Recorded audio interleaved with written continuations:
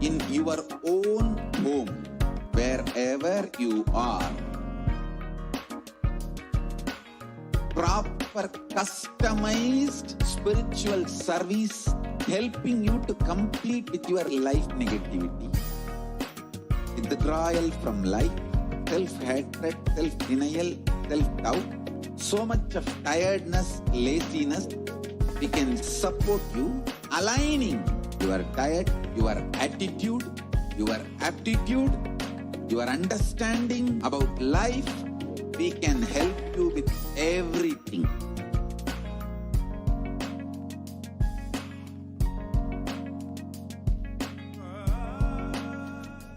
Paramashivoham. Om Nithyananda Paramashivoham. Om Nithyananda Paramashivoham. Om Nithyananda Paramashivoham. Om Nithyananda Paramashivoham. Om Nithyananda Paramashivoham. Om Nithyananda Paramashivoham. Om Nithyananda Nithyanandam. Welcome back, dear viewers. Now, as we have seen, what are the different places that the most compassionate avatar, the Supreme Pontiff of Hinduism, Jagat Guru Mahasannidhanam, His Divine Holiness Bhagavan Sri Nithyananda Paramashivam, has opened up for the entire humanity to save themselves. So all of us can see here, these are the free COVID care centers opened across India. Adi Kailasa in Bidadi, Bangalore, Salem Adinam, Tamil Nadu, Tiruvannamalai Adinam, Tamil Nadu, Rajapalayam Adinam in Tamil Nadu, Puduvai Adinam in Puducherry, Pattanam Adinam in Tamil Nadu, Sirigapadi Adinam in Tamil Nadu, Sripuram Adinam in Hyderabad, Madurai Adinam in Tamil Nadu, Avattipalayam, Erode, Tamil Nadu, Hosur Adinam, Tamil Nadu, Baroda Adinam, Gujarat. So Kailasa rushes its aids to aid India as India finds itself on the verge of COVID-19 surge. Multiple free COVID care centers opened across India. Various social services offered during the pandemic in Kailasa's de facto spiritual embassies across India. Spiritual services offered during the pandemic in Kailasa's de facto spiritual embassies across India, and cosmic revelations on the global pandemic. So all these are the different efforts that the Supreme Pontiff of Hinduism has been taking as Kailasa rushes to aid India amidst this hour of dire need, where all the people, the different lives in India are just yearning for someone to save them.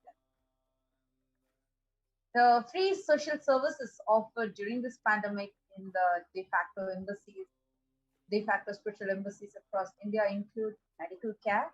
And you all know medical care that Swamiji is offering absolutely free of cost. Yes, amidst this time where really, literally the entire world is looking for something that is going to save them, where they feel like there's absolutely no other way out for this. People do not know, and especially when the hospital beds are becoming full and people do not have enough oxygen, people are not having access to medical services. The Supreme Pontiff of Hinduism, out of his utmost unconditional compassion, he has been offering medical care completely free of cost. It is available as allopathy, Ayurvedic, naturopathy, Siddha, and spiritual healing, and even homeopathy. So in all these different ways, the medicine is available for free, and infrastructure to accommodate thousands completely free of cost. And accommodation, this is something very important, even if you pay millions, is something which is very difficult to get, which is accommodation for multi-layered quarantine. And even there is emergency ambulances, ICU on wheels, personal protective medical equipment, food security management through food banks, and organic farming. All these are happening absolutely free of cost. To everybody who's watching this, if you want to take a step to protect your lives, take a step to experience the protective and preventive care, sign up now to save yourself from the pandemic world, which is affecting each and every one. To all those that want to join, that want to experience a multi-layered quarantine, kailasa.org/Kailasa Care is a link for you to register. Kailasa is providing, through this multi-layered quarantine, the Supreme Pontiff of Hinduism is extending various different opportunities to people, mainly focusing on giving a healthy, safe, happy ambience to be alive amidst this pandemic. And Kailasa's Department of Education is also providing academic as well as spiritual education for all the kids residing in Adi Kailasa Sarvagya Peetham, and virtually for a number of kids through the e-Gurukul program. With more than 1 billion kids not having access to education in the midst of this global pandemic, Kailasa has taken both the spiritual and academic responsibility to enrich and provide these services. Again, you can join us. You can avail all these services completely free of cost. You can just sign up in kailasa.org/Kailasa. We have the spiritual routine, the yoga, Malakamba yoga, and all the spiritual practices offered absolutely free of cost for all the children physically that are coming. And it's actually something amazing because billions of kids right now, especially because of the pandemic, do not have access even to basic education. Actually, we all can see here and in the pictures as well how the kids, like Mata Tupriya just sharing, even while the basic education is not being available and it is a problem, here the Raja Vidya Gurukul completely focuses on providing the kid the best of education, the best of spiritual education, focusing on the conscious growth and the blossoming of the child. Here we all can see how the kids perform authentic homas, rituals, and we experience the results of the rituals as an experiential understanding to each and every one of us, learning the Shastras, Vedas, and Agamas, performing these rituals exactly as it is prescribed in the Hindu scriptures. These are the glimpses of the Homa performed by the Balasins brought up in the Raja Vidya Gurukul.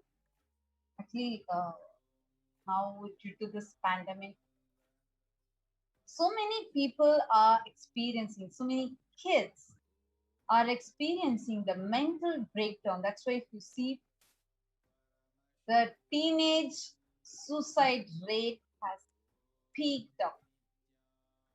And people are going through a very tough time trying to cope up with studies, especially when given that it's online. There is no one to guide them for their values, for what principles they are supposed to stand for. And kids are finding, so children who are the hope for tomorrow are finding it very difficult to cope up with.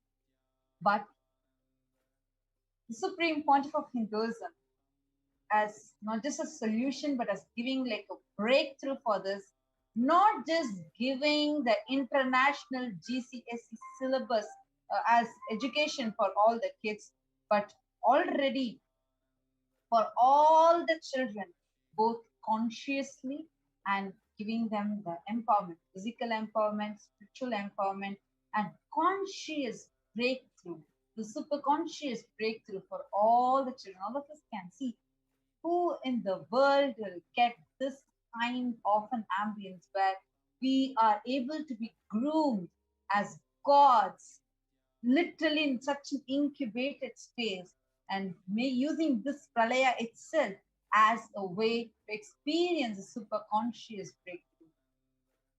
Free Annadhan happening, best organic sattvic diet, and we all can see even the Rajavidya Gurukul that is happening. Even virtually kids are coming and studying. So These actually are all now, the children of all the people who are joining us and who are quarantining, who are availing this service of multi-layered quarantine that Supreme Pontiff of Hinduism is offering completely free of charge. so actually we did see the statistics of You how can become a part of this right now by signing up in this link, kailasa.org/Kailasa Care.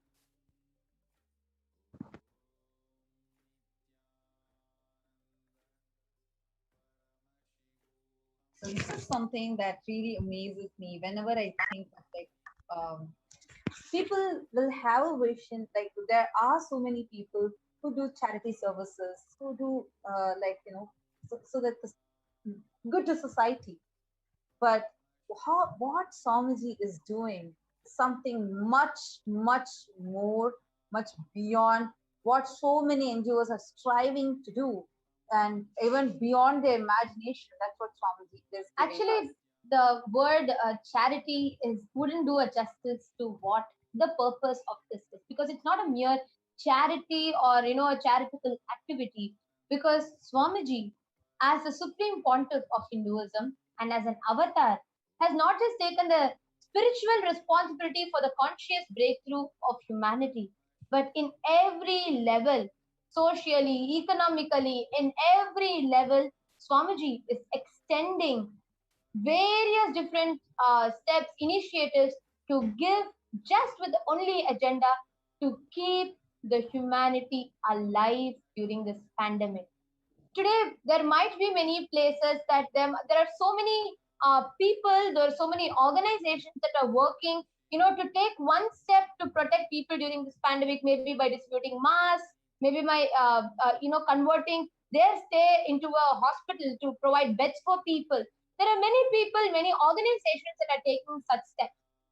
But if there's one place which is purely thriving, and flourishing and working tirelessly just with the only agenda to keep you alive, hale, and healthy during this pandemic time, it is the Adi Kailasa, the Supreme Pontiff of Hinduism, by opening the door of Kailasa, by providing not just medical equipment, not just that, but one of the most scientific, as I should say, it's a clear science. The multi-layer quarantine is a clear science, a very scientific and a safe way to stay alive, to keep yourself alive during the pandemic. Actually, that is why you see the recent news that had come up, where many of the leaders were saying that home quarantine is actually not possible in India due to a range of reasons, and all of us might be aware of the news. So what the Supreme Pontiff of Hinduism is doing is something that is beyond our imagination itself. And seeing a lot of you who are joining us, Ma Bhaktivasya, yes, Nithyanandam, Ma Eva Anderson, Nithyanandam, Maitrik Patelaya, Nithyanandam, Naveen Nays, Nithyanandam, you're saying, I entered E-Kailasa. How to enroll you? Once you have entered the E-Kailasa, we also recommend you to stay tuned. Today we have a very, very powerful satsang, live Nithyananda satsang. Swamiji himself is going to be coming live, and he is going to be giving us all a very, very, very powerful message. So do not miss today's special Nithyananda satsang. And we have Ma Indra VK, Nithyanandam, Ma Nitya Dharmadharananda, Nithyanandam. Welcome to all of you. So I'm just reading out the comments from Kailasa's SPH Nithyananda YouTube channel. We request all of you do tune in and get ready as we are nearing to have the darshan, live darshan of the avatar, the Supreme Pontiff of Hinduism, Jagat Guru Mahasannidhanam, His Divine Holiness Bhagavan Nithyananda Paramashivam.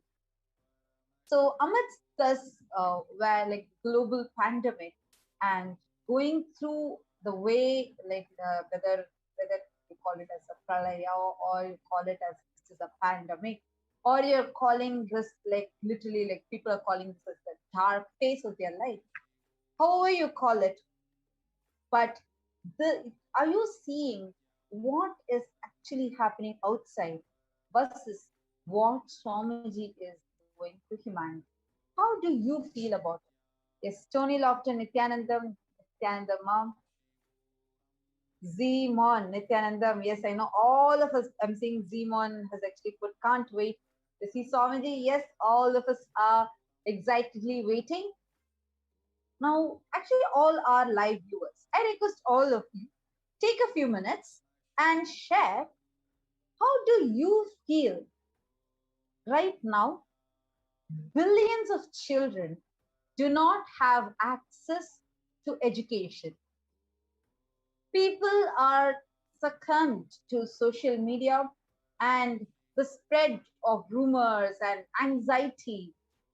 The social media itself is creating a false anxiety in people.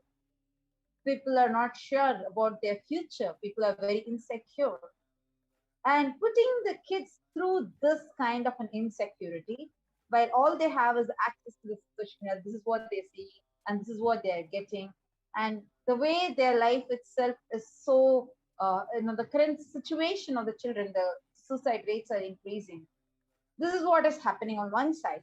While on the other hand, Swamiji is giving the best education of the outer world completely free of charge, best education of the inner world completely free of charge, along with the most organic, sattvic, pure food completely free, and of course accommodation, the best multi-layered quarantine accommodation with free medical service, everything for free. How do you feel about these two? When you see these two, what is it that is happening inside you? Do take a few minutes and do share with us. You all can just comment in the YouTube comment section and share with us. How do you feel about this? When you see this difference, what is it that is occurring to you? And even if you want to add, like you have some real life occurrences where you see your own child behaving differently, or you see that she is going through some down at this time, her whole face is literally like going in a down just because of this whole pandemic and or being bullied in school, things like that.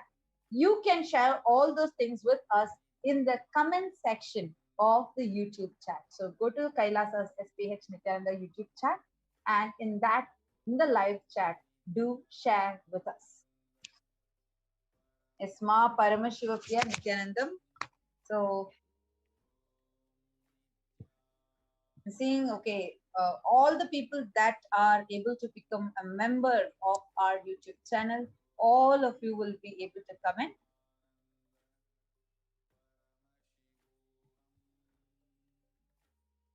To everybody that are actually watching this right now, this is the time each of us can take a few minutes to look in, analyze amidst this pandemic, this whole situation, and see what is the step that is needed the most. Actually, sometimes when even during the Devi Parashakti Akashik reading, when I see some of the comments, right, it genuinely takes me by surprise, because when the Supreme Pontiff of Hinduism and Devi Parashakti herself have clearly revealed that, the only agenda this year should be to keep yourself alive. And there's all these fungus spreading and so many infections, so many deaths that are happening. Still, unfortunately, there are some of us who still look for, maybe there are so many situations that might push us to, still continuing to be looking for travel, looking for starting a business or looking for going somewhere. But what we all fail to wake up to is the reality of the pandemic that is completely creating a whole havoc. It's wreaking a havoc in the whole of humanity, where so many deaths are happening, so many, exactly as the Supreme Pontiff revealed, the dead bodies are floating in Ganga in hundreds in numbers. So it is all not even a far from reality that we are talking about, or some future, the possible future that we are talking about. No, it is a reality that is happening in front of our eyes, that's being brought forth to us. What can we do at this time? The only thing, the most important thing that we can do is to keep ourselves alive, to focus on only being alive, only staying alive first, to be able to take your next breath without having to go through the pandemic. That is what is important. And we also saw how, and for everybody that are watching this, if there's a step that you can take, the most important is to keep yourself alive. So each of you can go ahead and share with us in the comment section, how do you feel about this whole pandemic, the whole quarantine that the Supreme Pontiff of Hinduism has opened up? And Nithyanandam, Rimal, okay, Meenakshi, Mutia, Rimal Vaskar, Ruchila Pant, Shiva Shiva, and Kailasa's Soumya, Debbie Schiller, Violet Sunora, Narala Bobby, and Beena Bulai, Anouch K. Lot of you who are joining. Rajesh, Suki, Govindan, welcome to all of you. Nithyanandam, and welcome to all of you. And P. Gill, Nithyanandam, Ima Eva Anderson, Nithyanandam, Zimon is saying, Swamiji said in the past that most important quality to be transmitted to the children is the confidence that they can learn everything online with sincerity, and that the modern education system is already redundant and only infusing anxiety and self-doubt in children. Absolutely. Actually, do you remember we even had this thing called Google Intelligence, where we are trained into researching. Actually, that's thank you, Zimon, for bringing this up. This is actually a very interesting topic, because the way how we learn in Gurukul is like the Google confidence. The Google confidence, it's Google confidence, how we learn is along with power manifestation and Google confidence, where we are not taught to only by heart things. That's not how we learn. Instead, let's say I take a book and I want to learn more about it. It's a new book that I get. And first, the topic, we just see the heading, and we see that heading and we take few keywords. We just put those keywords and start using the Krishna Shila, use the power of third eye, and see whatever we are able to see through our third eye on the Krishna Shila, whatever Paramashiva is revealing to us, we see in the Krishna Shila through our third eye, and we start writing that. And then we do not still open the book and read. We take these words, we take this concept that whatever we have gotten, and we go and we research on this topic. Actually, I was very surprised the moment we started learning like this. Even simple concepts like what you learn as velocity in physics, it has various dimensions how you can look at it once we started researching on life. So we take what the first from what Paramashiva is revealing, then what the world is revealing about it. So we take the world's thought currents and we analyze that. Then from that, we write our thesis, how we are understanding about it. So we start writing that. And once we write that, then we open the book and read the book. By the time we finish these steps, when we open the book will feel so redundant. See, what is happening? The book is written maximum by 1 or 2 authors at a time. So it is their logic that they are trying to force inside us. That's the only reason why many kids, they will feel so stressed, even just by reading, even if they're not spending so much time, even just by reading. Only if that concept has to go in. But when you see what the world is talking about, there will be people expressing their opinions in a different way. And you will learn in different and that how to research, all those are trained. Like they tell you, like, you can go to different, they suggest the sites that you can visit and learn, or you can see how to learn based on the debates that are happening in that topic, etc. So by the end of the session, you are already a master of that concept. So when you look at the book, it just feels so redundant. So it's not that you're forcing that logic inside you. Instead, with your intelligence, you're grasping the subject. Actually, this is a very, very, very powerful method, because today, half and more of the kids right now that are going through the education, one big thing that they all face is they feel overwhelmed. They feel like so stressed with the amount of the thought currents in that book, majority of the times which are outdated, which are not really relevant to us. And that is just being forced upon us. But learning through Google confidence, by the time you go through and chew the other thought currents, the book will seem so small. It will just be one person's thought current being put into you. So that's one of the best ways, one of the profound ways that we get to learn. And yes, actually, there's so much, a ton and more that we can keep discussing. But now, and having actually, like, anyone has any other questions or anything, you can interact with us in the YouTube or Facebook chat, and make sure you're taking a few minutes to share this so that nobody misses out on this amazing, amazing blessing that all of us have, where we are going to be having the darshan of Avatar starting in just a few more minutes. You can either post the comments either on Facebook, on Kailasa's SPH Nithyananda Paramashivam Facebook page, or on YouTube, Kailasa's SPH Nithyananda YouTube channel. And welcome Krishna Yadav, Sakalananda, Rajesh, Suki, Govindam, Nithyanandam, to all of you who are joining us live continuously. And a lot of you are watching, and hope what we shared about how we study in Gurukul was interesting for you. So how do you feel about this method? Where first you learn what the world is. I mean, first you actually see the concept. You don't go through the book. You don't do anything. You just see the keywords that are usually highlighted in bold. So you just take that. You go, you see in third eye, you write down what Paramashiva is doing. Then you take that, then you go research online and learn what the world is talking about. Then you take all those concepts in, and then you write your understanding. Then you open the book, and then you read it. So what the end of the day, like the whole thing, you become a master of it. How do you feel about it? Do write to us in the comment section, because of course we are really excited to share about this with you. Now, before we continue further, let's take a short break, and then we are having a very exciting session that's coming up, and a very powerful session that is coming up. So do not miss it. Stay tuned, and let's take a short break now.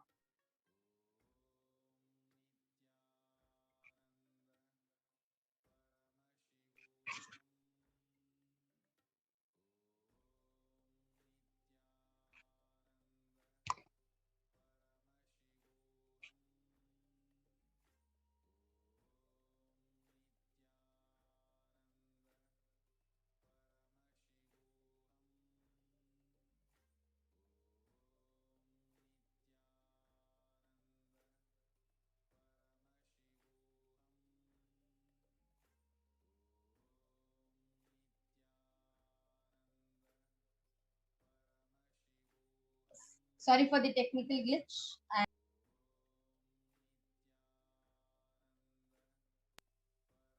Sorry for the technical glitch. Seems like there's a small error. We are getting some comments from the viewers.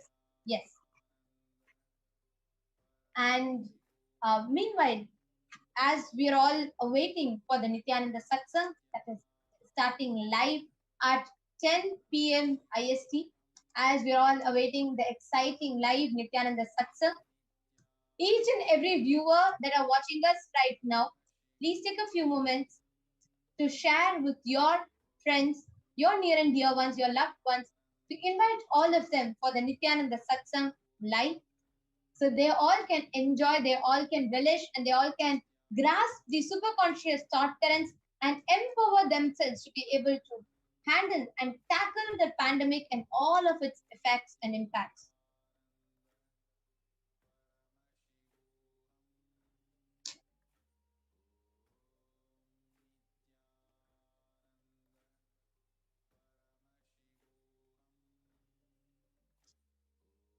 You all can take a few minutes. Please go ahead and leave comments in the comment section. We have some of the viewers who had commented in between their losses, so we just like repeat it. So then, Okay, Ma Prabjot Gir is saying you guys are so full of you. Thank you, Ma. You can write to us about the education system. How was it inspiring you? And yes, Jambulingam Shanmugam has shared what they call modern education. It is like fast food. Our ancient civilization, ancient knowledge, civilization, traditional civilization, lifestyle of Gurukul is transformation. Cosmic archives and Paramashiva science, the Guru Sishya Parampara, the incarnation, Rama and Krishna, they study in Gurukul only. Such a beautiful Absolutely, point. yeah. Actually, when you say about this, I remember once Swamiji was quoting, I actually never perceived it like that, like cognize it like that till Swamiji had shared so. Swamiji was explaining, if you see in Mahabharata, all the Pancha Pandavas and the Kauravas, the 100 Kauravas, all the 105 of them studied in the same Gurukul under Dronacharya only. But each of them excelled in their own dimensions. Bhima and Duryodhana excelled in mace, whereas Arjuna excelled in bow and arrow, whereas Yudhishthira excelled in spear. Each of them excelled in different dimensions, even though all of them studied in the Gurukul only. Now, and that time it was Dronacharya. Now we have an avatar himself who has come down. So it will not just be like a breakthrough in the level of skills, but what Swamiji is making us do is having a super conscious breakthrough. So literally as new species, Swamiji is evolving each of the palaces. Giving this absolutely free of cost to humanity is something just unfathomable. Meena B has also joined. Yes, Nithyanandam. Welcome to all those who are joining us continuously.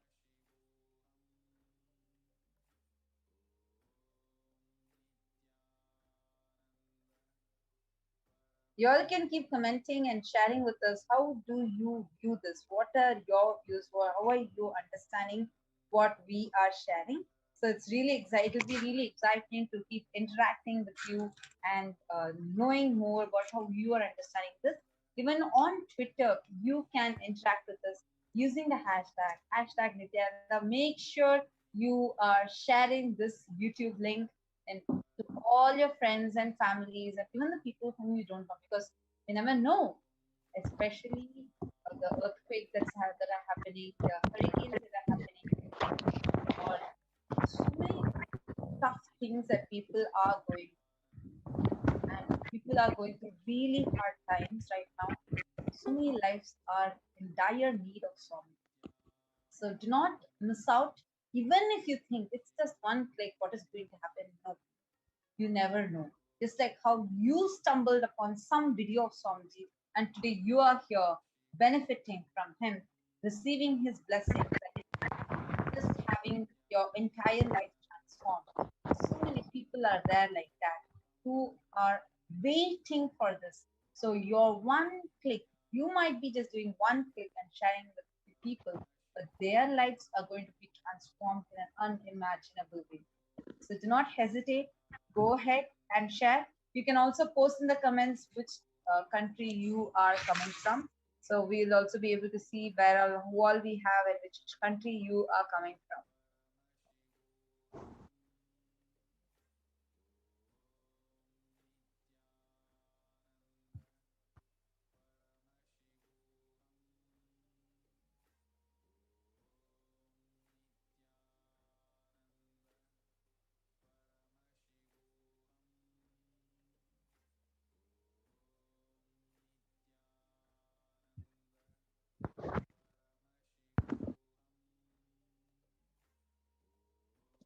Yes, and also, as we had been discussing,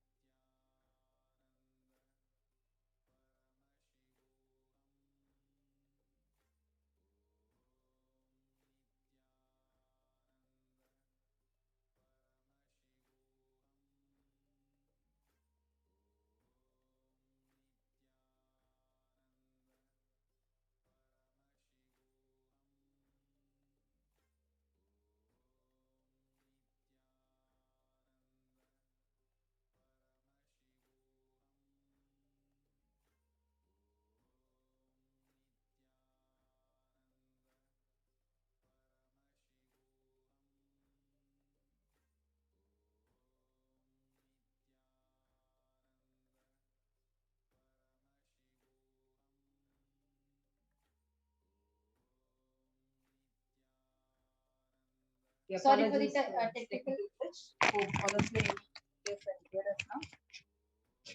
Yes. I'm seeing a lot more comments that are flooding in.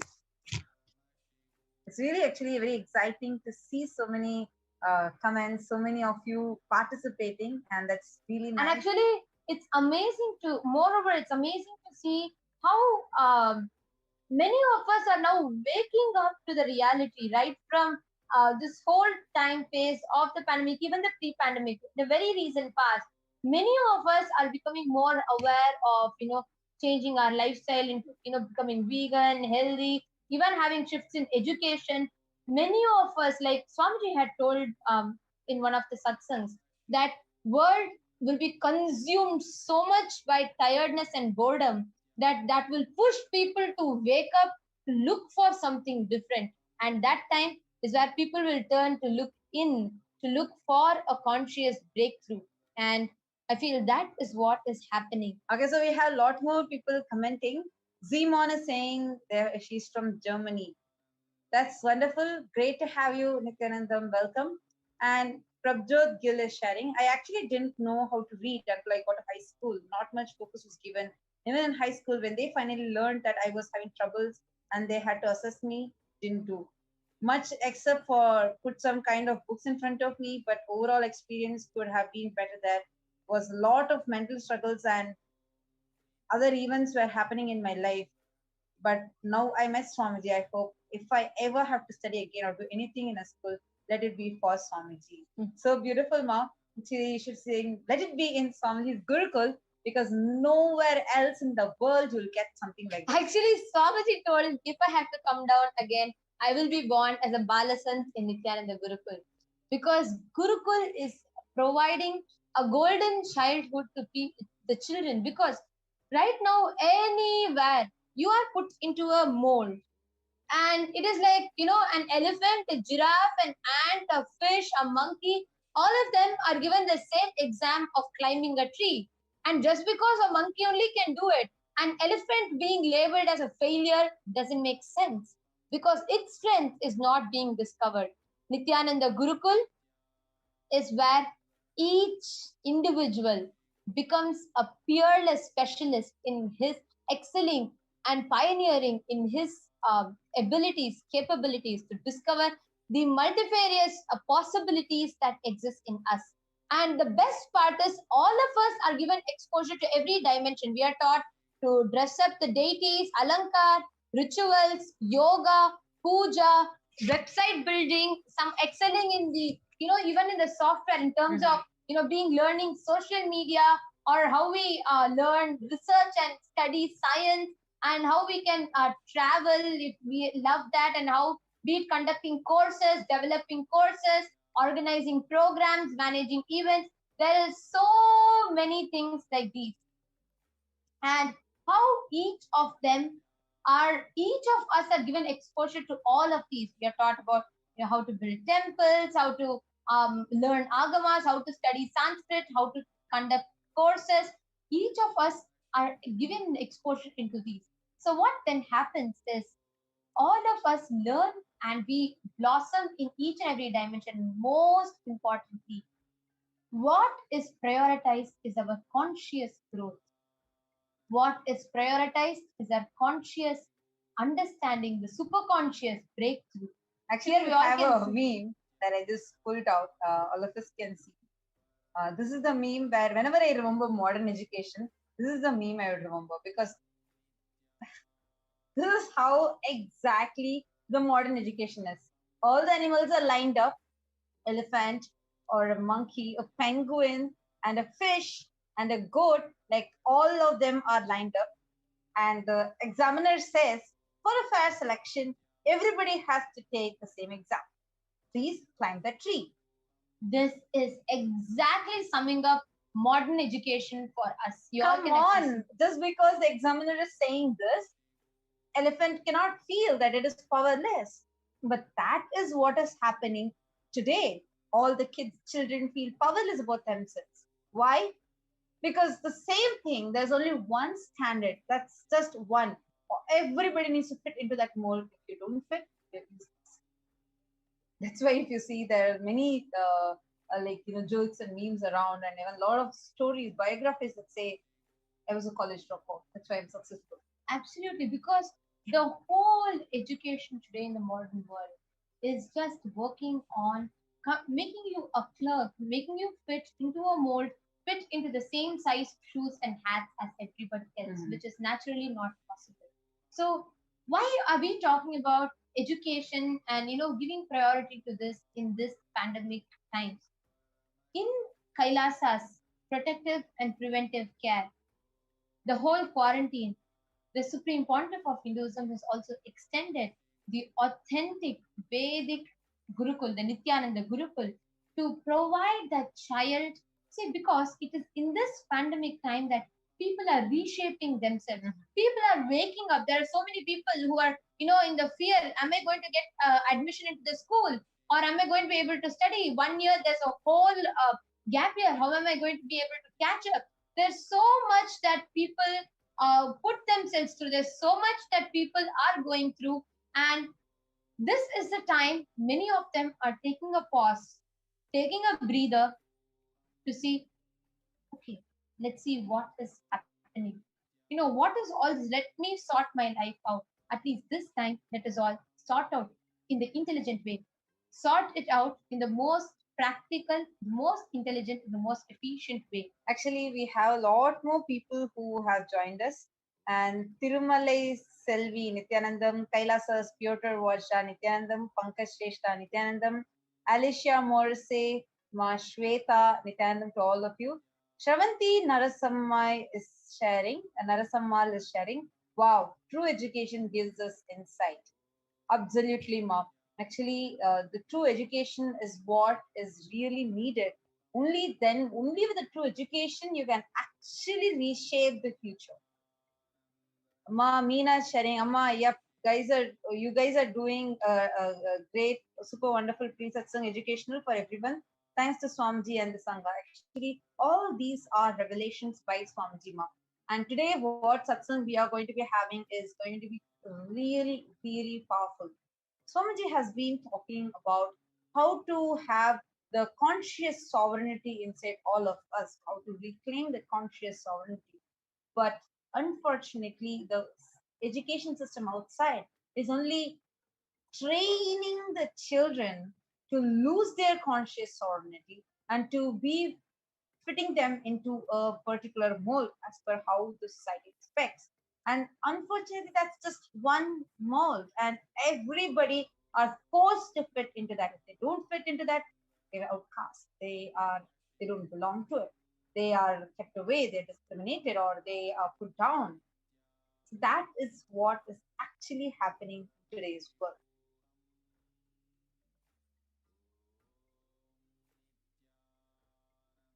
Lot of you who are joining, yes, welcome to all of you.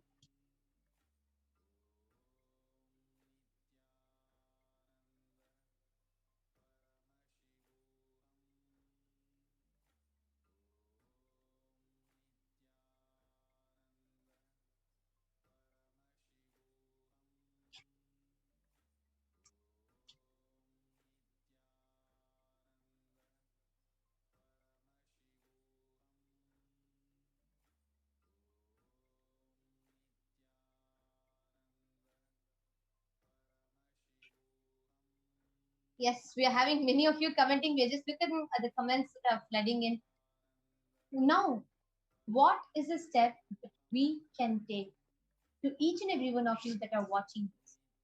If you are in India, if you are in the Southeast Asian zones, and if you are facing the pandemic, please understand the steps that you can take to protect, to prevent yourself from experiencing, facing the whole pandemic is to stay in the multi-layered quarantine. So you all can sign up at the link kailasa.org/Kailasa care.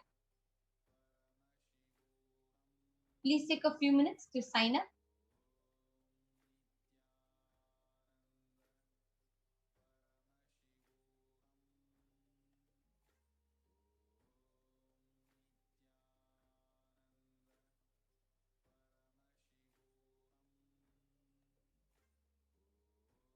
You all can take a few minutes to sign up at kailasa.org/Kailasa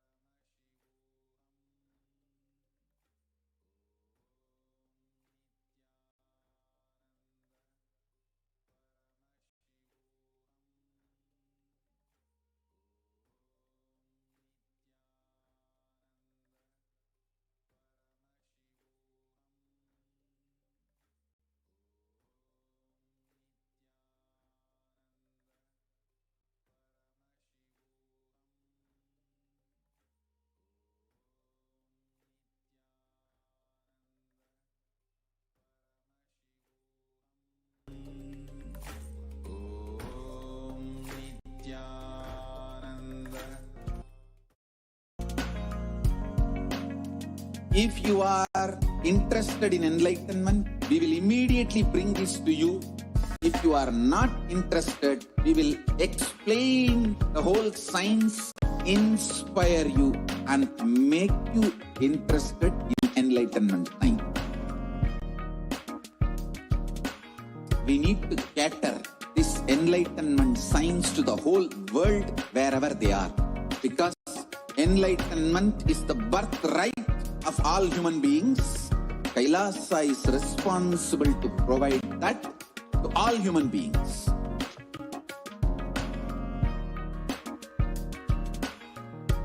Kailasa is the totality of the knowledge I received from my gurus and practice manifested in my life, perfected by teaching millions of people from all cultures, time zones, backgrounds, genders, nationality, race, from every creed.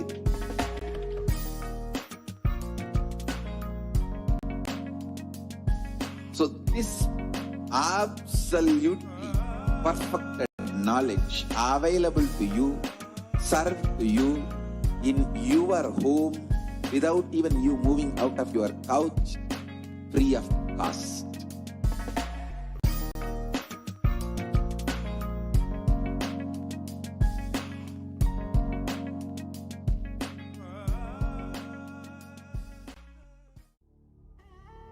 What I mean by the word Kailasa, listen intensely.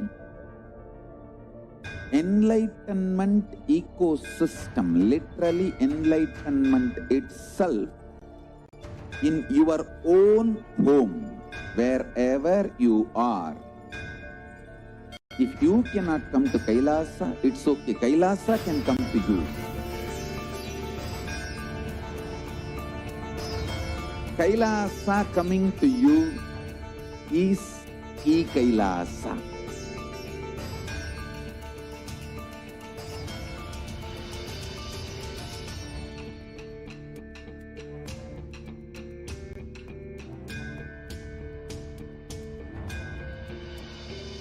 I will revive Hinduism.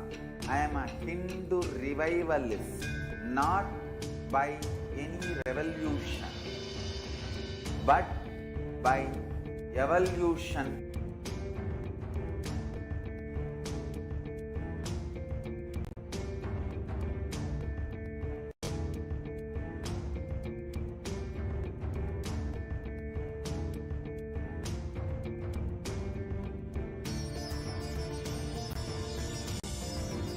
And setting model communities.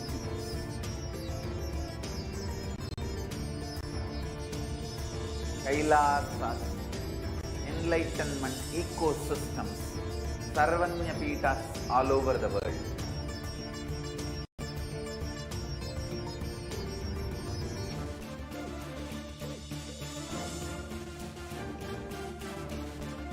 All powerful cognition, knowledge, only when you live, power manifestation and possibilities manifestation happens.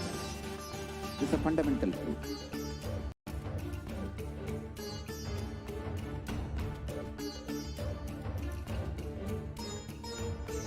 Hinduism cannot live exclusively as one sampradaya. No. All sampradayas of Hinduism is an ecosystem.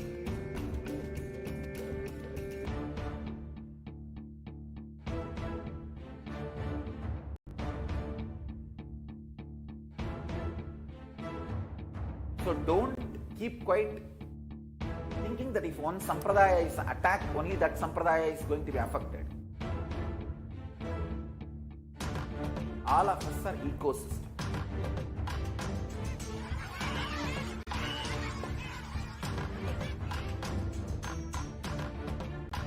I invite all of you to get involved and enjoy Hinduism by the principle of Dharmo Rakshati Rakshitaha. When you protect Dharma, Dharma protects you. planet can flourish spiritually. The spiritual prosperity will happen to the whole planet Earth. We all have to coexist together.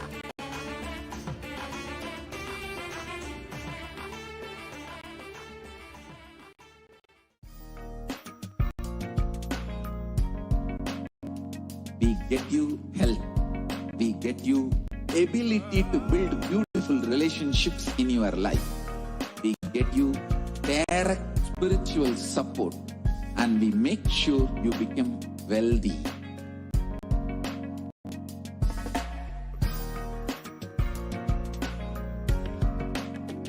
We won't stop giving you just good life. We will literally not stop till you live enlightened life. Manifesting the state of Paramashiva, space of Paramashiva, powers of Paramashiva, being of Paramashiva.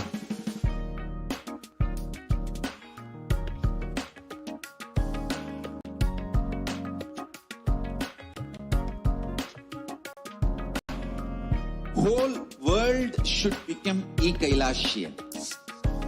I want the whole world to know Hindus have something great to contribute to the world.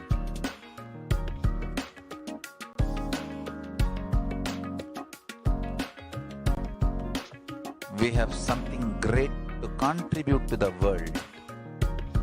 Let us do that.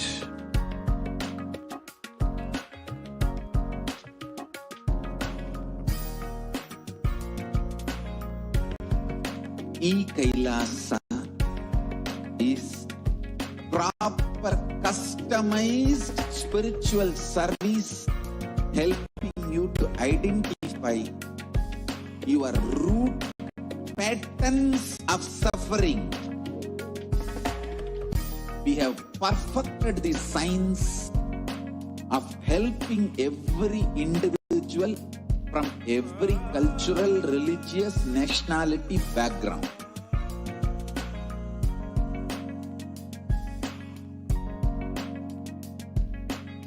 You will have lowest reactionary assumptions, highest awakened response, alive response for life continuously.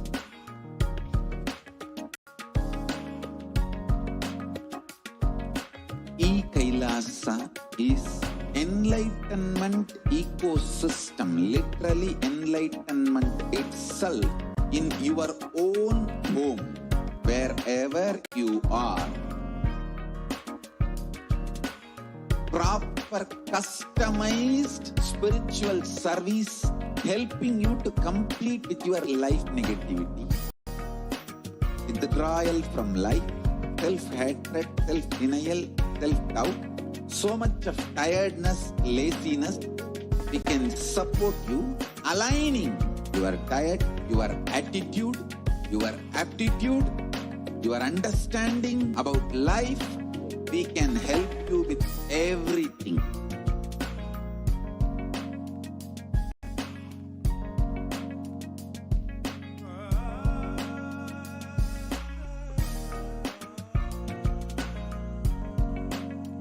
If you are interested in enlightenment, we will immediately bring this to you.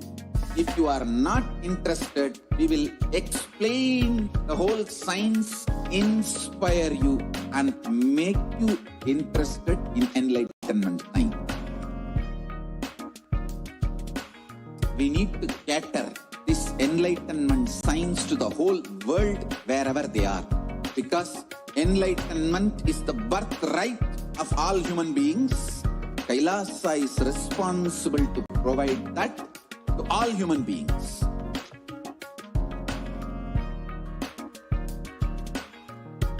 Kailasa is the totality of the knowledge I received from my gurus and practice manifested in my life, perfected by teaching millions of people from all cultures, time zones, backgrounds, genders, nationality, race, from every creed,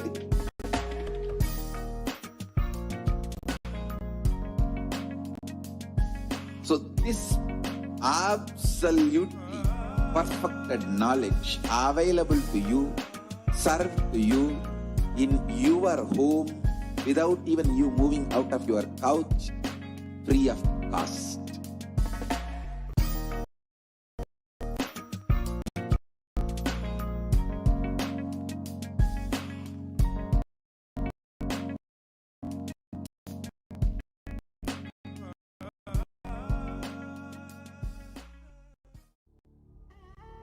What I mean by the word Kailasa, listen intensely.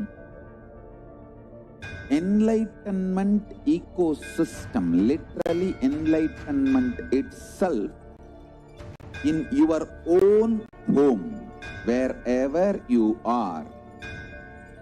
If you cannot come to Kailasa, it's okay. Kailasa can come to you.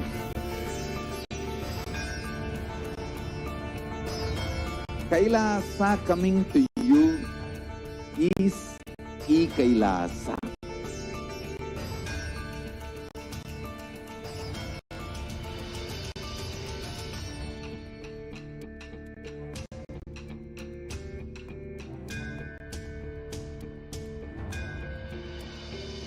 I will revive Hinduism. I am a Hindu revivalist, not by any revolution, but by evolution.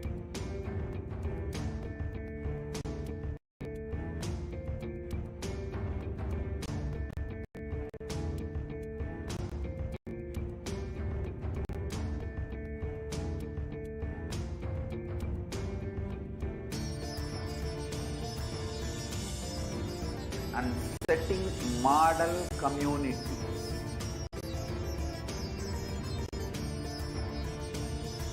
Kailasa, enlightenment ecosystems, Sarvanya Peethas all over the world.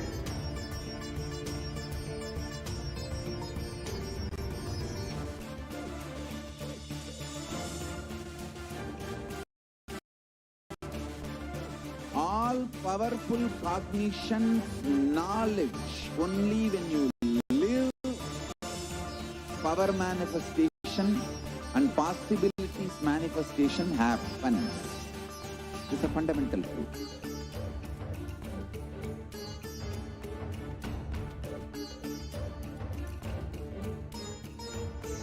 Hinduism cannot live exclusively.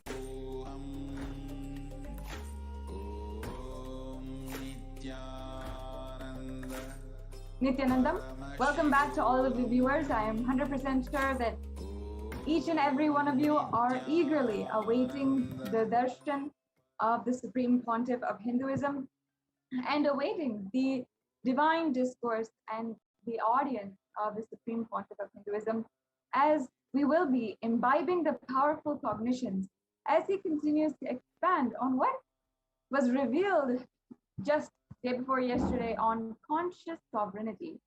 It was such profound truth and ultimately leads us back to understanding and deeply cognizing why we are Hindu, why each and every one of us identify as Hindu, why we've taken that up as a lifestyle. And when we fundamentally address this, when we address the conscious sovereignty, we are able to express deeper and deeper truths. And when we're doing the Vakyartha Sadas, and how we have been literally, the conscious sovereignty is stolen from us as a Supreme Pontiff of Hinduism declared, and he had revealed just the day before yesterday on these extremely profound truths. When we deeply do the Vakyartha Sadas, we start to live the Hindu lifestyle more authentically, and ultimately the benefit is 10,000 times and multifold as well. Now, we'll now be entering into the segment on the persecution against the Supreme Pontiff of Hinduism. And for the past few days, we have been presenting on a very, very powerful and important topic that has not come out to the world yet, about the assassination attempts against the Supreme Pontiff of Hinduism. And over the last 2 decades, we've literally seen a campaign of state-sponsored assassination attempts against the Supreme Pontiff of Hinduism. In 2010, in 2012, in 2014, and so many in between, until it came to the point where the Supreme Pontiff of Hinduism needed to actually leave India, and we were ultimately not even able to physically be in the presence of our Guru. And as even Devi Parashakti revealed, the captain was driven out of the ship. Even though he had built such amazing and revived the ancient Hindu kingdoms, and he had built the Adhinam, the Adi Kailasa Sarvagnapitam, where so many today are finding relief and are finding so much of reprieve from the ongoing pandemic just through the Kailasa COVID care multi-layer quarantine that Adi Kailasa Sarvagnapitam is organizing. Even though the Supreme Pontiff of Hinduism is ensuring that Kailasa continues to contribute, still he has made the ultimate sacrifice of everything in order for us to be protected and Kailasa to continue. The anti-Hindu militant forces have continuously been strategizing on how they can vilify, demonize, and ultimately assassinate the Supreme Pontiff of Hinduism in a series of steps, in a series of strategic, planned ways to execute what they wanted. And what they wanted was to continue to oppress the Hindu civilization, to continue to loot the Hindu civilization, the Hindu temples, the Hindu heritage from each and every one of us, and to stamp out entirely the Hindu customs, traditions, and the Hindu culture. And we saw how in the last segment, we saw how step by step, the anti-Hindu militant forces had been going against and had been literally ensuring that these assassination attempts are successful, not only successful, but justified by the media mafia and to the international audience. If a report goes out that this many Hindu leaders are dying, or this many Hindu leaders are under illegal judicial custody, then there is a media campaign of demonization against the Hindu leaders that they had plotted and that they had conspired to put against the Hindu leaders. And in so many ways, this has stopped the Hindu community, the Hindu diaspora globally from having the justice of at least being able to tell our story to the world, being able to seek help in other resources, at least in the international audience. But due to the series of media demonizational campaigns against Hindu leaders and against the Hindus, and so many different systemized attacks against Hinduism, until now, we have not been able to have even one voice about the Hindu Holocaust in the world. There's not even one textbook, there's not even a narrative out there that speaks about the Hindu Holocaust and what ultimately the Supreme Pontiff of Hinduism is going through to revive Kailasa. But due to his hard work and him, the Supreme Pontiff of Hinduism, going to all extents to ensure that the Hindu Holocaust is told to the world, and his hard work, sincere efforts to go and revive Kailasa, bring legitimacy to Kailasa and its mission is to finally, the United Nations has recognized the persecution against Hindus and women of Kailasa. And each and every one of us finally had some sort of reprieve for the violence that is ongoing against us.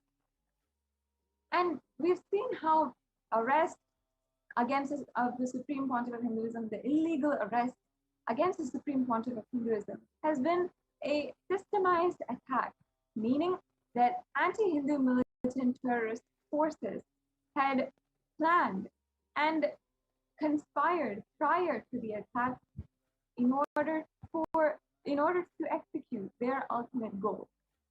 Now, the steps are very clear. One is media demonization, meaning the demonization of the Hindu leaders and the Hindu people, the Hindu sannyasis, the Hindu sampradayas, and all the members of the Hindu sampradayas, and vilifying them in the media. We saw this in so many different examples over the last segments in this series about the persecution against the Supreme Pontiff of Hinduism, about how the media had literally criminalized and demonized the Supreme Pontiff of Hinduism with absolutely false lies, fabricated lies against the Supreme Pontiff of Hinduism, and making such obscene false statements, and literally throwing out to the garbage cans any amount of ethical journalism. And in the way that they did this, literally spreading so many lies, making up and planting the evidence that they were then broadcasting in the media as legitimate, and using the entire situation, twisting the entire situation and manipulating, even such that the victims of the entire attack were arrested and illegally arrested, were confined and unable to even seek justice. And in this way, when the media had demonized Hindu leaders, after that, the next step that the anti-Hindu militant forces do is to execute mob violence with authorities in being complacent to this mob violence. One example that I can say is the Palghar incident that happened last year that devastated Hindus across the world, and how the police were entirely complacent to the murders of 2 Hindu sadhus by a mob. The third step that the anti-Hindu militant forces do is ensure that there's no legal recourse. And by executing a staged mob against the Hindu sannyasis, they ensure that there's no one who can be held accountable for the actions of violence against Hindu sannyasis. Finally, again, what the anti-Hindu militant forces do is use the strategy of media demonization after the incidents of mob violence against them, and after even the mob has lynched the Hindu sannyasis, to pose as if, to manipulate the entire story as if out of hatred, public hatred, they had killed and brutally assaulted a thief or a person who is less than even human being. They do this process of dehumanization in the media, literally demonizing, vilifying good people, the victims of the entire story, in order to further justify subsequent attacks and assassination attempts against Hindus and Hindu leaders. We've seen this in so many different cases. And against the Supreme Pontiff of Hinduism specifically, again and again, the same strategy being used. And unfortunately, what was most devastating for especially all of us Kailasians across the world is how we have seen how the Supreme Pontiff of Hinduism was treated, abused in the hands of the mob and in the hands of so many violent people who were staged to be put there and to execute violence against the Supreme Pontiff of Hinduism. Now, today, next segment, we'll be seeing and understanding the arrest of the Supreme Pontiff of Hinduism and the attacks against the Adi Kailasa Sarvajna Peetham and Kailasa, subsequently following the arrest in 2012. Some of the footage, and the pictures and evidence that we have of the vile and dehumanizing treatment Supreme Pontiff of Hinduism and all the men, women, and children of Kailasa is extremely brutal, terrifying, and horrifying.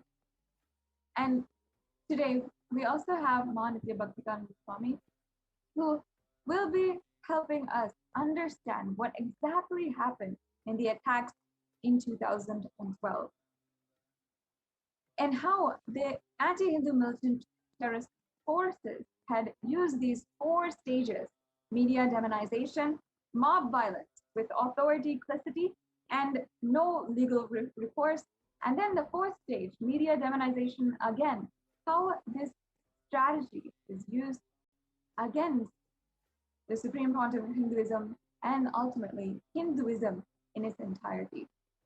The Supreme Pontiff of Hinduism is the sole Hindu leader who has fought and brought to the international audience out of his intense, pure, hard work, the persecution against Hindus worldwide, and giving us platform at least to voice out what has been happening against Hindus.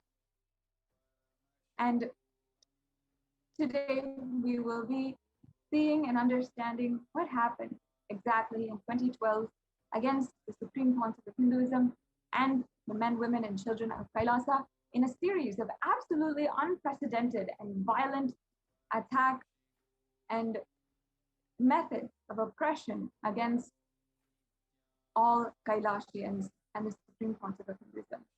We'll be continuing on with this segment. I hope that you stay tuned and take a few minutes to share the link in the scroll below, as we are eagerly awaiting the presence of the Supreme Pontiff of Hinduism himself. Please take a few minutes to share the link in the scroll below of the report, which is displayed on the Human Rights Commission website for the United Nations, and where the Supreme Pontiff of Hinduism has been able to give each and every one of us Kailasians a voice and a platform to speak out about the crimes and violence done against Hindus. So we'll be right back with you in a few minutes. Please take a few minutes right now and share with as many people as possible about the UN recognition of the Supreme Pontiff of Hinduism and the persecution against it.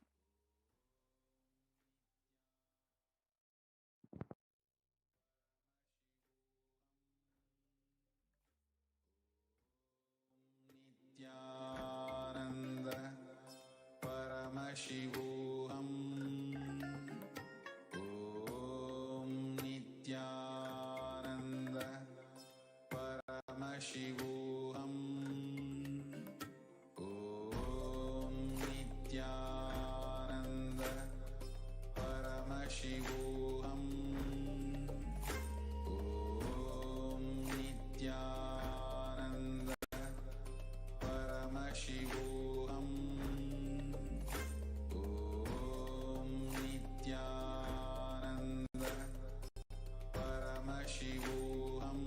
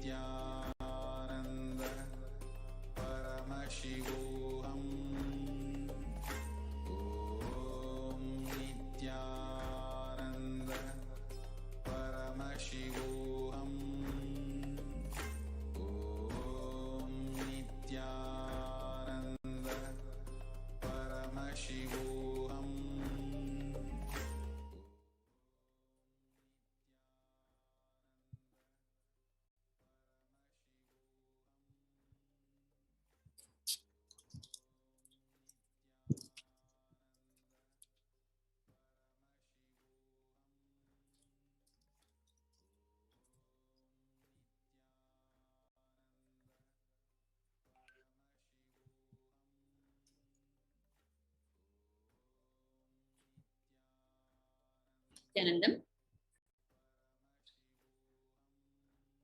Nithyanandam, dear viewers, while we're about to witness yet another live appearance from our beloved Swamiji, the Supreme Pontiff of Hinduism, Jagadguru Mahasannidhanam, His Divine Holiness Bhagavan Nithyananda Paramashivam, we are going to see once again an unfortunate series of attacks that happened in the year 2012, about which many of you may be aware and many of you may be hearing for the first time. It is very important to again and again bring to the awareness of the innocent public the history of persecution against Hinduism, Hindu gurus, Hindu incarnations, Hindu sannyasis, and anyone who's putting the effort to revive the greater science of Hinduism, the science of living enlightenment, which is there from time immemorial to enlighten every being on this planet and elevate every being to the next level of existence, to the next level of consciousness. So therefore, Hinduism is not a religion, but Hinduism is the science of living enlightenment. And when human beings become empowered by this science, they start living very powerfully above and beyond the normal mundane clutches of the existing socio-economic political forces, which therefore becomes intolerable and a danger to the vested interest powers that desire to keep the people under control for their own vested interests and agenda. So therefore, the attack on the Supreme Pontiff of Hinduism is huge, unprecedented, and for the very reasons I just stated. For decades, the persecution has been going on. And what we're going to see today is the attack that happened in the year 2012. Like I said, many of you may be aware of it, but the more and more we listen to it and the deeper we dwell upon it, the possibility of the awakening happening in each, not just Hindu, each individual seeking to achieve the purpose of his or her life will happen. The awakening is very important to meet the purpose of each of our life, which is enlightenment. And unless we understand how these attacks are engineered, how these attacks are strategized, how the lies are spread about incarnations and Hindu saints who are trying to revive this greater science of Hinduism after hundreds of years, unless we understand this deeper and deeper, because it is so finely layered with multiple levels of strategy, cunningness, lies, and told in a way that we would not even in our wildest dreams imagine that it is a lie. So unless we understand it to its very depth, we will not awaken to the deep conspiracy behind this, which is actually against each one of us, each one of you.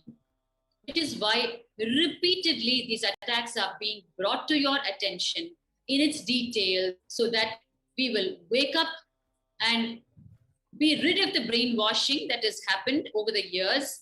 From one side, the media mafia, and the other side, the vested interest forces.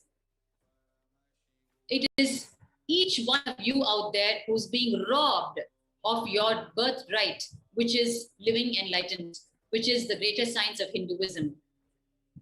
That is why it is important for each one of you, beyond religion, gender, race, culture, nationality, to wake up and take note of what has been happening and what is going on, especially in the context of the Supreme Pontiff of Hinduism, who is, as you all know, the single voice of Hinduism today that is fighting to reinstate and revive this greater science, and that has withstood decades of persecution. Just by understanding the persecution against him, you will wake up to your own life and achieve not just your outer world materialistic dreams, but you will achieve what you're not even aware of, which is the very purpose of you taking birth as human beings, the purpose which is living enlightenment, which is experiencing oneness with the cosmos, which is living as a power manifester, as Paramashiva himself. Today, we are all facing so many struggles in our life, which we don't need to face. The single solution to all our individual problems and the global problems is because of loss of this science of living enlightenment. And these incarnations, Paramashiva comes down as the incarnation again and again and again. And all the incarnations who have come, their only agenda is to reinstate the science and give you back your birthright, which is living enlightenment. Today, we're going to see the multi-pronged series of attacks that happened in the year 2012. As you all know, in the year 2010, the attack was direct on the physical body, the life of Swamiji, Bhagwan, supreme of Hinduism. And he escaped very narrowly. And every year after that, the attack was only stepped up. The attack was stepped up, and it came to a point where in the year 2018, he had to take the decision that if he has to complete the avataric mission for which he landed on the planet, then protecting mortal frame, his own body, becomes the foremost issue. And therefore, as the attack started stepping up progressively, in the year 2018, he was forced to take the decision to withdraw from humanity and stay away and continue the service. That is the greatness of the incarnations and saints, because they don't know the zone of violence, pushbacks, and revenge or vengeance. They only know to fulfill the purpose for which they came, the goodness for which they came. And therefore, they bear the brunt of the mass ignorance, the mass violence, the mass vengeance, and the mass attack on their own body, and yet they continue to serve. If we just dwell upon their life, whether it is their life in terms of their contribution against the persecution, or it is their life on the face of the persecution, if we just dwell upon it, we will understand the genuineness, the sincerity, the undoubted intention, genuine intention of them, which is to enlighten humanity and nothing else but that. We are so used to normal human beings who operate out of normal vengeance and revenge. Therefore, we know not that such beings can exist, who can take so much of enmity from us and still intend to give back only the goodness for which happened on the planet Earth. It is not known to us, and therefore we do not believe it. Therefore we vilify it. Therefore we spread lies about it. Today we're going to see the series of the attacks in the year 2012. So this started around the 7th of June, to be precise. I'm saying around because the direct life attack on Swamiji happened on 7th of June. And the build-up towards it was in terms of a series of interviews given, or rather planned, strategized, and given by the false rape accuser, an NRI woman by name Rati Rao. She, along with the Suvarna television and a group of conspirators, planned and executed a series of false interviews in the Suvarna television, which is the mainstream national channel. And in the series of interviews, once again, through the media mafia, the group spread the lies to the innocent public, which is you, who unknowingly consume it, because your only source of information, unfortunately, is the media mafia. Although the social media is catching up in a big way, and it is a huge savior to each one of you out there, because it is finally giving a platform to people who come and express the truth, who have an equal platform today with the mainstream media to express the truth. So therefore, while the series of interviews was being aired by the false rape accuser in collaboration with Suvarna Television, she was actually under force to do it to protect her false case against Swamiji, because it was a huge, rude surprise to her that while she had charged Swamiji, our beloved Bhagavan, on one side of raping her 40, 50, 60 to 100 times, on the other side, she did not know that through the very judicial system, her own medical records were finally procured from the Michigan hospitals, and it revealed that she was a carrier of 4 STDs, sexually transmitted diseases. And her own medical records reveal that there is no way that she can have even one sexual relationship with a person and not spread the disease to the person. And here she has claimed 40, 50, 60, 100 instances of rape, and Swamiji's medical records are a clean till date. He has never been, never is a carrier of any such disease. And therefore, this was a clinching evidence that we had got, which was very important to be conveyed to the people, because just on the basis of this clinching evidence, the false rape charges against Swamiji could be dropped. And therefore, the press conference was called. You are seeing now in front of you the press conference that was convened to convey to each one of you out there actually about the clinching evidence that was got. But what happened when the press conference was convened was a huge, rude surprise to us. This individual you're seeing here is Ajit Hanumakanavar, who is one of the so-called reporters of Suvarna Television.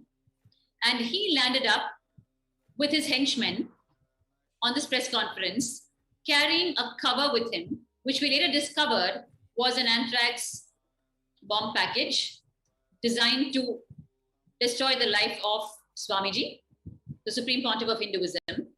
And very innocently, we were continuing with the press conference, not knowing that this huge mafia group was seated inside the hall, and that too in the front rows, ready to execute their plan of assassination just a few minutes after the press conference started.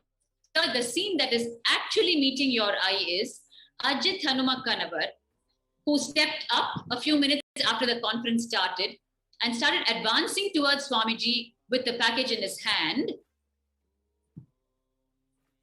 And started accusing Swamiji falsely that he was evading a certain foreign summon and that he was there to deliver the summon, a reporter delivering a court summon, mind you.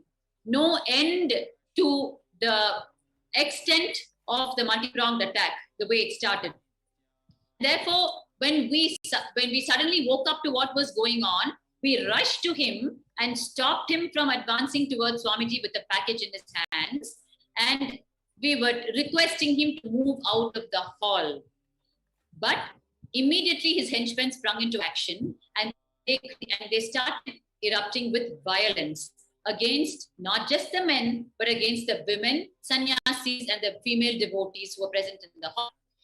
After an hour almost of struggle, finally we managed to get Ajit to even move out of the hall. And by then it was all hell let loose inside the press conference hall. And we had to rush the Supreme Pontiff of Hinduism once again to safety.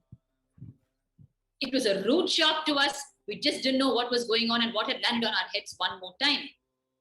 And we finally managed to move him out of the hall, and we were frantically trying to contact the police on one side after enough damage had happened to person and property, and violation had happened to the female sannyasis in ways I need not even explain to you. You're seeing visuals in front of you where the female and male sannyasis are being manhandled by multiple people at the same time near the gates of Adi Kailasa, the headquarters in Bengaluru. After this entire scene, you can see here our female sannyasi is being manhandled by 5 of these mafia people at the same time, the Karnataka Navaninmana Sene mafia that landed up. And you can see the stones being hurled at the gate. So while Ajit was, and you can see here in front of you, the then administrator, one of the administrators, was actually, his head was smashed by a huge boulder by 4 to 5 people at a time. And he was not even allowed to rush to the hospital. They stopped the car. Somehow we managed to reach him to the hospital. And here you are seeing him post-surgery. They administered 33 sutures on his head. You can see him bloodshot on one side, completely smeared with his own blood. And on the other side, he's giving his first sharing after having undergone the surgery. His entire face and forehead and head is swollen. And it was just one of the most gory. Actually, I was right at the gate at that time. If the NTV operator can just rewind the scenes a bit, you'll be able to see. I was there right at the gate, and it was the most horrifying scene. Even in horror movies, you can see me there. Even in horror movies, I've not seen such a scene where just brutally 5 people smashing a huge boulder stone on the skull of another person and just running away, jumping over the gate and allowing him to die there and not even allowing him to reach the hospital. Actually, at least after they smashed his skull, I mean, one would imagine that they would just back off, but they actually went ahead further and didn't even allow us to take him to the hospital. These are the kind of attacks faced by the Supreme Pontiff of Hinduism. You can see me there in the background. These are the kind of attacks faced by the Supreme Pontiff of Hinduism. Time and again, he and the sannyasis and the devotees who are standing to revive and re-establish this greater science of Hinduism. You can see here the bruises, the wounds, the life attacks sustained by the devotees and sannyasis. And while this happened on the 7th of June, from the morning until the evening, and it was actually live telecast, they came with the live telecast van. They came with what you call the OB van, which is a live telecast van, in the evening when this entire attack was executed. And they were airing it live, and the running commentary was that the Adi Kailasa headquarters and the people there are brewing trouble, and they are fighting, and they're creating violence, and they're disrupting the peace of the place. We were just completely powerless on the face of the attack, because on the one side, we were the victims, we were attacked, we were almost killed, and Swamiji was almost assassinated, and we had to rush him to safety, and our property was destroyed. But here we were being portrayed as creating violence. What you're now seeing in front of you is the press conference that happened on the next day, which is the 8th of June, 2012. I request the NTV operator to stop a bit. So we had to explain to the public what exactly happened the previous day on the 7th, and how they had converted the press conference into a war field, into an attack field. So therefore, we convened a second press conference to explain to the people the attack that happened on the previous day. And here, what is meeting your eye is the second press conference on the 8th. You can see me. I'm the first sannyasi from the left-hand side. Yes, that's me, the first sannyasi on the left-hand side. And on this second day also, just minutes after we started the press conference, again, the same Karnataka Navaninmana Sene, but this time, today, that is on the 8th of June, under heavy disguise, so we didn't even know they were from that organization. They were once again seated inside the hall without our knowledge, and they sprung up and started creating violence and attacking us yet again. You're seeing the violence and attack in front of your eyes. And they started violating the female sannyasis. You can see here in front of your eyes. It was an unsparing, ruthless, brutal attacks where they were picking up the chairs, the metal dividers, the metal chains that were used as dividers, and just beating and breaking persons and property. Here you can see the aggression and the brutality of the attack. You can see him straight away manhandling our sannyasi, Nithyananda Swami.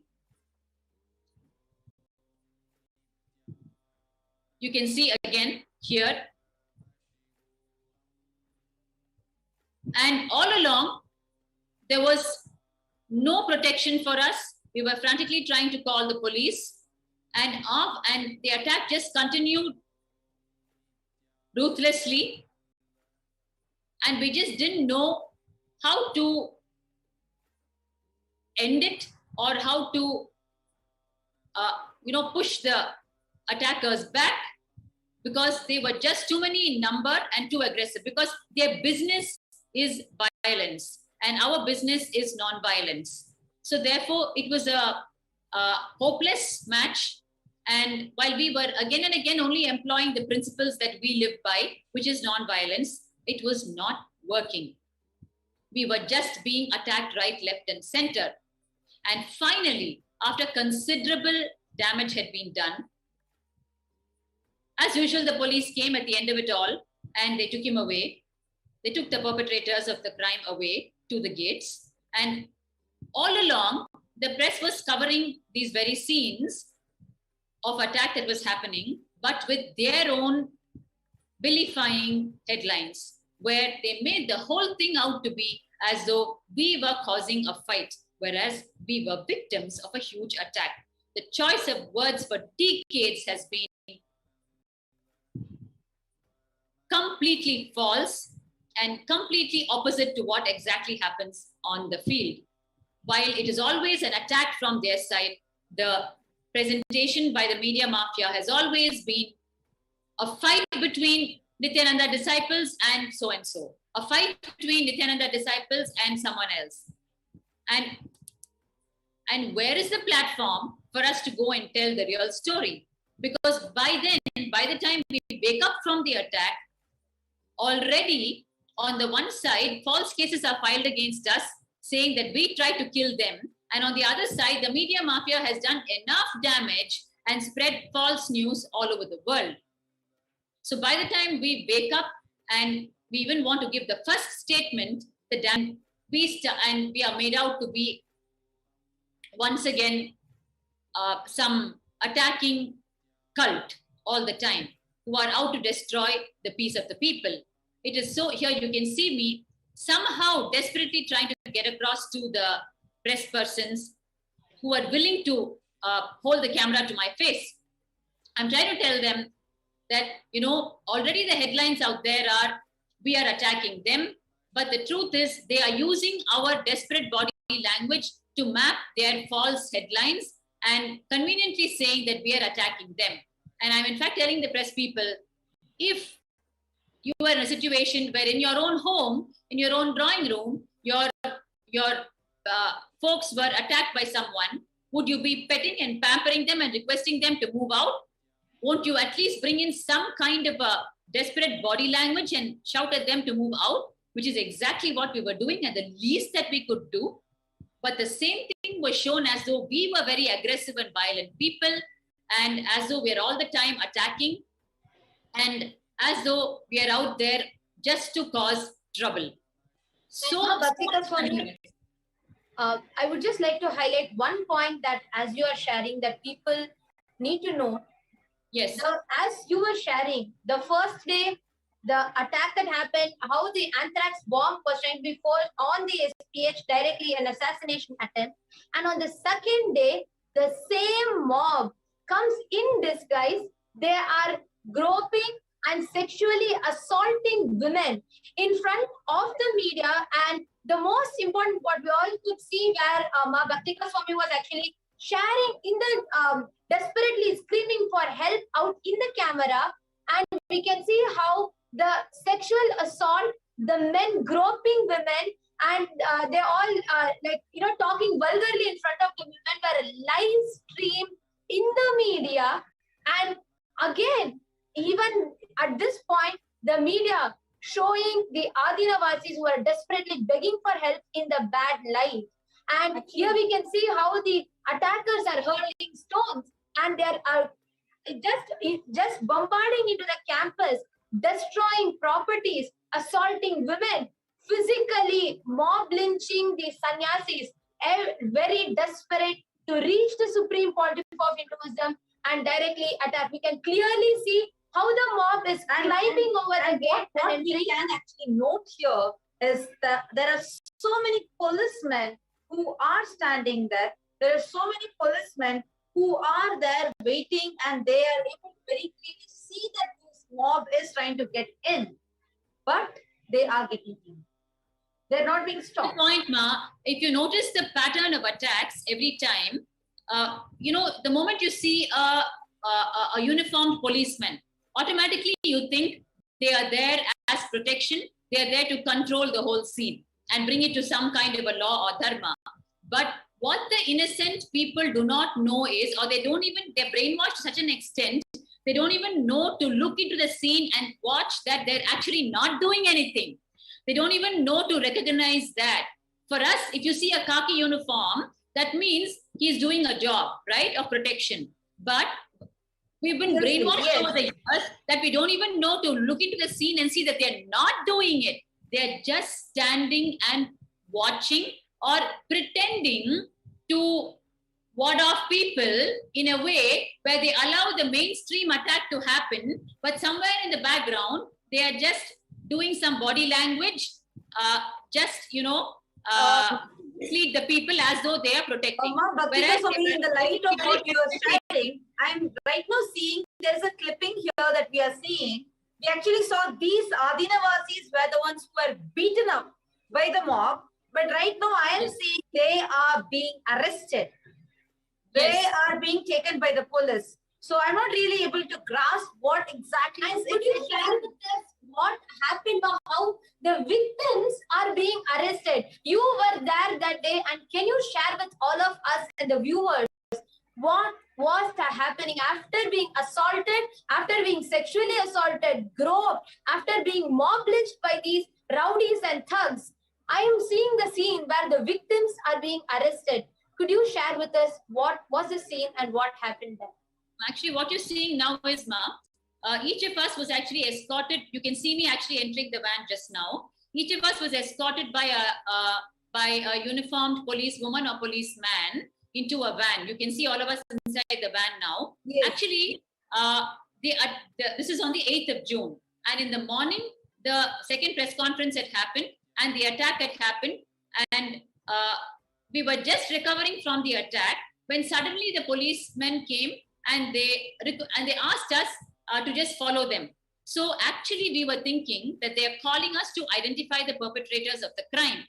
So Amma, we were so innocent and naive. We had no clue about the multi-pronged attack that was being executed right in front of our eyes. And we had no clue that this 2012 attack was actually going to lead to 2 illegal arrests of Swamiji once again. My God.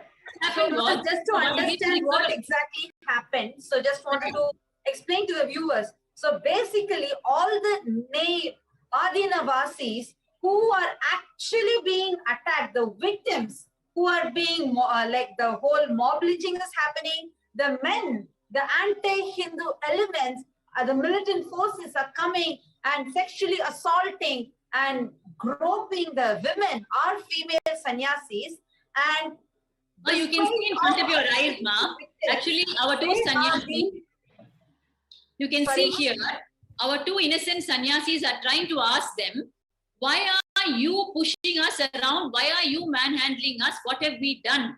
And they're silent, but the police are completely silencing them and telling them it's none of their business to ask any questions. And they're actually manhandling them and pushing them into the van and arresting them without their own knowledge. My God, this is something that needs to be highlighted here. The victims, people who have been beaten up, who have been sexually assaulted, who have been mob lynched, the victims are being arrested by the police, whereas the mob, the people who are attacking, they are not even being brought near the van. What is happening? Actually, could you share with us, Ma, the details of what happened, how it happened, and the whole arrest? If you could share with us as being that personally. So, like I told you, on the 8th morning, the second press conference, they had finished physically assaulting us and attacking us inside the press conference hall. And then we were just recovering from the attack when the police personnel came and asked us to follow them. And we thought we were going to identify the perpetrators of the crime. But then only later we realized, when they pushed all of us inside a van that was waiting, we realized that probably we are being arrested, right? We had no idea. We were like, why are they taking up so many of us in the van to go and identify? Just one person will do. And then only after we actually landed in the police station, we understood that we were being arrested. I mean, if I think back, Ma, how naive we were, how innocent we were. We just had no idea that such things could even happen today. And we were taking it's not about your innocence or being naive, because the police are expected to make sure that we are protected. At least that's what anyone who sees the scene of so many policemen in the uniform coming in and go, when they see that the Adinavasis, like the people who are in the campus, are being beaten up, sexually assaulted by the criminals, then we are suddenly seeing a huge battalion force of, like, all the policemen are just coming in. And all of a sudden, so everybody would expect that we are going to be protected. It's like the police have come to be protecting and to make sure that the people are safeguarded. One more thing you need to know, Ma. How we got arrested was Ajit Hanuma Kanavar, who was the assassinator of the 7th of June, just the previous day. He actually came back into the campus with police bandobast, okay, with police protection. He entered back in the campus on the 8th, and he identified 16 of us and for arresting. And because he had already gone to the police station the previous day and slapped a false case against Swamiji as accused one and 16 of us, saying that we were causing a life threat on him, and for protecting his life, he's filing a case. We were Actually, just this clipping is too painful to see, Ma. As you're sharing this clipping where they're pushing Swamiji like this, it's extremely painful to even see this. Ma, you should know exactly what is happening in this scene right now, what is meeting your eye now. Actually, Ma, so the false case that Ajit Hanuma Kanavar went and slapped on Swamiji and on the 16 of us, that was the next step in the attack. So they arrested the 16 of us, and then they were all out behind Swamiji to arrest him, right? And by then, we had rushed Swamiji to safety because we knew it was coming because of the false case. And what happened was, the media mafia started spreading all lies about the previous 2 days' happenings, and then they started hooting to arrest Swamiji. And Swamiji, as always, abiding by the law, was coming to get his anticipatory bail. And then the next crime happened, which is his anticipatory bail hearing was actually for no reason adjourned and postponed to the next day. That was such a shocker to us, and it was a danger signal, because then we didn't know what was in the offing for us. Why did they postpone the bail hearing? Even murderers get a bail today. It is their right to fight for their case. And here they have postponed the bail hearing of Swamiji. So what did they have up in their sleeve? And then what happened when the bail hearing got postponed? By then they had created a huge mob outside the courtroom, right? So when Swamiji had to be brought out, because the bail hearing was postponed, there was huge mob lynching happening on Swamiji. With the police there who had organized for the mob lynching, and were just pretending to be around Swamiji. And they told us that, so it is not safe for Swamiji to step out now because there's huge mob out there. And what they did without informing us, they arrested Swamiji and took him away, saying he is under protective custody, which is actually an illegal arrest, put in raw words.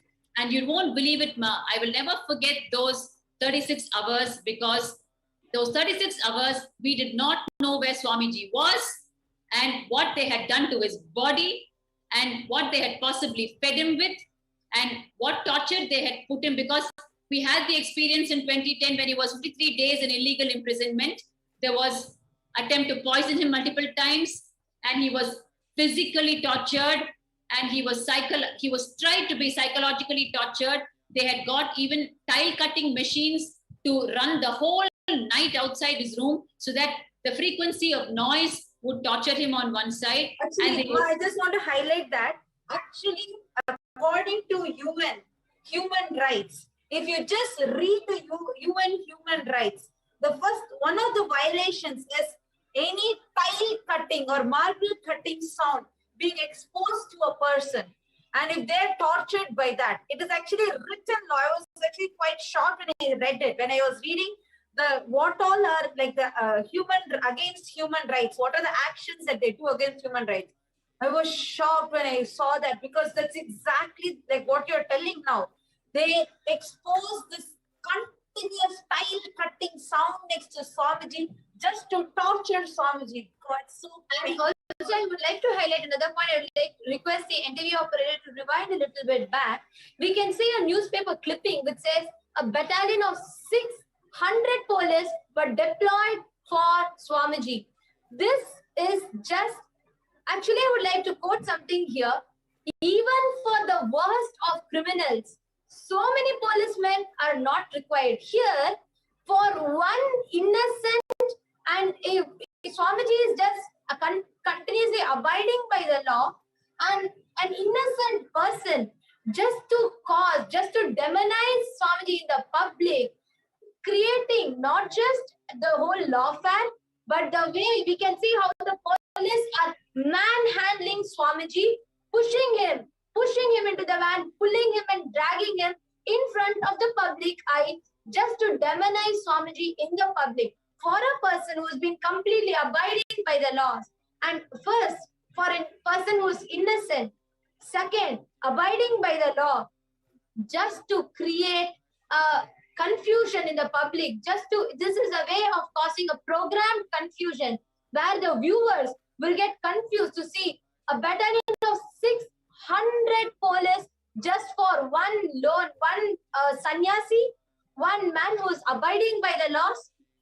This was just another big tactic to demonize in the eyes of the public, to demonize the Supreme Pontiff of Hinduism, who was innocent, just to create a scene and just to create that kind of a confusion and panic amongst the disciples. Just what you're sharing, just now the clipping to show. Swamiji is walking like normally. Swamiji is walking from behind. Someone is just pushing Swamiji. There is no need for all those. It's just extremely painful I don't have words to describe this. I mean, it's total unjust, unfair. And actually, Ma Bhatika Swami, I can understand when you are telling what kind of a panic you all would have been through for those 36 hours of not knowing where the Supreme Pontiff of Hinduism is, and not, first of all, being sure the way the lawfare happened, the way police are manhandling the Supreme Pontiff of Hinduism, and the whole thing, it was pushed to such an extent where the disciples had to file habeas corpus in the panic. They were panic-stricken, they were grief-stricken, and they were desperate to know, just to get confirmation, just with the hope that the Supreme Pontiff of Hinduism is alive, just to know that basic information. And you were there when the habeas corpus was filed. In fact, if you would like to share more about how that part happened, where you all were panicking, how the whole arrest of the Supreme Pontiff had happened, how his life was at threat, how he was manhandled, how the mob, there was so much of continuously mob attacking, media violence, and police themselves were manhandling. Would you like to share what was the situation for all the disciples and all the devotees who were panicked and who were searching for the Supreme Pontiff of Hinduism? Definitely, Ma. So, like I said, they took Swamiji away. They took him away to an undisclosed location, and 36 hours was a nightmare for us. We were just on the streets, not knowing where they had kept him, what had come to his body. We just had no clue. And the next day was supposed to be the anticipatory bail hearing, which had got illegally adjourned to the next day, if you remember. I just shared with you, right? So the next day dawned, and then we rushed to the court again. And they are bringing Swamiji for the bail hearing. From where, which location, we don't know. So here he is surrounded completely by them, and they've come for the bail hearing. And then the bail is granted, right? The moment the bail is granted, we are just eager to grab Swamiji and take him to safety. Then what happens? They tell us, again, there is a huge mob waiting outside. The place was just thronging, right? And they told us, we will take him and hand over Swamiji safely to you in the border so that you can take him and go, right? And it was not even a situation where we could say a yes or no, right? So we could not even get near Swamiji. We could just stand and watch. And this is information that we were getting from one or two police personnel who were just there in the fringe of it, right? So then what happened? They took him again into the van. So then we started following the van. And the van, instead of going in the direction that they had told us they're going to take him and leave him with us, it went in the opposite direction. And that just ran chills down our spine, right? The van started heading towards Ramnagar, towards the DC magistrate office. And we were wondering, why would they take him? He's been given the bail. He's supposed to be handed over. He's supposed to go back home, right? But they took him back to the DC magistrate's office. And the Adinavasis were actually trying to follow the van very closely. And then what happened was, once the van entered the DC magistrate's office, they locked the gates on the face of the car that was following. And therefore, our Adinavasis could not enter. They were stuck outside. They begged, pleaded to be allowed inside. And by then, the roads were thronging with people. The media mafia, their vehicles were parked for 1 kilometer stretch leading up to the DC magistrate's office. And we had no clue what was going to happen to him inside. And then I just want to reiterate what you're sharing. So what you're saying is, despite of getting the bail, which means legally, the police are supposed to give Swamiji back to us. Instead, they literally kidnapped Swamiji and took them to a different location altogether, which was followed by the media militant forces who are waiting to attack Swamiji. And you will not disclose what they were going to do to Swamiji. And the whole, despite of all the devotees going and pleading along with the legal bail, means the court is ordered. Yes. So it's not even a question about justice or anything. Where are they even respecting the law here? That to a law-abiding citizen, Swamiji, first of all, they're just pushing. We can see in these video clips are extremely painful. When Swamiji is walking, we can just clearly see from behind, they're just pushing. They're actually squeezing Swamiji's hand. Don't know whether they scratch Swamiji with their nails. No idea how much they would have pushed and tortured Swamiji. We can just see even in this clipping. And despite of the legal bail being there, this was what we got. This is something like unimaginable. The injustice, or I don't know what word to use, but understand, just for all of us, despite of this, just not even 1% of what Swamiji has gone through, just for us. Oh Hindus, at least now let us all wake up. Understand, this is what is happening to Supreme Pontiff of Hinduism itself. Now, out of his utmost compassion, his tyaga, the sacrifice, he, despite of going through all these, has come down again. Today, again, we are going to be having the live Nithyananda Satsangh directly by the Supreme Pontiff of Hindus, just for us. Let us all get ready to receive the avatar. Sit with your head, neck and spine in a straight line. Close your eyes. Breathe in and breathe out. Deeply and slowly. Out of the space of gratitude, that we realize the avatar has gone through so much, taken up everything on him, just for us. From this space of deep gratitude, let us all chant the Mahavakya. Om Nithyananda Paramashivoham. Om Nithyananda Paramashivoham. Om Nithyananda Paramashivoham. Continue to be in the deep meditative space of gratitude as we all prepare ourselves to receive the Supreme Pontiff of Hinduism, the direct audience with the avatar. Continue to sit straight as we all chant the Mahavakya.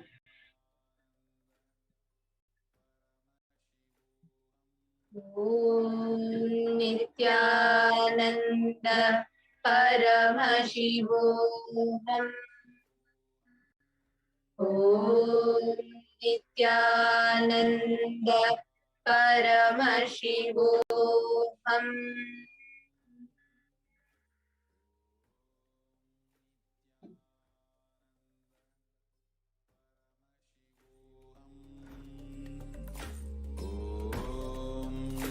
Nithyananda Paramashivoham. Om Nithyananda Paramashivoham. Om Nithyananda Paramashivoham. Om Nithyananda Paramashivoham.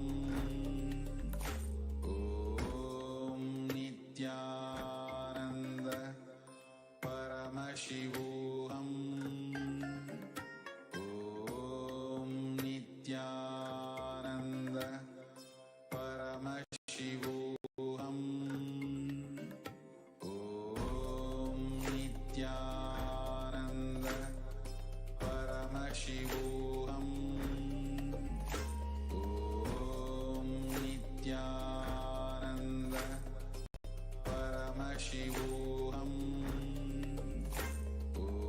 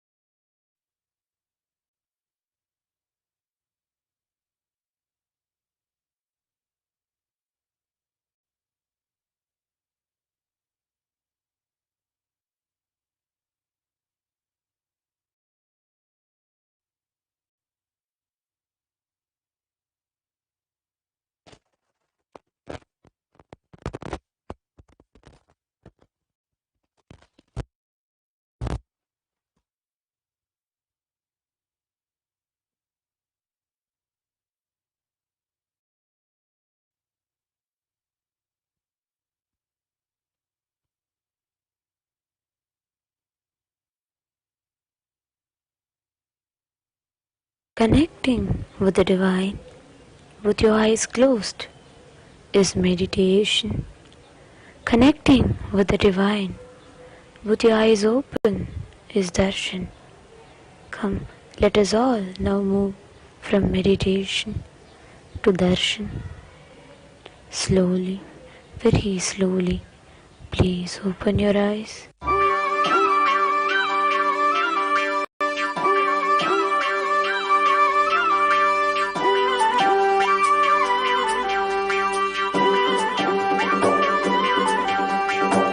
கண்டாரே காணாதத கண்டாரே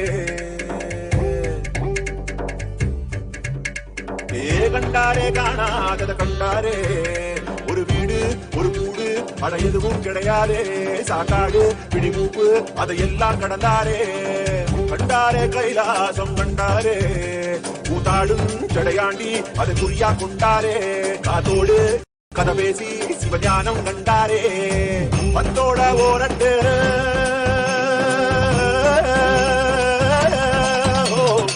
பத்தோட 18 சித்தர்கள் விளையாட்டு எத்தனை பேருக்கு தந்தாரோ விளையாட்டு சித்தங்கா போக்கு சிவம்போக்கு என சொன்னாரே பித்தங்கா போக மருந்தாக தனம் வந்தாரே வடகாசி தென்காசி வழியோரம் சித்தரடி அடியாத்தி முடியாக்கா அடையாளம் கண்டுபிடி கண்டாரே காணாதத கண்டாரே கண்டாரே கைலாசம் கண்டாரே கண்டாரே காணாதத கண்டாரே ஒரு வீடு ஒரு கூடு அட எதுவும் கிடையாதே சாக்காடு பிடிமூப்பு அதையெல்லாம் கடந்தாரே கண்டாரே கைலாசம் கண்டாரே கூத்தாடும் ஜடையாண்டி அதை குறியா கொண்டாரே காத்தோடு கதை பேசி சிவஞானம் கண்டாரே பத்தோட ஓரட்டு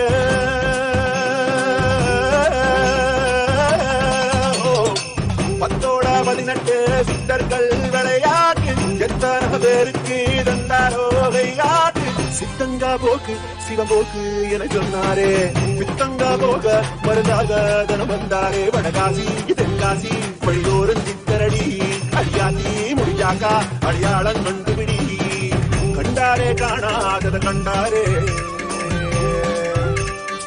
கண்டாரே கைலாசம் கண்டாரே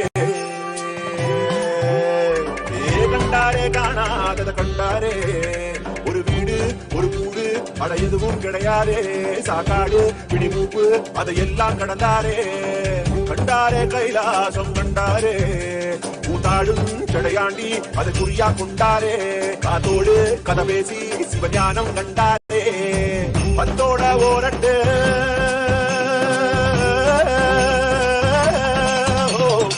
பத்தோட 18 சித்தர்கள் விளையாட்டு எத்தனை பேருக்கு தந்தாரோ விளையாட்டு சித்தங்கா போக்கு சிவம்போக்கு என சொன்னாரே பித்தங்கா போக மருந்தாக தனம் வந்தாரே வடகாசி தென்காசி வழியோரம் சித்தரடி அடியாத்தி முடியாக்கா அடையாளம் கண்டுபிடி கண்டாரே காணாதத கண்டாரே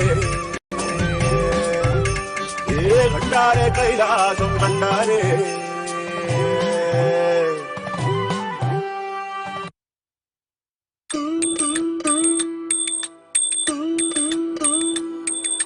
ஐயா சிவ சிவ சிவ சிவ ரகர ரகர சிவ சிவ சிவ சிவ ரகர ரகர ஐயா சிவ சிவ சிவ சிவ ரகர ரகர சிவ சிவ சிவ சிவ ரகர ரகர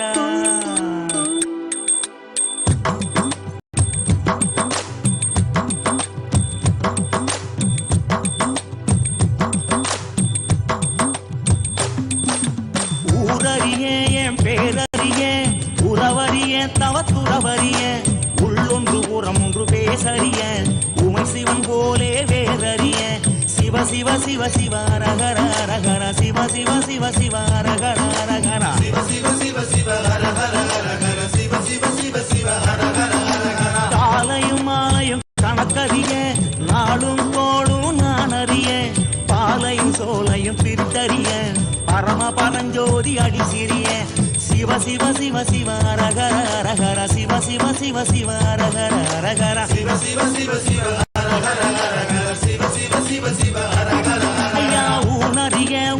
உடலறிய மோன பெருவழியை நான் அறிய ஆணறிய பெண்ணலி அறிய ஆதி சிதம்பரம் நான் அறிய சிவ சிவ சிவ சிவ ரகர ரகர சிவ சிவ சிவ சிவ ரகர ரகர சிவ சிவ சிவ சிவ ரகர ரகர சிவ சிவ சிவ சிவ ரகர சாமி உன்னது பொருளது கண்டறிய போகமும் மோகமும் கொண்டறிய ஆசை பேராசை அறிந்தறிய அம்பலமாடியை மறந்தறிய சிவ சிவ சிவ சிவ ரகர ரகர சிவ சிவ சிவ சிவ ரகர ரகர சிவ சிவ சிவ சிவ ரகர ரகர சிவ சிவ சிவ சிவ ரகர ரகர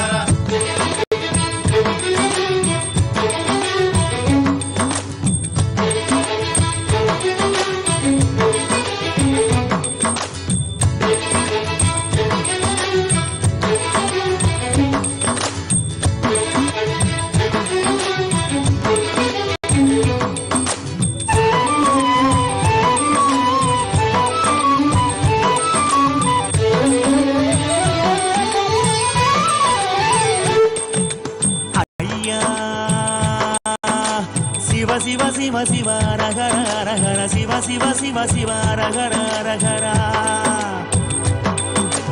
ஐயா சிவ சிவ சிவ சிவ ரகர ரகர சிவ சிவ சிவ சிவ ரகர ரகர ஆகம வேதங்கள் படித்தறிய ஆறு குளங்களில் குடித்தறிய யாகம் யோகமும் செய்தறிய ஓமுகம் பார்த்து பணிந்தறிய சிவ சிவ சிவ சிவ ரகர ரகர சிவ சிவ சிவ சிவ ரகர ரகர சிவ சிவ சிவ சிவ ரகர ரகர சிவ சிவ சிவ சிவ ரகர ரகர சும்மா ஒருபோது இருந்தறிய சுத்த அசுத்தங்கள் பார்த்தறிய ஆத்மனி வேதன செய்தறிய அர்த்தநாரீசன் அடிசிறிய சிவ சிவ சிவ சிவ ரகர ரகர சிவ சிவ சிவ சிவ ரகர ரகர சிவ சிவ சிவ சிவ ரகர ரகர சிவ சிவ சிவ சிவ ரகர சாமி ஏடறிய சொல் எடுத்தறிய ஏற்றமும் தாழ்வும் நான் அறிய வீடறிய குடும்பாதறிய சோமசுந்தரனும் மறந்தறிய Shiva Shiva Shiva Shiva ரகர ரகர Shiva Shiva Shiva Shiva ரகர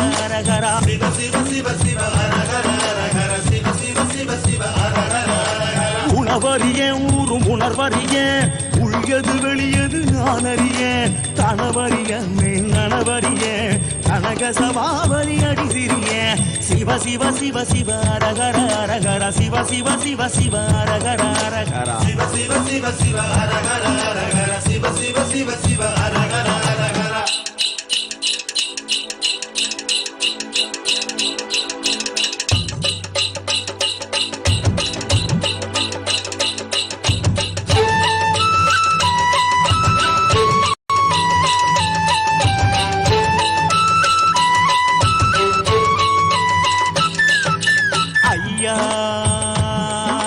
Shiva Shiva Shiva ரகர ரகர Shiva Shiva Shiva Shiva ரகர ரகர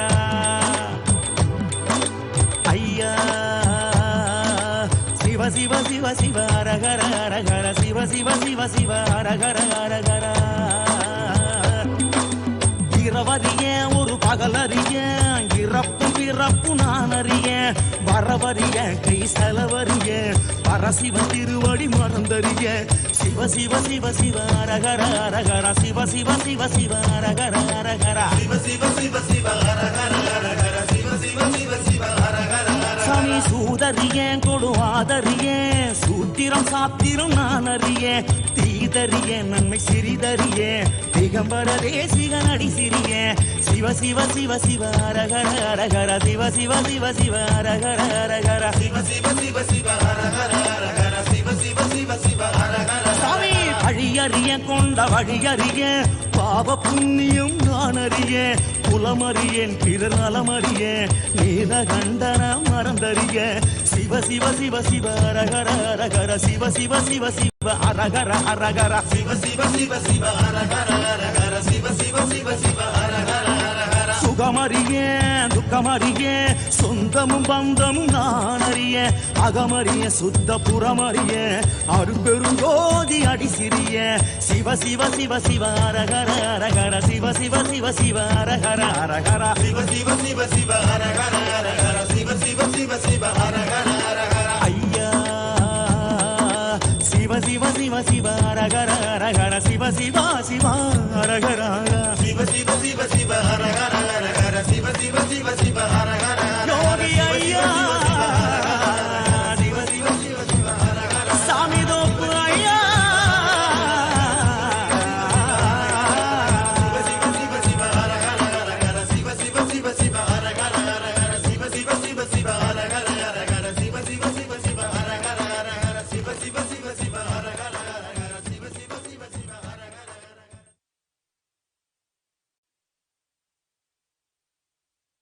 Nithyanandam. Om Paramashivamayam. With the divine grace of Sri Nithyanandeshwara Paramashiva, Sri Ganesha, Sri Valli Devasena Sameta Sri Subramanya Swami, Sri Nithyanandeshwari Parashakti, and Sri Chandikeshwara Swami, and with the auspicious blessings of the Supreme Pontiff of Hinduism, Jagadguru Mahasannidhanam, His Divine Holiness Bhagavan Nithyananda Paramashivam, Kailasa's Sri Nithyanandeshwara Paramashiva Devalaya, Bididi, Bangalore, and all the Kailasa Sarvajnapeethas around the world, present to you the Guru Purnima Brahmotsava Patrike. O enlightened beings, descendants of the noble clans, students of the enlightening lifestyle, all the Hindu diaspora, welcome. Dhyana Moolam Guror Murti, Puja Moolam Gurov Padam, Mantra Moolam Guror Vakyam, Moksha Moolam Guror Krupa. At the root of dhyana is the form of the Guru. At the root of puja is the feet of the Guru. At the root of mantra is the word of the Guru. And at the root of all liberation is the grace of Guru.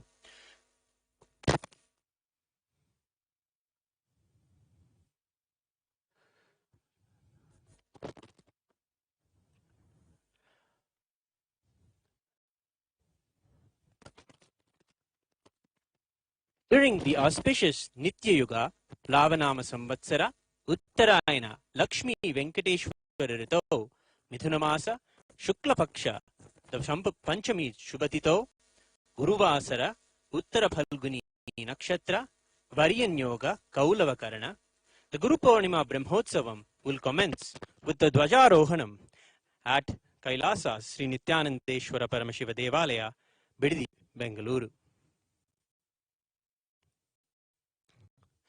Guru Purnima Brahmotsavam is a celebration of the ocean of knowledge transmitted from the Guru Sishya Parampara of Sanatana Hindu Dharma that is being revived by the Supreme Pontiff of Hinduism, Swamiji.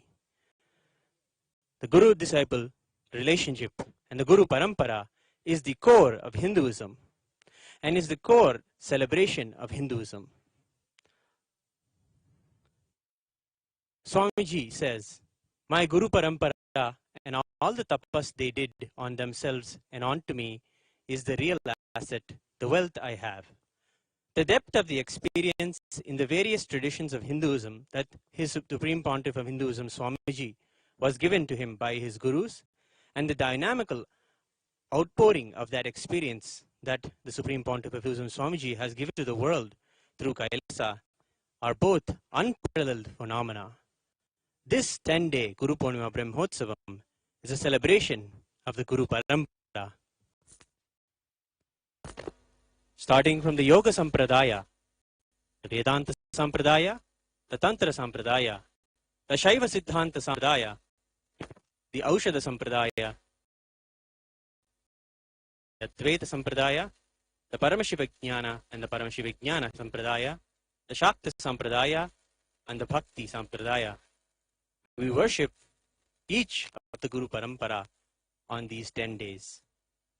With the auspicious grace of Nithyanandeshwari Parashakti Sameta Sri Nithyanandeshwara Paramashiva and our Sakshat Dandavat Pranams, Kailasa's Sri Nithyanandeshwara Paramashiva Devalayam invites the Supreme Pontiff of Hinduism, Jagadguru Mahasannidhanam, His Divine Holiness Bhagavan Nithyananda Paramashivam, on this day, the 10th of July 2021, with the Mandakapadi,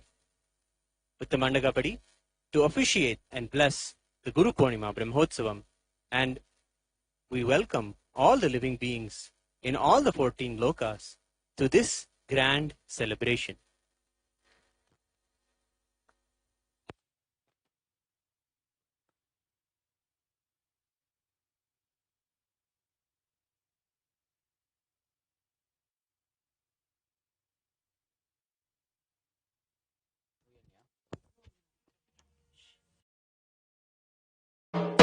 आनन्दं परमसुखदं केवलं ज्ञानमूर्तिं द्वन्द्वातीतं गगनसदृशं तत्त्वमस्यादिलक्ष्यम् एकं नित्यं विमलमचलं सर्वधी साक्षिभूतं भावातीतं गृह्णरहितं तद्गुरुं तन्नमामि।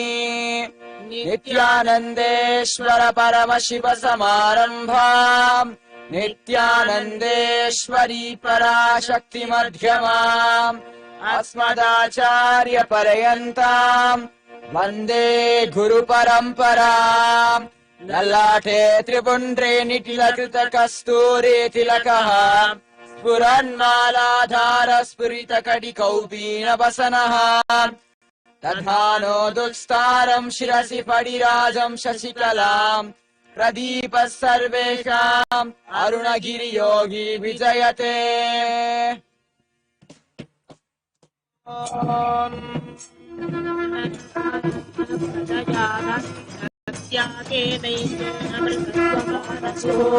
परेण नाकं निहितं गुहायां विभ्राजते गद्यतयो विशन्ति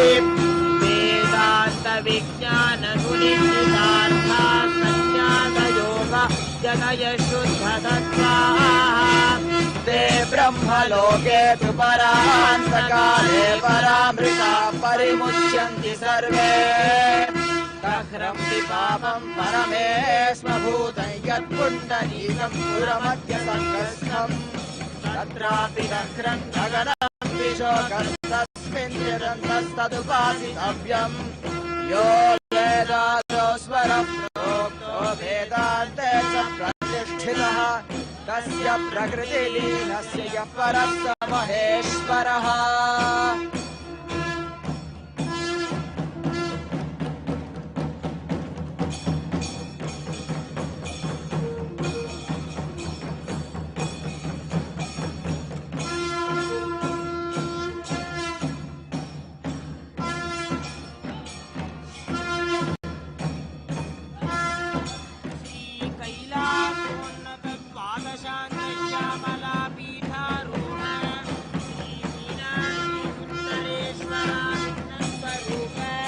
परशिवपुत्र रत्न कुमार गुरुमन्यतुल्यावतार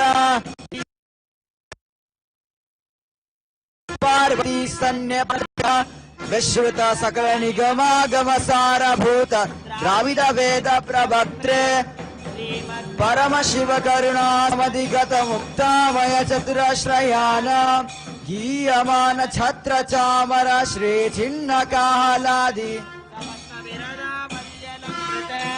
ज्ञान विज्ञान चक्रवर्ती सर्वजन संघ सद्यो निर्वाण दीक्षा व्ययापवर्ग वर्ष विश्रान जीमूत परमत कलभ केसरी शैव सिद्धांत स्थापनाचार्य श्री राजाधिराज पांड्य महाराज गुरु शपन शाक्यादि महांधकार निवारण ज्ञान भानु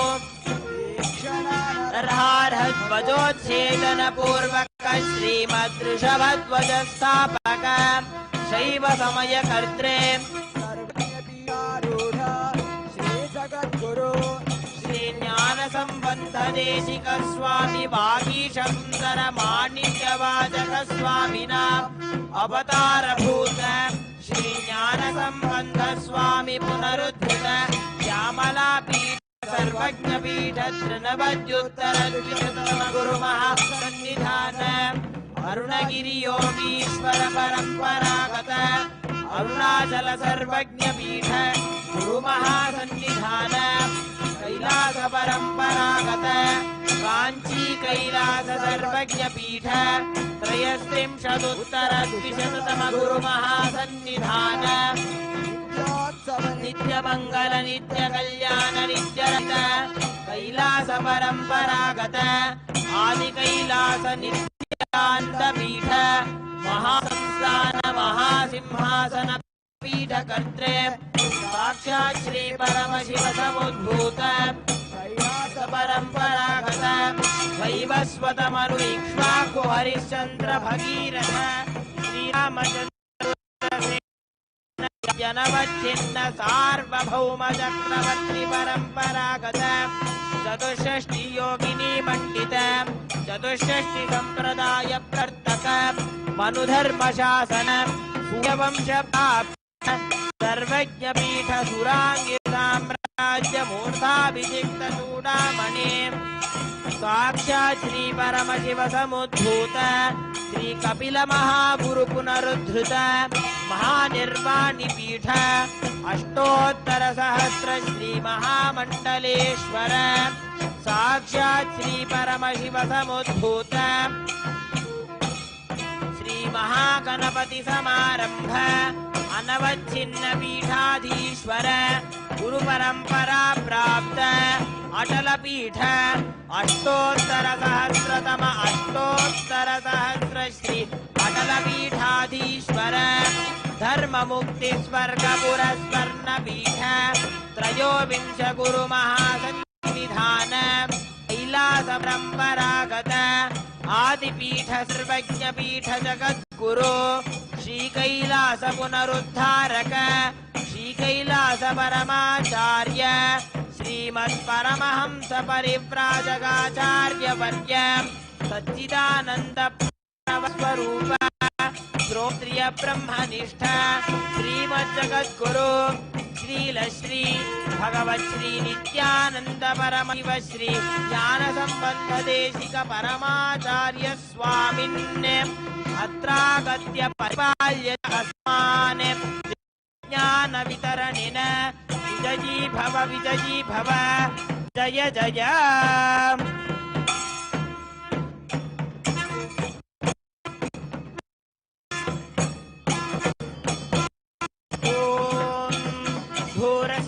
धूर्वधूर्म तम धूर्वतयोस्मान् धूर्वतितं धूर्वयं वयं धूर्वमः ओम श्री सर्वदेव देवी स्वरूपाय भगवते श्री नित्यानंद शिवाय नमः धूमायामि ओम उद्दीष्टात वेदोपघ्नन्दररतं मम अशुनमह्यमावह जीवनं तद् मानुषं वेदपुरुषं जगते अभिप्रदनागस्त्रिया मा परिपाद्य दीपं दर्शयामि अथ निवेद्यम् ओम ते अमृतोद्भवे अमृतवर्षिणी अमृतं श्रावय स्वाहा ओम ह्रीं सर्वदेवी भगवते श्री नित्यानंद परमशिवाय नमः अमृतं महनैवेद्यं निवेदयामि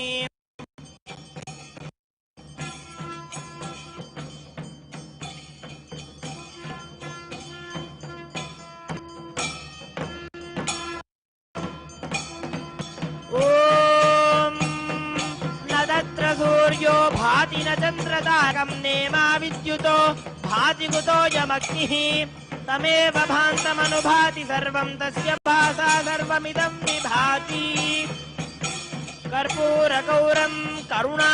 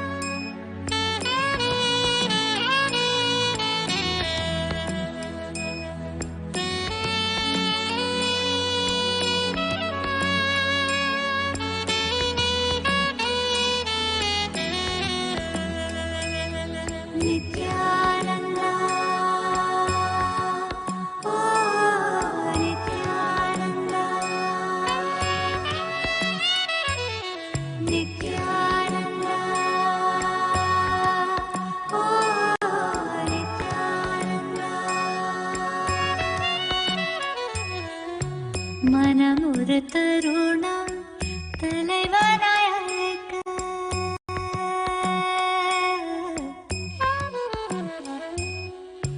மனமொரு தருணம் தலைவனாய் அழைக்க கருணையில் நித்யன் கருணையில் இறங்கினார் மனமொரு தருணம் தலைவனாய் அழைக்க.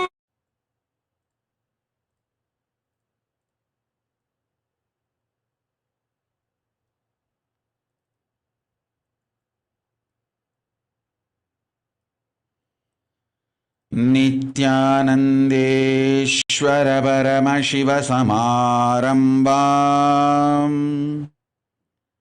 नित्यानन्देश्वरि परमशक्तिमध्यमाम् अस्मदाचार्यपर्यन्ताम् वन्दे गुरुपरम्पराम्.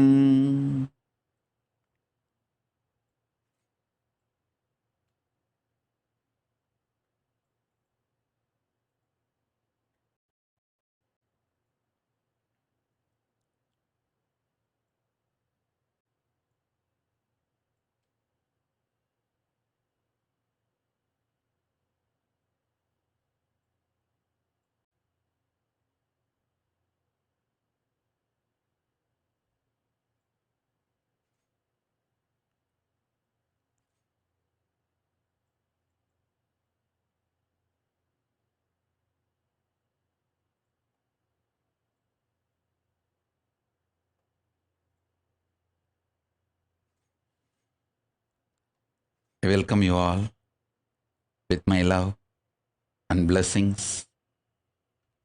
I welcome all the devotees, disciples, Samajis, Satsangis, Shri Mahants, Tanedar Kotari, visitors, viewers, sitting with us all over the world through Nithyananda TV, Kailasa's HN TV. I welcome all of you with my love and blessings. Paramashiva's direct message from Kailasa. Listen.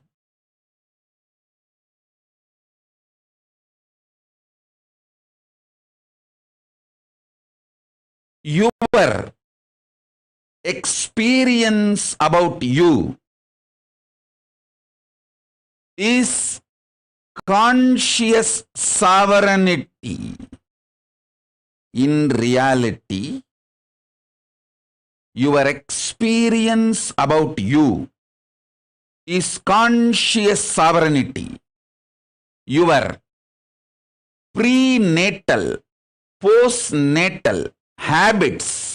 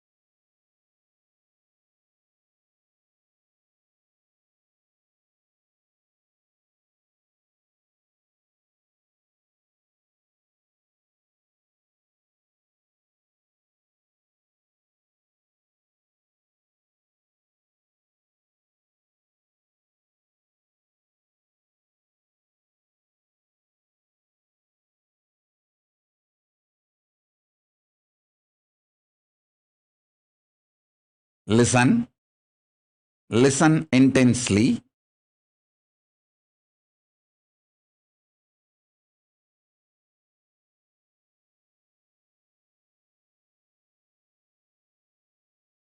The conscious sovereignty is the core of your reality. Your prenatal, postnatal habits cannot bind you or chain you.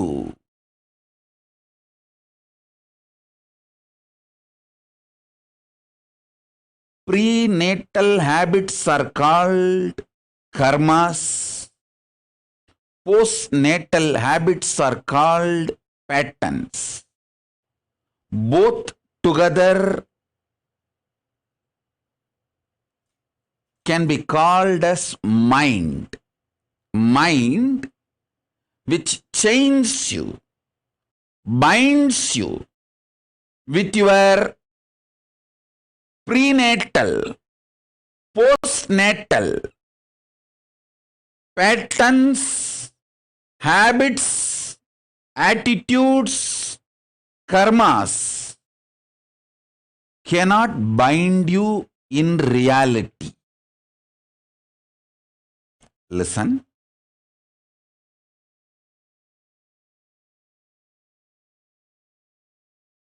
I am revealing the truth as it is. This is literally Nirvana Diksha.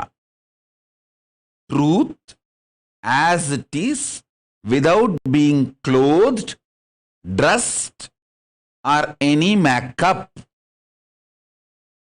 Raw, straight, wild, real truth as it is. Your conscious sovereignty is your reality. Your prenatal patterns and habits and karmas, postnatal patterns and habits and karmas, nothing can actually bind you. Nothing can actually chain you. Understand?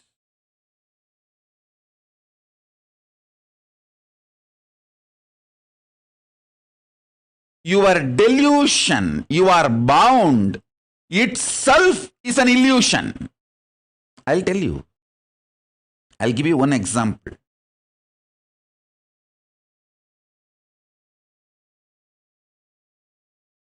My Guru Arunagiri Yogeshwara told me very clearly one statement. கண்ண பிரம்மாண்டத்துல இருக்கிறதாம்பா பிண்டாண்டத்துல இருக்கு. நீ தினம் பார்க்கிற ஜாக்கிரத் சொப்ன சுஷுப்தி இந்த 3 நிலைகளையும் புரிஞ்சதுனாலே 25 துரியாதீதம் வரைக்கும் முழுசா எல்லா நிலையும் புரிஞ்சிரும்பா, அனுபவம் ஆயிடும். I'll translate in English. He told me, whatever is in the cosmos, macrocosm, is in the microcosm. Whatever you go through in your deep sleep, dream and waking state, if you start understanding, you will realize all the 25 states up to Turyadita and experience. This is the formula, basic formula he gave me. Understand this formula. I'll give you more detailed, deeper revelations. When you wake up from a nightmare,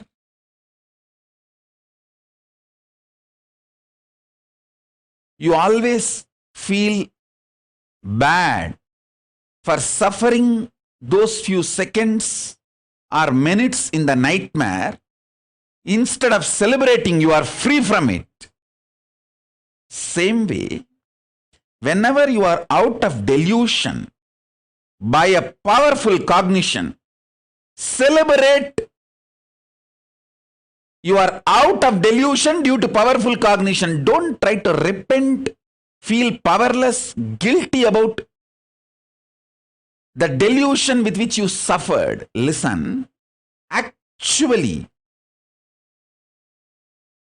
in reality,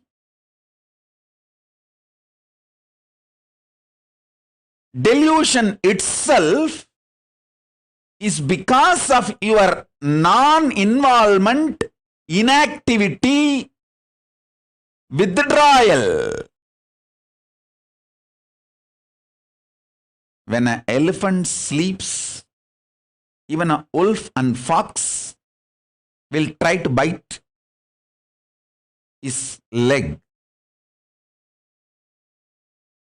Listen. When an elephant sleeps, wolf and fox will try to bite his leg. When a lion is fast asleep,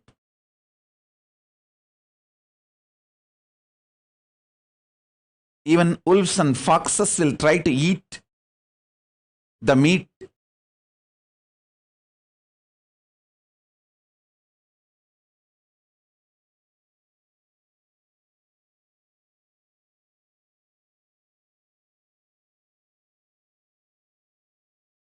Listen carefully. I'll repeat. Because the lion is sleeping, wolves and foxes get the courage to come near the lion, try to eat the leftover meat. Because the elephant is sleeping, wolves and foxes will try to come and bite the feet of the elephant. Try to take a bite. Because you are not involved with yourself, even your delusion is invited upon you. Listen. Why you have nightmare? Because you fell into the lower conscious identity. Your decision to fall into the lower conscious identity naturally invites nightmare in you. Your decision to wake up to the higher identity not only will throw away the nightmare, it can throw away all delusions, illusions.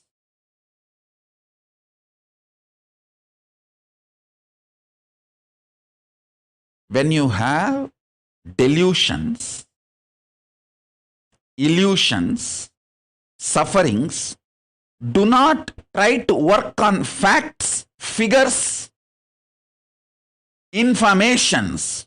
Work on your identity. If you are having a nightmare, a tiger is chasing you, you are about to fall from a cliff below, lake filled with crocodiles, too many poisonous snakes. Don't try to get a gun and try to kill all the animals. Don't try to work with the scene.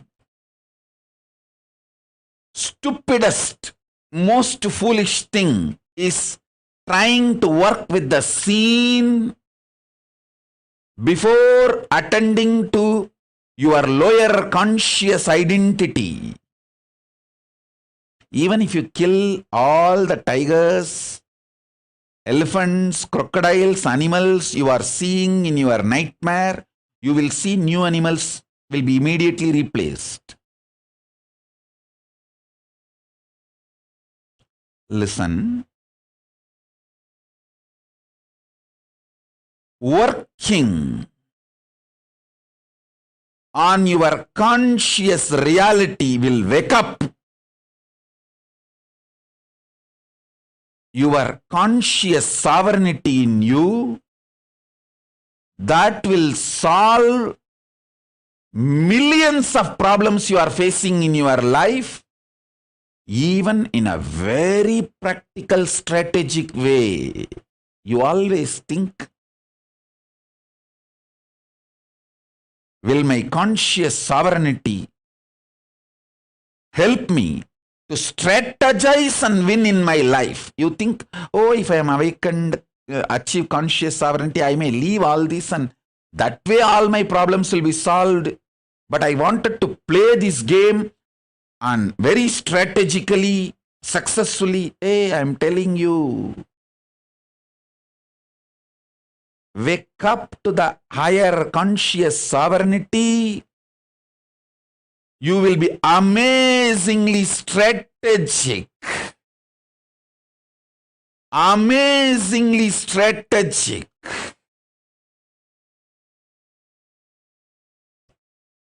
Successful. Extremely blissful.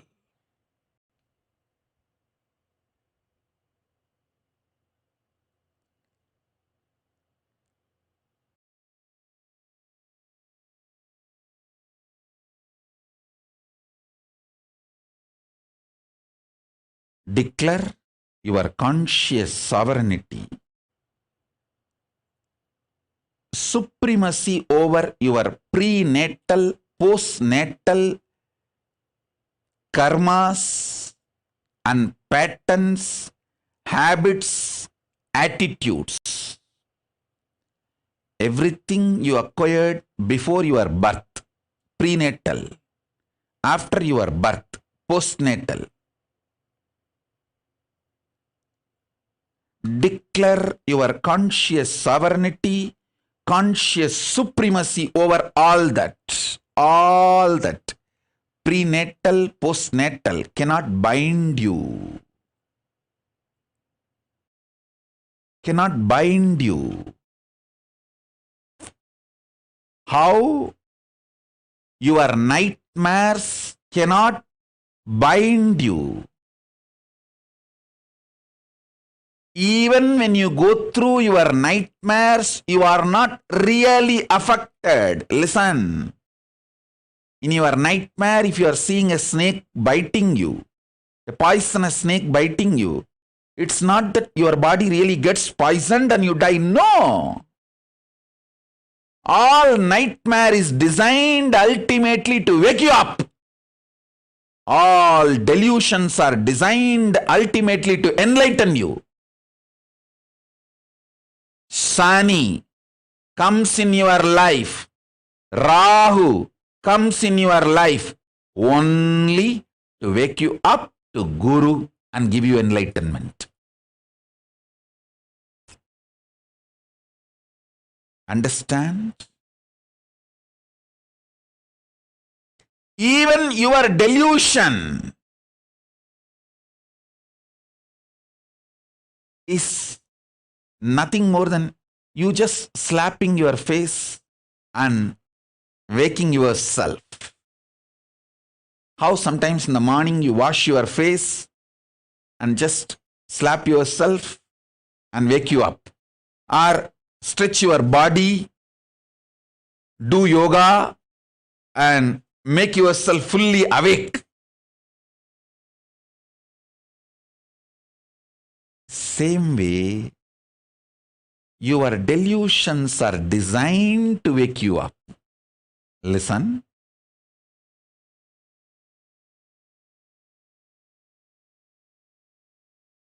Your realization of your conscious sovereignty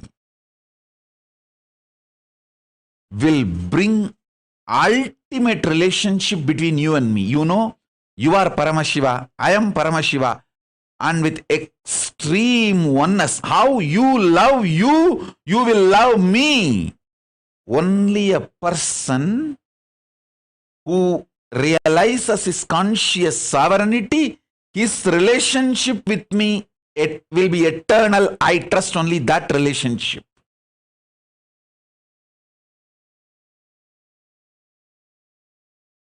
This is the chastity of your soul, consciousness.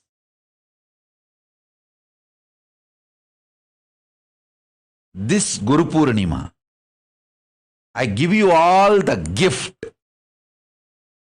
establishing relationship between you and me, conscious sovereignty centered. You are conscious sovereign being, Paramashiva. And I am Paramashiva, you are Paramashiva. How you love you, same way you love me. How I love me, same way I love you. We both love ourselves and each other in oneness. I give you all this sweet gift of conscious sovereignty centered relationship between you and me as Guru Purnima Prasada. From today, I'll help you all till Guru Purnima to align the conscious sovereignty centered relationship. See, if we had our relationship diluted, deluded, in course of time, little greed, little fear, that your greed, you want some boon from me, your fear, you want me to save you from some problems. If all that got added, nothing wrong, you don't need to worry about it. It is just a small delusions. But now let us revive,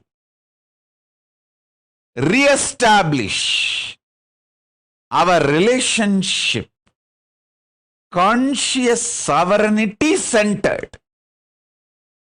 Understand? Many times my disciples come and tell me, you all the time train only me, find only faults on me. See, the other person is also having the same problem, but you don't tell anything to them. Listen. When I am correcting you, working on you, cleaning your patterns, how do you expect I will not do the same on the other person also?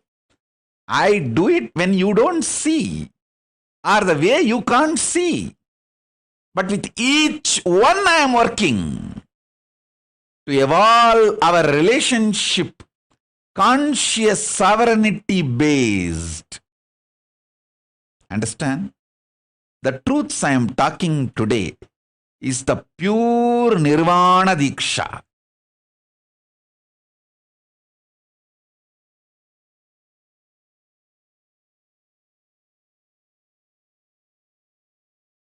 Listen carefully.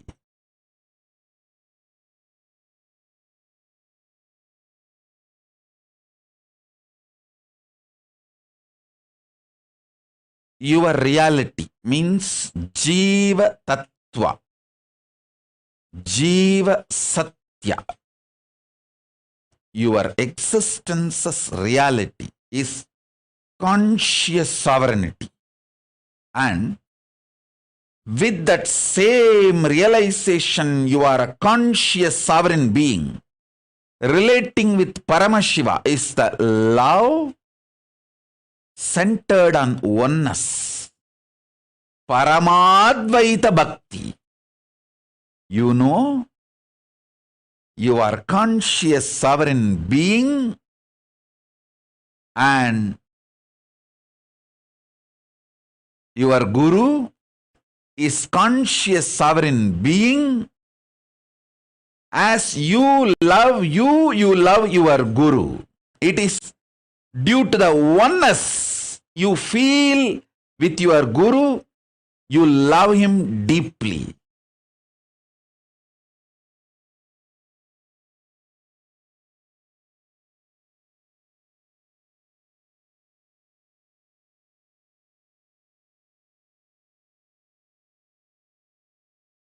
Jiva relating with Ishvara should be through this Paramadvaita Bhakti.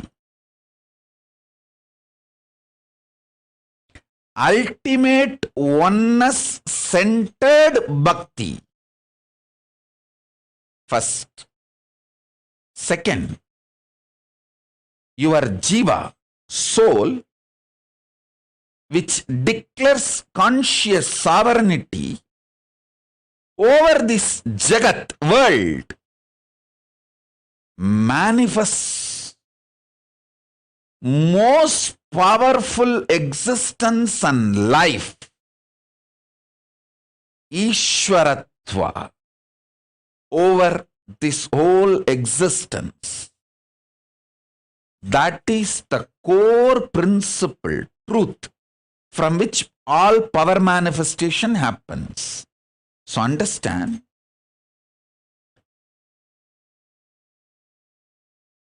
you declaring your conscious sovereignty is jnana, knowledge of the truth.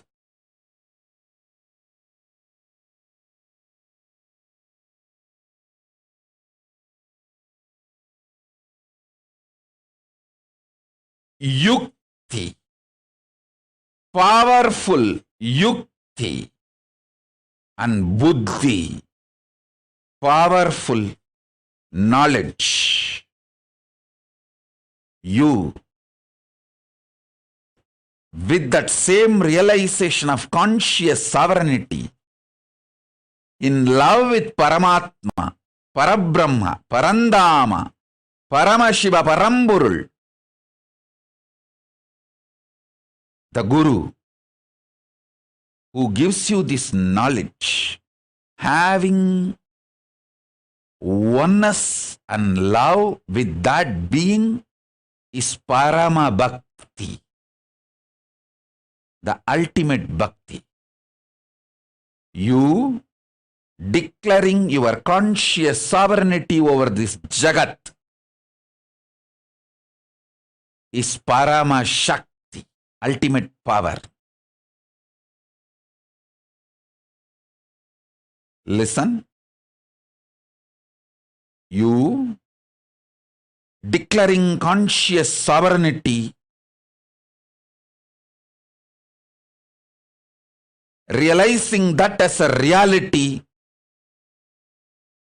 deciding to live it, is Buddhi, the greatest Parama Buddhi. You, with that same realization of conscious sovereignty, connecting with your Guru,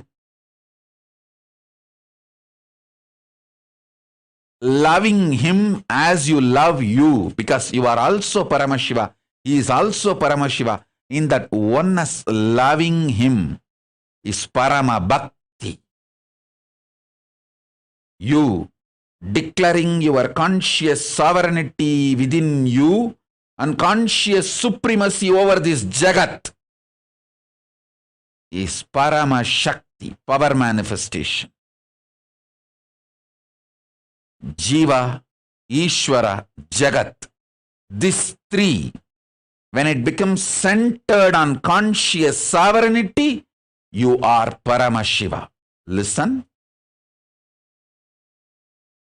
Even now you are Paramashiva. Realizing it is the Parama Yukti, ultimate truth and strategy for life. I'll tell you. In the cosmic level, Paramashiva has 5 of his dimensions: creation, sustenance, rejuvenation, destruction and rejuvenation, putting in and pulling out of delusion and liberation, all these 5.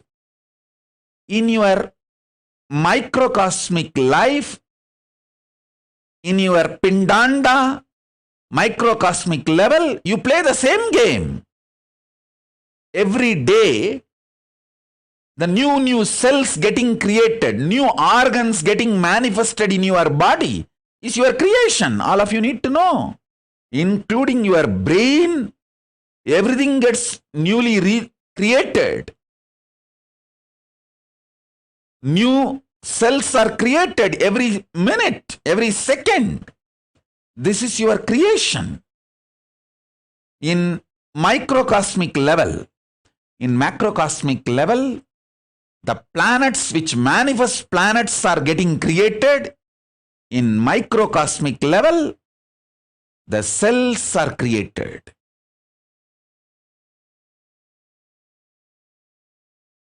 In the macrocosmic level, whatever is created is continuously getting sustained.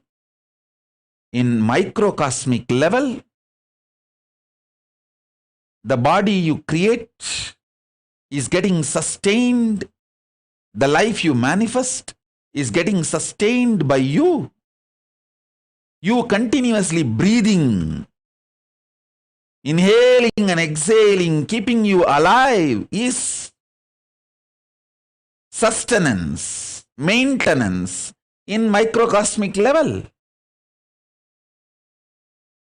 In the macrocosmic level, destruction, rejuvenation, samhara is black holes swallowing big bangs. In the microcosmic level, the old cells getting killed and new cells getting formed is rejuvenation, samhara. In your body, in your microcosmic level, Pindanda level. Same way, in the Brahmanda level, the delusion is cosmos creating deluges, pralayas to rejuvenate itself, clean itself. I told you, this year, not just corona, there are so many other natural calamities.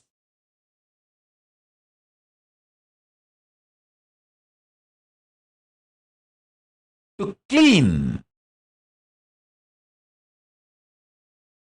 the collective negativity will happen. This deluge, pralaya, will clean up a lot of collective negativity. You can see the heat wave all over the world. All the Panchabhutas playing and aligning itself. In the cosmic level, this is the delusion, Throbhava going on. In the macrocosm, Pindanda level, you forgetting your existence as Paramashiva, higher reality, falling into the nightmares and going through, is the small scale Throbhava. Delusion in the Pindanda, microcosmic level you go through. In the cosmic level, Brahmanda level, liberation, Anugraha is Paramashiva himself manifesting as this Nijavadara Nithyananda and making this Kailasa happen.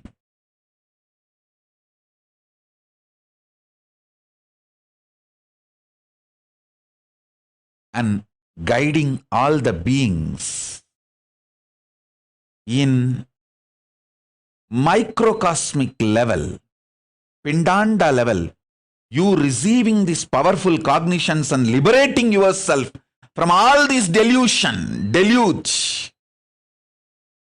by holding on to the Guru's feet, is the liberation happening in you. Understand, whatever is happening in Brahmanda, macrocosm, is happening in your Pindanda, microcosm.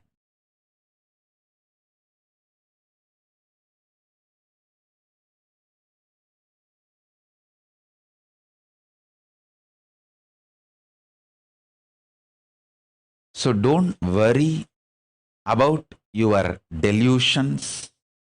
Don't be powerless about it. Don't try to work with the facts and figures externally. Don't try to work with the seen. Work on the seer. I tell you, listen carefully.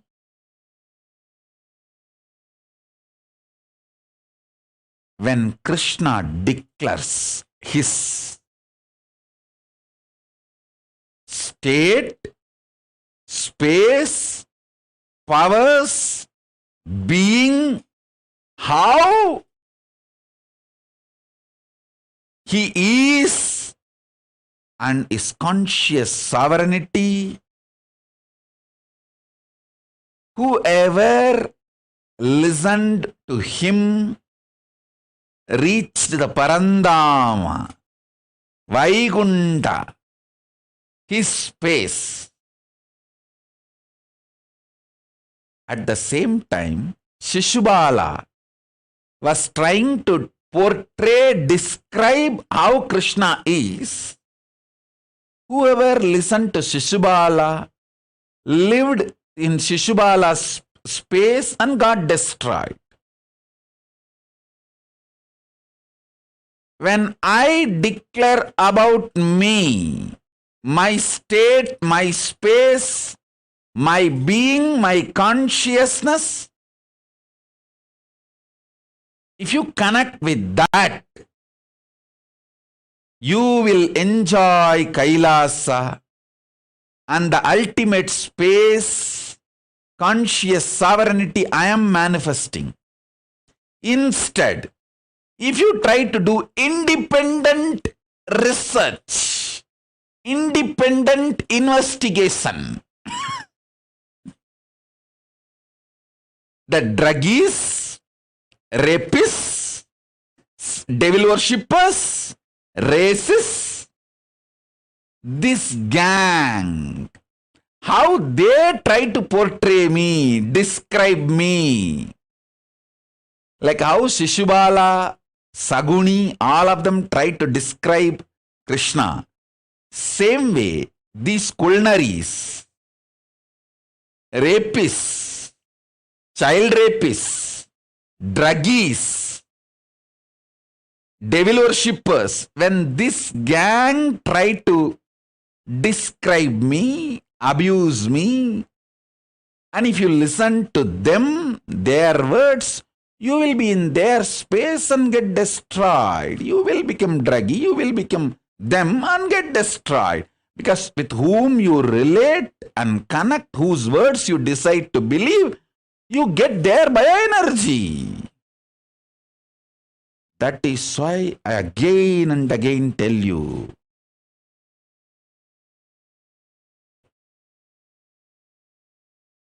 if you are doing your independent investigation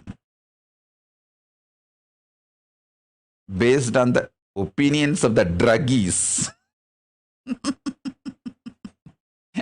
child rapists, racists, criminals, culinaries, and devil worshippers, you will only reach their space, rot and die in their space. Listen.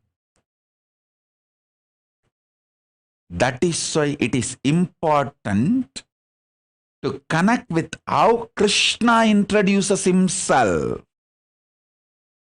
not how Shaguni or Shishubala introduces Krishna.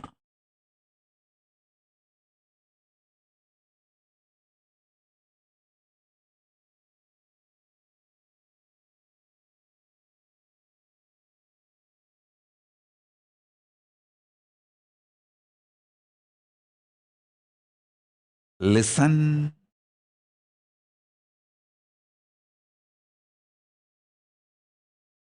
Intensely,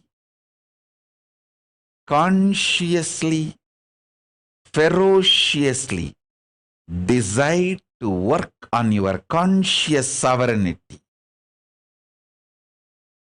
It's extremely exciting, fresh, alive experience of beautiful sunrise.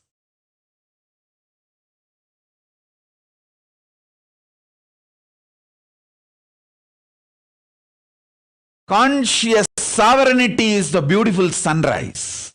I tell you, if you don't have a good friends to inspire you, don't talk to anyone, don't spend time with anyone, just spend time with my satsangs. That's the best friend you can have for yourself to enlighten you.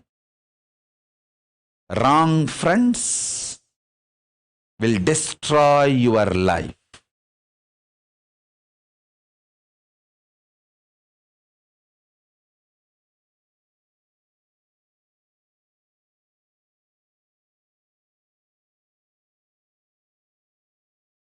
All those people who tell you, you should do your own independent investigation, they will put their shit on your mouth.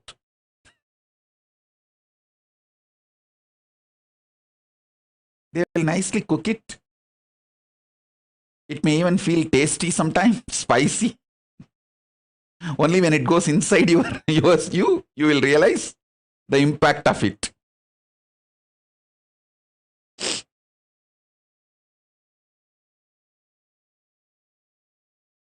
Understand? Falling into the delusion is not wrong, but not coming out is wrong. Falling into the delusion is not wrong, but not coming out is wrong.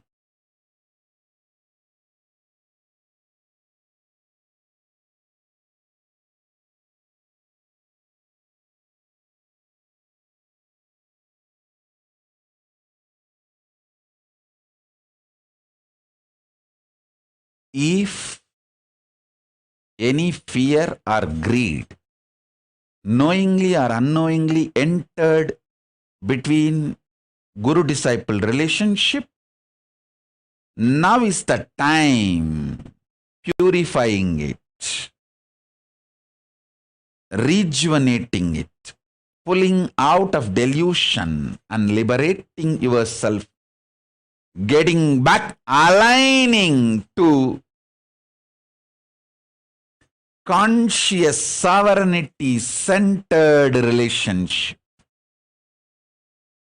Conscious sovereignty centric relationship. Conscious sovereignty centric buddhi, bhakti, shakti.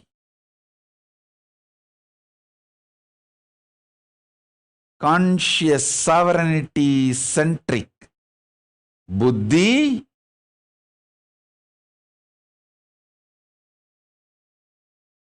bhakti, shakti. I tell you, have right friends who inspire your conscious sovereignty, enlightenment,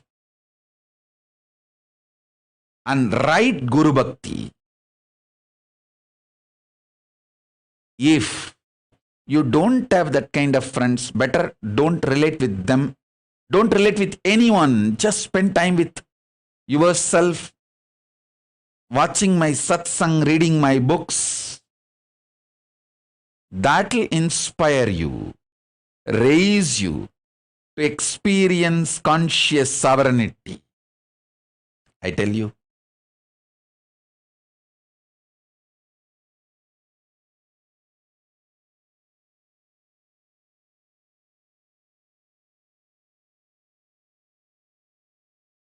this deluge, pralaya, brings many delusions. Lies looks like facts. See, when you are boiling with insecurity, any person giving you any information which may look like a fact, you will take that as a truth and make stupid decisions.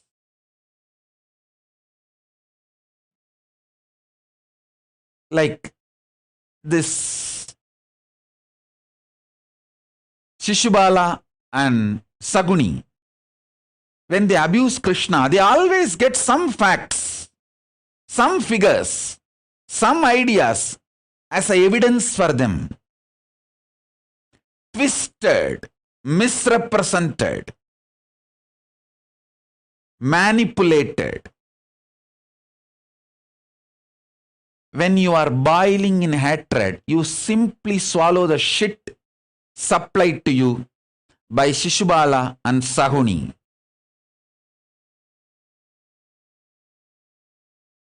And his gang.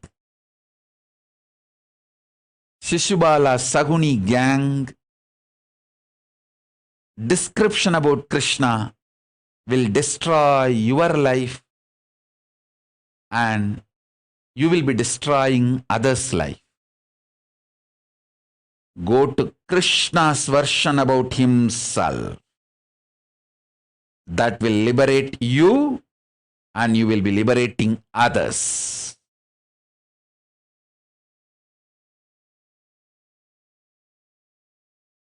Listen to this satsang intensely. This conscious sovereignty centered buddhi, bhakti, shakti, yukti, strategies.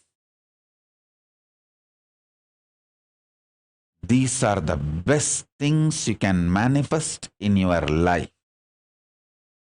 This Guru Purnima gift for all of you from me is this conscious sovereignty centered buddhi, shakti, bhakti, yukti as a gift.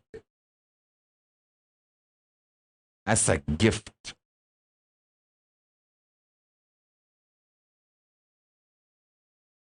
Bring your relationship with the Guru conscious sovereignty centered.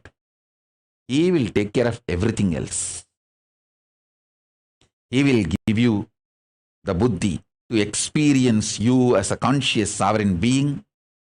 He will give you shakti to declare your conscious supremacy over this jagat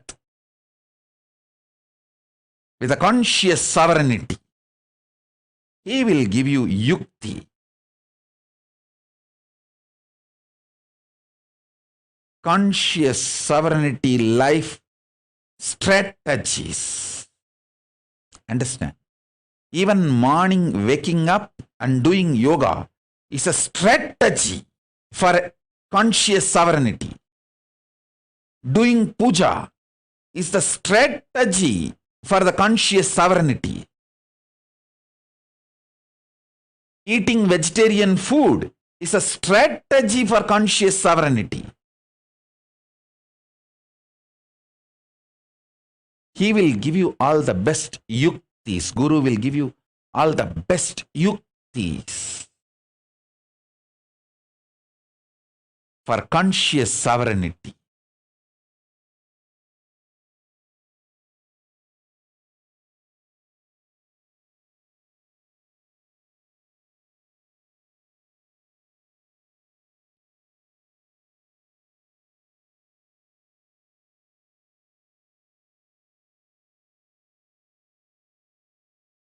The Madeline Portuguese is writing a message. What an incredible satsang. This is exactly what I needed to hear today. Thank you, Swamiji. Hey, listen. This is exactly what the whole world need to hear. Whole world need to listen. I am talking to each one of you.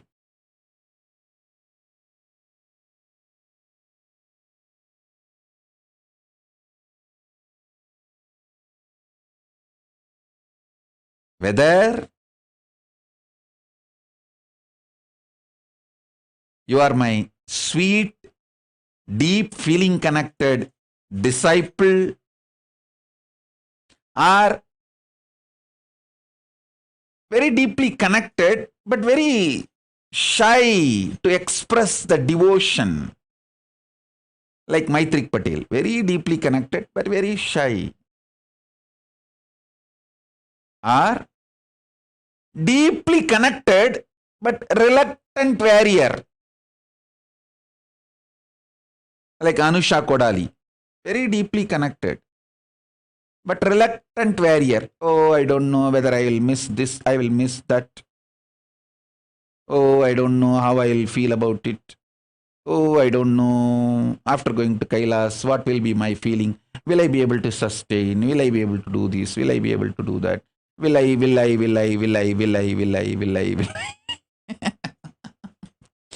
This is what I call reluctant warriors.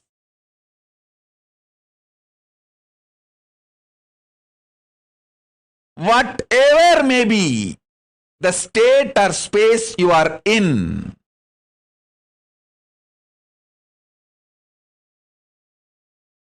I tell you,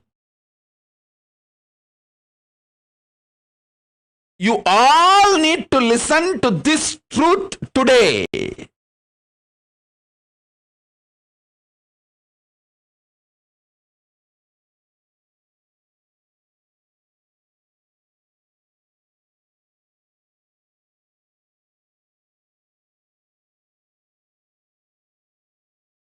See,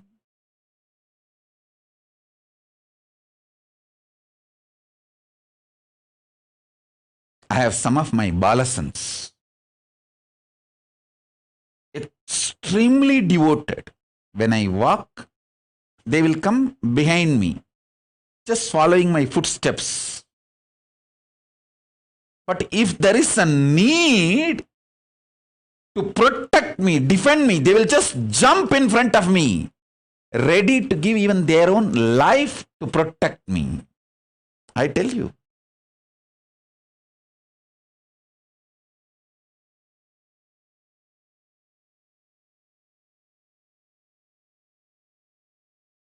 Some of the most beautiful Tyagis have come down with me from Kailasa. They have come down from Kailasa. You will see their manifestations, how they manifest themselves and hold themselves. You will see now when Kailasa is open to all of you, and when you are all able to come and have the experience of Kailasa physically. That kind of a highly dedicated Tyagi disciples, from that level to people who just got connected yesterday's Satsangh and feel this guy is talking something with the sense.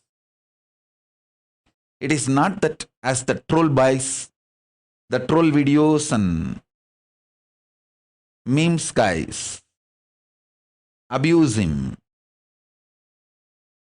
See, many times these trolls and memes guys, they think they can abuse me and try to put some music and edit, cut and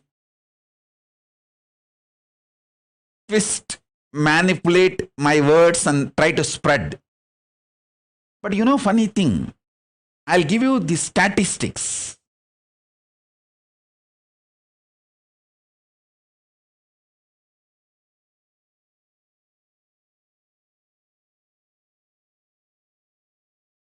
There are millions of people who saw troll video, memes, abusive videos first, and then Googled about me, saw the satsang and got connected and became devotees.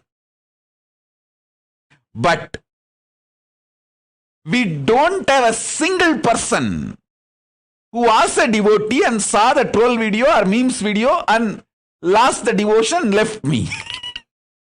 See the whole scene. So those fools, trolls, abusers, all of them, not only all their efforts are waste, indirectly it is helping my mission. Even though they don't want to help, their intention is no way helping my mission, but the final result is helping my mission. That's the way it is ending. That's the way it is happening. So listen, whether somebody who got connected just yesterday or a great Tyagi, you may be any level disciple. You need to hear this truth. Whole world need to hear this truth of conscious sovereignty.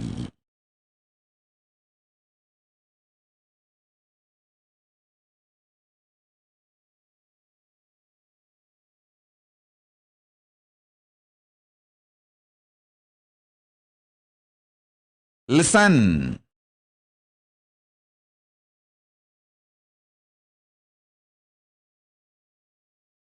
So many people trolled,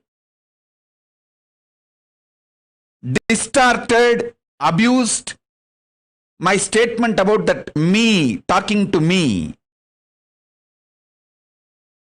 Actually, if you see the original video, you will understand this is the Paramadvaita, the ultimate Advaitic statement. Cosmic me, Paramashiva, manifesting in this as me, talking to all of you who are experiencing me in you. All of you experience you as me, me, me. That me in you and the me in me and cosmic me, all three are made of same substance called consciousness. Because I have realized cosmic me, individual me, and the me in you, all three are one and the same. I love cosmic me, the me in you, as me in me.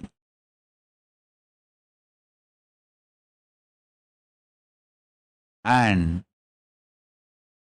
that me talking through this me to the me in all of you.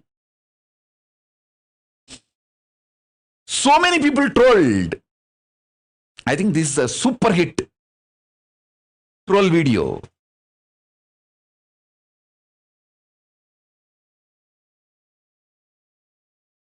But many people who got little curious, triggered, something seems to be like making sense. Why is he telling what he is telling? Let me just Google. Whoever Googled and started seeing more satsangs, they all got connected. They all got connected. I tell you,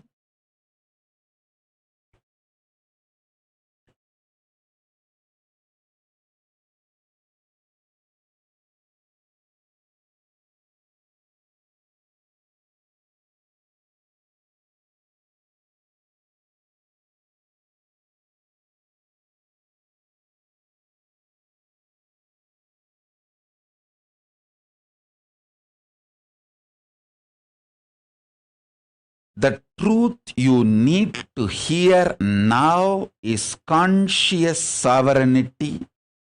The truth you need to meditate now is conscious sovereignty. Hold this in your being. Meditate on it intensely. Wherever you are, you will manifest me. Wherever you are, you will manifest Paramashiva. I am here to give you this bliss, this conscious sovereignty, the ultimate freedom. Especially when you start manifesting one or two powers from your conscious sovereignty, you will get so much strength and confidence on you.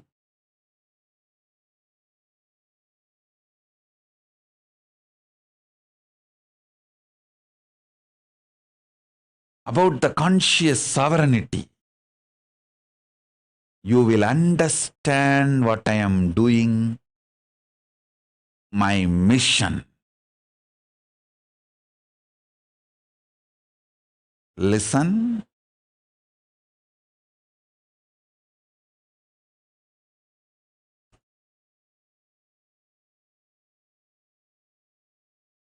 Every breath I am taking, manifesting as words, is initiation to give you conscious sovereignty. Every movement I am doing is a sweet hug, Shaktipada, Shaktinipada, initiating all of you through Sparshadiksha, giving you conscious sovereignty. Everything I do is to make you experience conscious sovereignty. Realize conscious sovereignty. I tell you.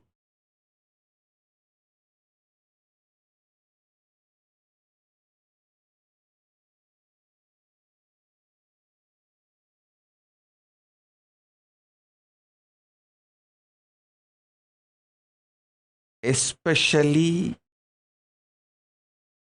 you are going through the third 7. See, first 7 year, second 7 year, third 7 year, fourth 7 year. This third 7 year and fourth 7 year means age 14 to 21 and 21 to 28. This two is the most important period of your life. If you are between 14 to 28 and you withstood this pralaya and stayed back with me, I guarantee you are enlightened. I will manifest conscious sovereignty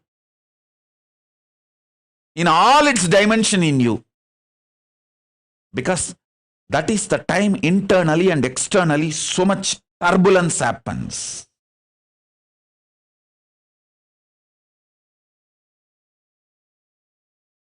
If you are between 14 and 28 and stayed in Kailasa, means, you see, if you have come already into the Kailasa and stayed with me, you won the game. If you have not come at all, but connected as a devotee and stayed as a devotee, continuing as a devotee, and then also again you won the game.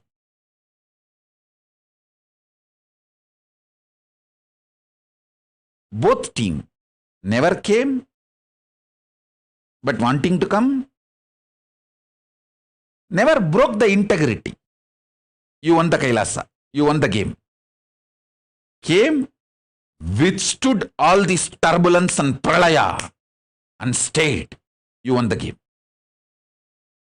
This is the most crucial time, this 14 to 28, to build the conscious sovereignty. The hormones, chemicals, everything. The way it churns inside, outside. the way you feel about you, because of that, the way you feel about Guru and others.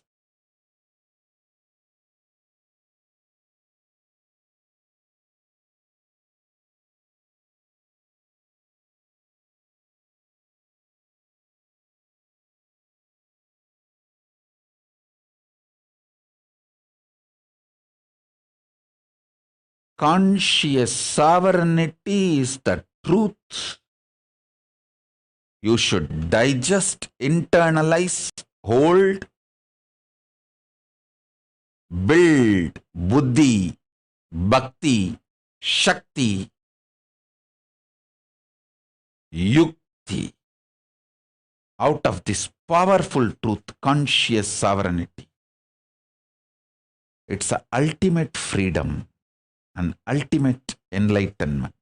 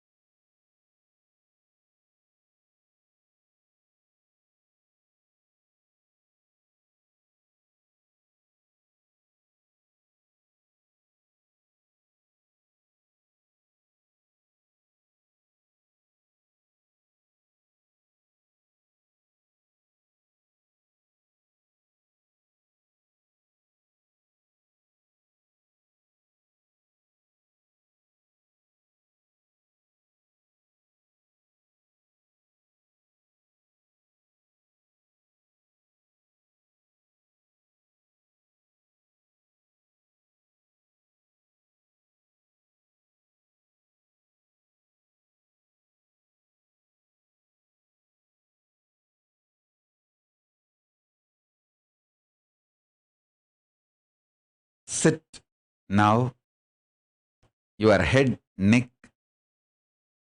spine straight. No need to close your eyes.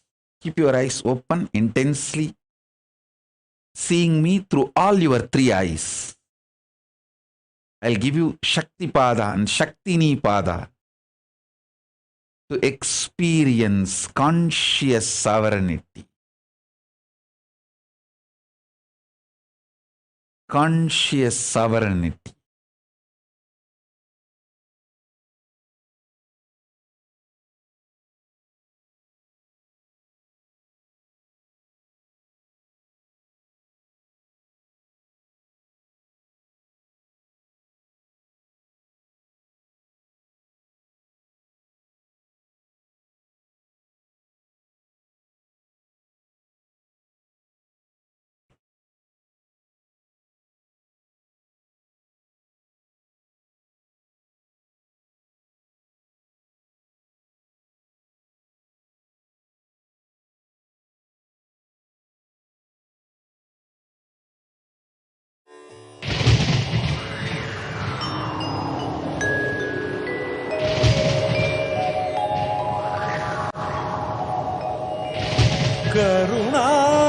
கருணார்ணவமாய் கருதக்கதி நல்கும் அருணாச்சல சிவமீதா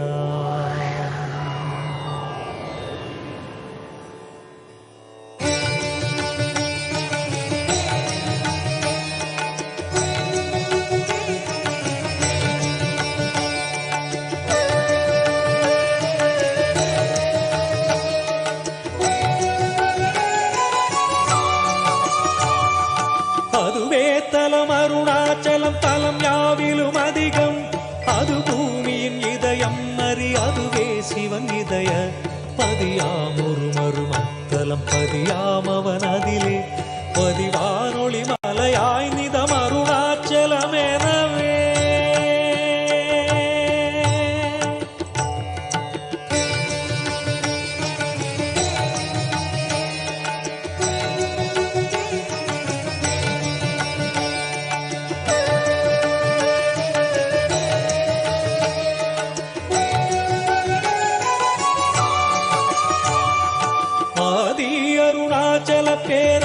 முதலிங்கத்துருக்குள் ஆதினாள் மார்கழியில் ஆதிரை அஜோதி எழும் ஈசனை mall முன்னமரர் ஏற்றி வழிபட்ட நாள் மாசி சிவராத்திரி அம்மற்று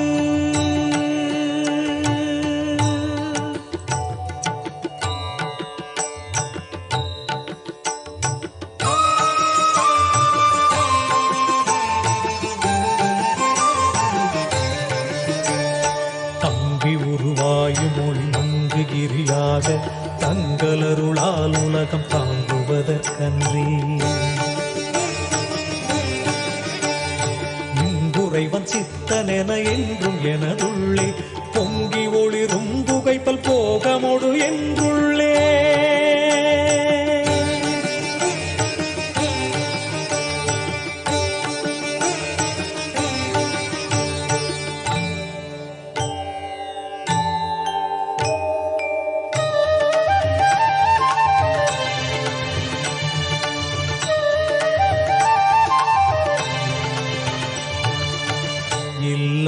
உலகும் தகையவியலால் புல்லாவினைகள் குணமாம் புகலீது இல்லாததுவாம் எது கண்ணுறலால் எல்லாரருணாச்சலமாம் இதுவே எல்லாரருணாச்சலமாம் இதுவே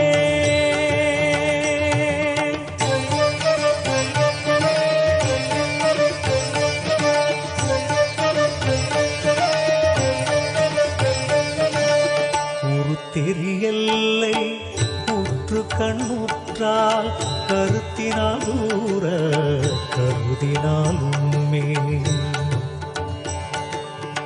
வருத்தமுறாது வராத வேதாந்த அறுத்த விஞ்ஞானம் ஆர்க்கும் உண்டாமே அறுத்த விஞ்ஞானம் ஆர்க்கும் உண்டாமே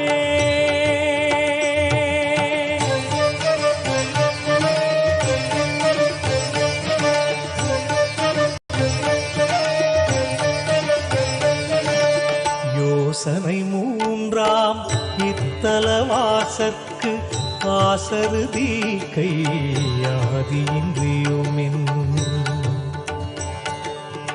பாசமில் சாயுச்சியம் பயக்கும் ஈசனம் என்றன் ஆணையினானே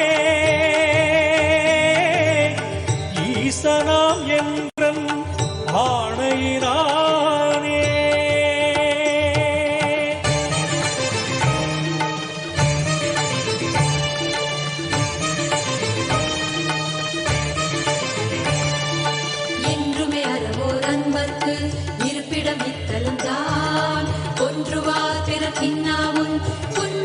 நோய் துண்ணி ஒன்றுராது மொழியும் தீயோர் முரணொரு கணத்தின் கங்கி குன்று அருளை ஈசன் கோபமெந்தழல் விழாது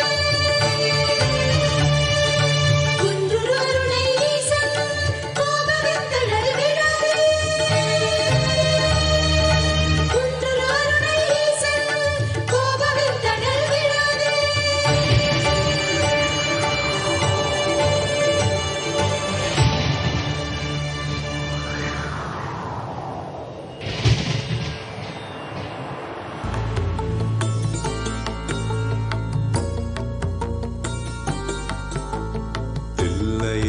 கூத்தனே நடராஜா நீ எல்லையில்லாதவன் நடராஜா அணுவிலே அசைந்திடும் நடராஜா நீ அனைத்திலும் ஆடிடும் நடராஜா தில்லையின் கூத்தனே நடராஜா நீ எல்லையில்லாதவன் நடராஜா அணுவிலே அசைந்திடும் நடராஜா நீ அனைத்திலும் ஆடிடும் நடராஜா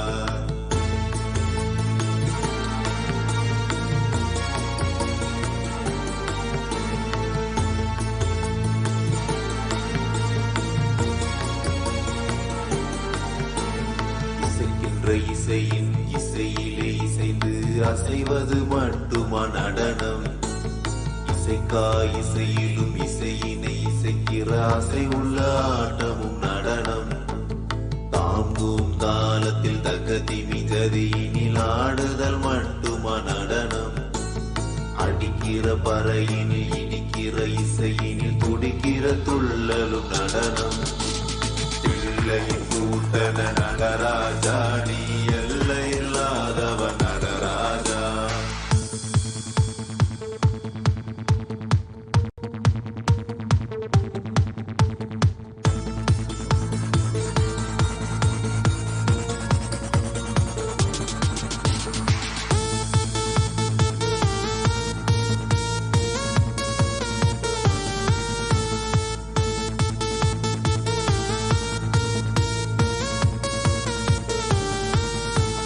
நாயன மேலத்தில் நாட்டிய சபையினில் காட்டுதல் மட்டுமா நடனம் நாட்டினை விட்டவர் காட்டினை தேடையில் காட்டிடும் ஆட்டமும் நடனம் மார்கழி மாதத்தில் கானக சபையினில் ஆடுதல் மட்டுமா நடனம் ஆடியில் ஆடிடும் ஆலயம் கூடிடும் ஆனந்த ஆட்டமும் நடனம் சிகு சிகு உடையினில் விறு விறு நடையினில் அடிக்கிற கூத்தா நடனம் கிங்கினி ஓசையில் பொங்கிடும் ஆசையில் வந்திடும் ஆட்டமே நடனம் பிள்ளையின் கூத்தனை நடராஜா நீ எல்லை இல்லாதவன் நடராஜா அணுவிலே அசைந்திடும் நடராஜா நீ அனைத்திலும் ஆடிடும் நடராஜா பிள்ளையின் கூத்தனை நடராஜா நீ எல்லை இல்லாதவன் நடராஜா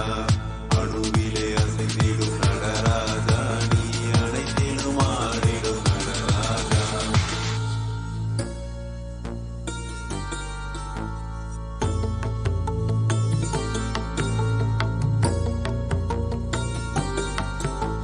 பிள்ளையின் கூத்தனே நடராஜா நீ எல்லை இல்லாதவன் நடராஜா அணுவிலே அசைந்திடும் நடராஜா நீ அனைத்திலும் ஆடிடும் நடராஜா பிள்ளையின் கூத்தனே நடராஜா நீ எல்லை இல்லாதவன் நடராஜா அணுவிலே அசைந்திடும் நடராஜா நீ அனைத்திலும் ஆடிடும் நடராஜா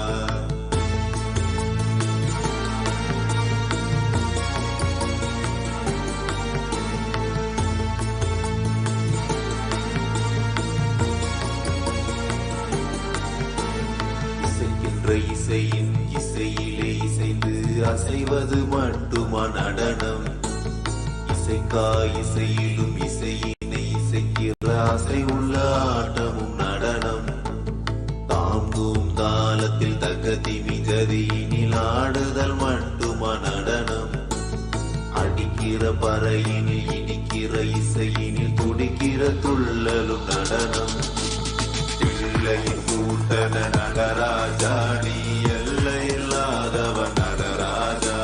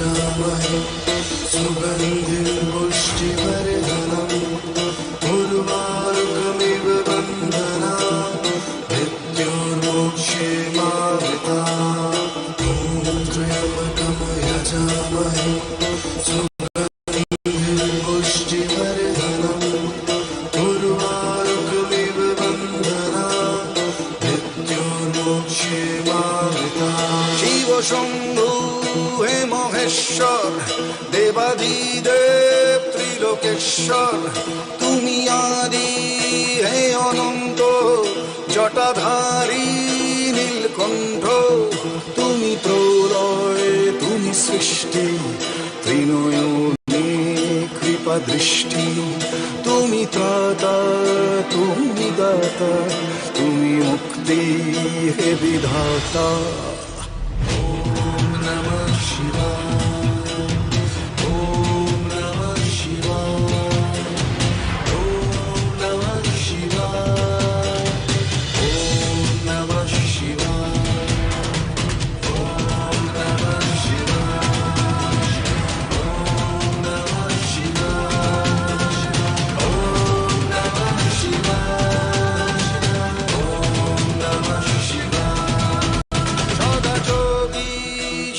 গঙ্গে নিয়ে ভস্য সারা অঙ্গে কর পালন নেত্রীভুবন তব অপার লীলা রঙ্গে ধর ত্রিশূল নে হস্তে আনো শান্তি শুভ চিত্তে তুমি ত্রাতা তুমি দাতা তুমি মুক্তি হে বিধাতা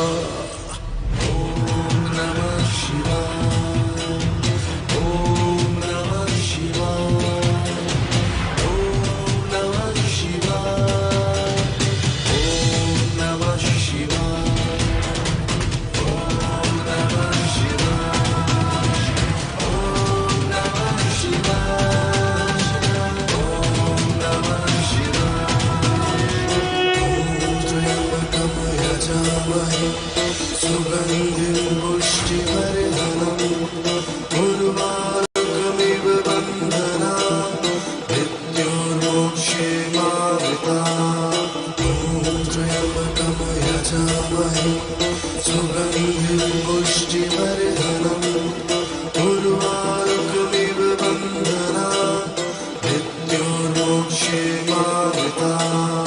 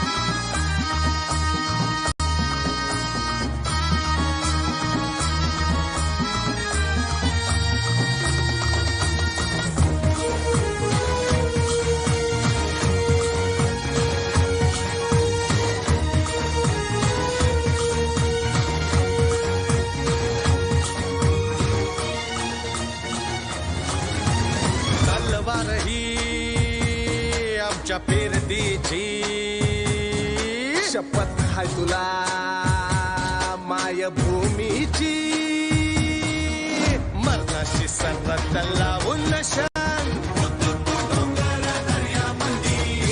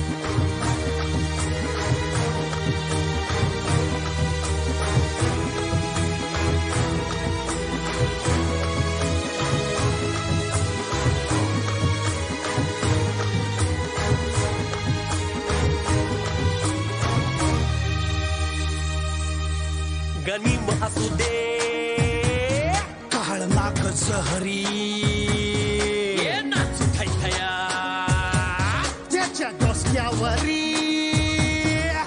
पोलादी मुठीनं दुश्मनाचं पोलादी टाचन तुडवून सौराज्य सद्गुराव राज्या परी शिवाचं आमचा मल्हारी शिवाचं आमचा मल्हारी शिवाचं आमचा मल्हारी मल्हारी मल्हारी मल्हारी शिवा आमचा मल्हारी मल्हारी मल्हारी मल्हारी शिवा आमचा Malhari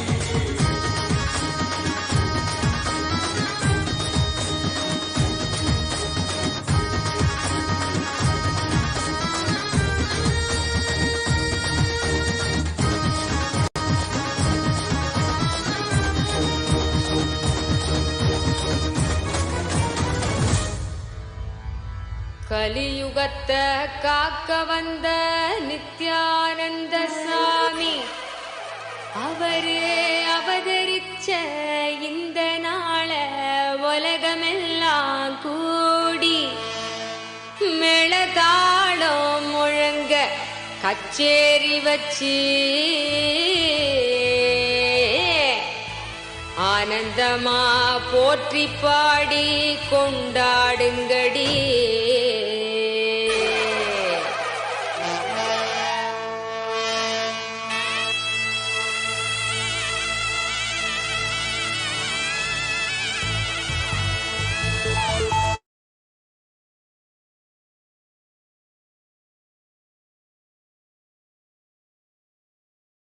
I bless you all. Let's all radiate with integrity, collective integrity.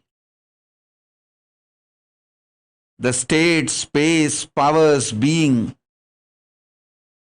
superconsciousness, and Kailasa of Paramashiva.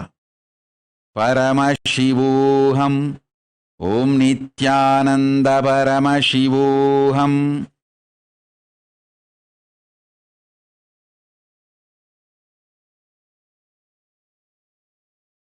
The state, space, powers, being, and superconsciousness of Paramashiva, Kailasa of Paramashiva.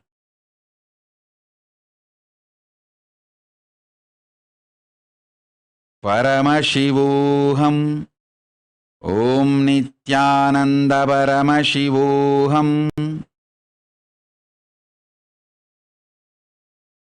Om. I bless you all. Let's all radiate with integrity, collective integrity. The state, space, powers, being, superconsciousness.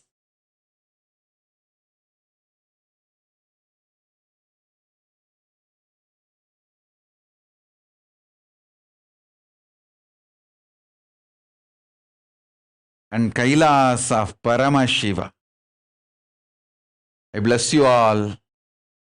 Let's all radiate with integrity, collective integrity, authenticity, responsibility, enriching, causing, Paramadvaitam, Shuddhadvaita Saivam, the state, space, powers, being, superconsciousness, and Kailasa of Paramashiva. Paramashivoham.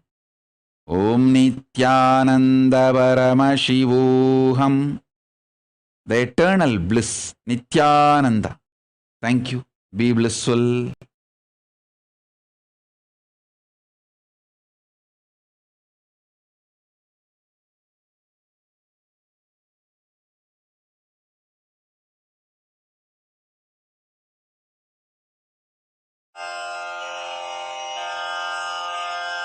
श्रीकैलासोन्नतद्वादशान्तश्यामलापीठारूढ श्रीमीनाक्षिसुन्दरेश्वरा भिन्नस्वरूप परशिवपुत्ररत्न Kumar गुरुमण्यतुल्यावतार श्रीपार्वतीस्तन्यपानलब्धदिव्यज्ञान विश्रुतसकलनिगमागमसारभूत द्राविडवेदप्रवक्त्रे श्रीमत्परमशिवकरुणासमधिगतमुक्तामयचतुरश्रयान गीयमान छत्रचामर श्रीचिह्नकाहलादिसमस्तबिरदावल्यलङ्कृत ज्ञानविज्ञानचक्रवर्ती सर्वजनसङ्घसद्यो निर्वाणदीक्षाव्ययापवर्गवर्ष विश्राण Jimuta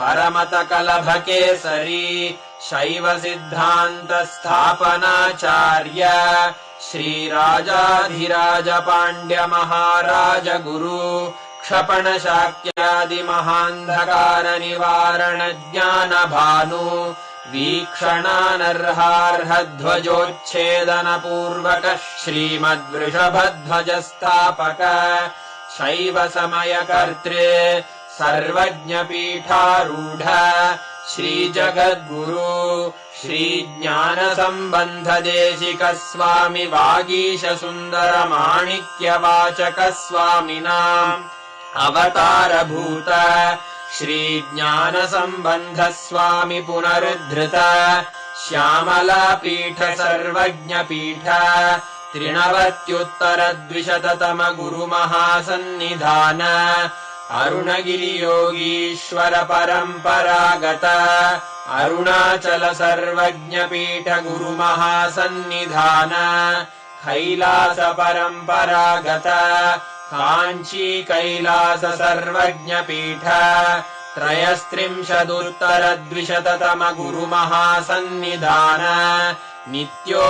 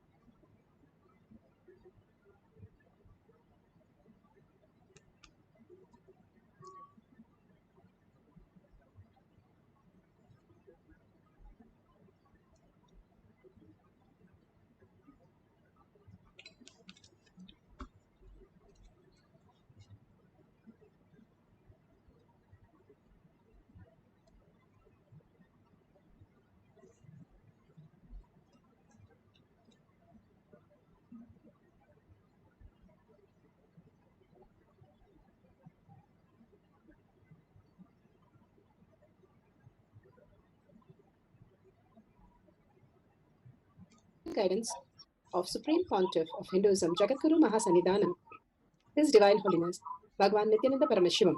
Let's start with the Sadguru Vandanam. Nithyanandam Paramasukhanam Kevalam Jnanamurtim Dvandvatītam Gaganasadusham Tattamasyadilakshayam Ekam Nityam Vimalamachalam Sarvadi Sakshibhutam Bhavatītam Trigunarahitam Sadgurum Tam Namami. Let's go through the disclaimers. Security measures. No photography, video, audio recording. Important cautions.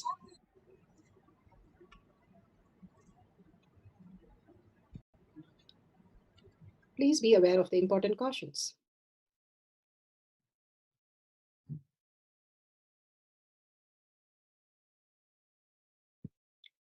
What is spa manifestation? Let's hear from Bhagavan himself explaining what is spa manifestation.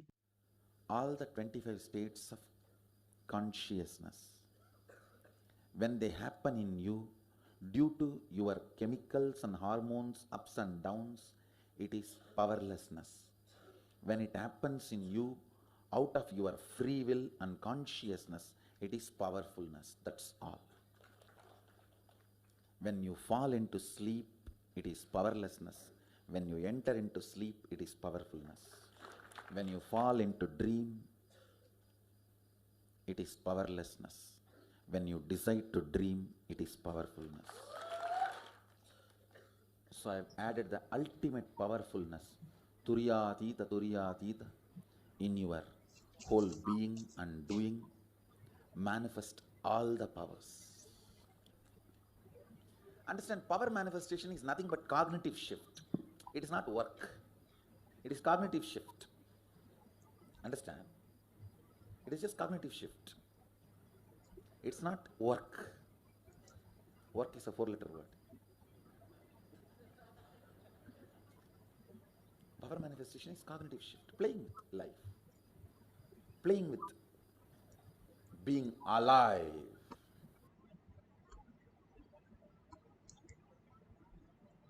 Beautifully, Bhagavan has given us the definition for what is power manifestation.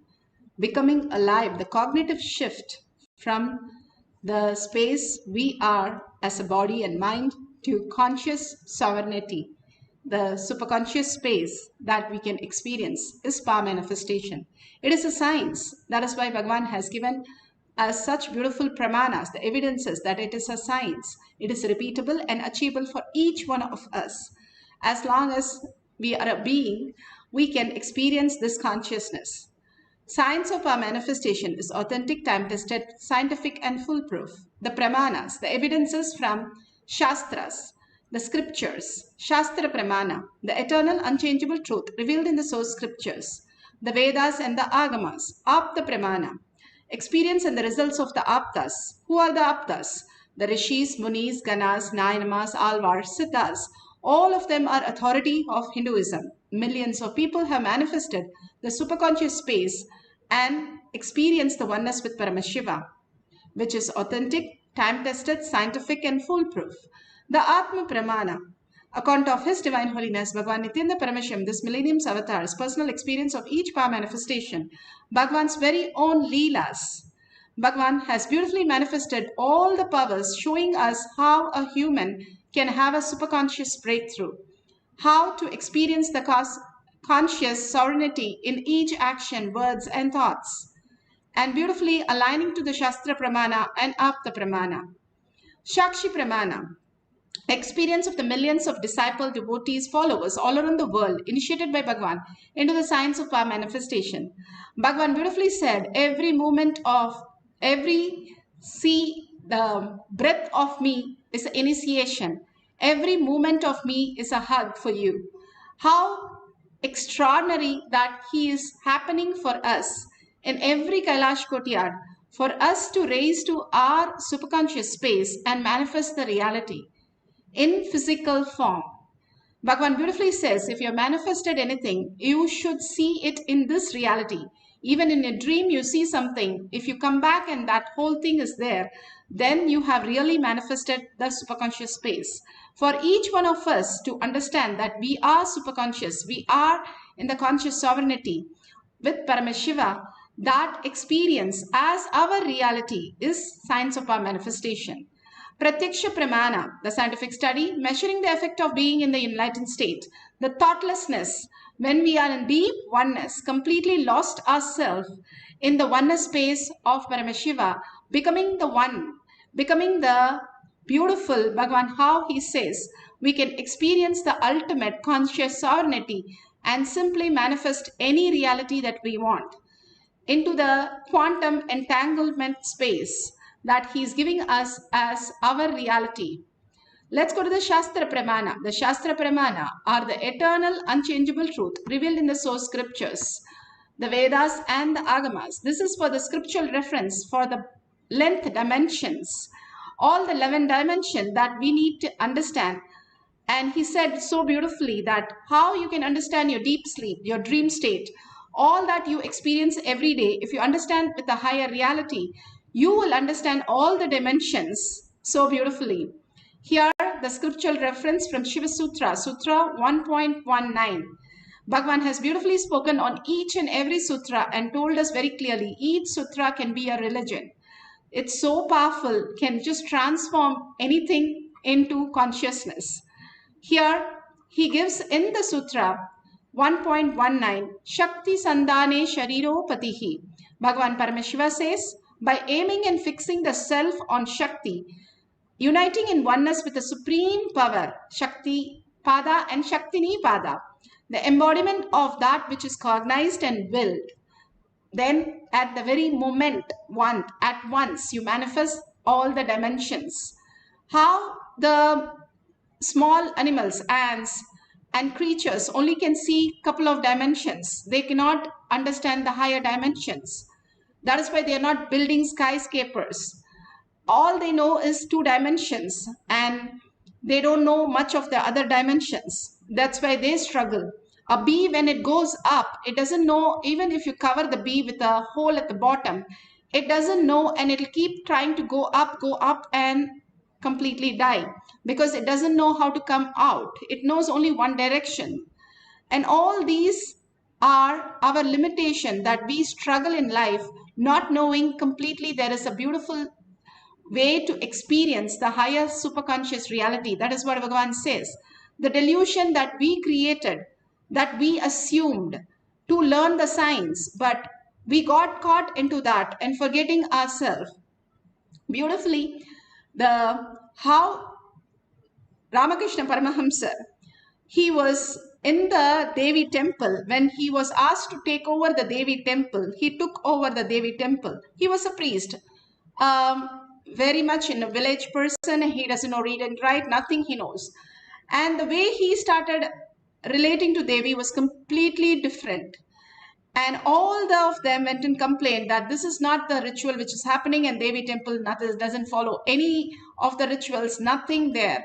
And the Rani's son-in-law, who was taking care of the whole temple, wanted to hide and see what actually he does. Like Kannappa Nayanar, he was talking to Devi in such a way that the stone started melting. He was in such a oneness space, in the Advaitic space, quantum entanglement space, that Paramashiva space, Parashakti space. Simply the stone started melting. Even he could wear the bangles for the hand, and Devi showed her hand, and Devi is a stone, but she showed her hand. And he fed the Devi, and Devi took the food inside when he fed the Devi.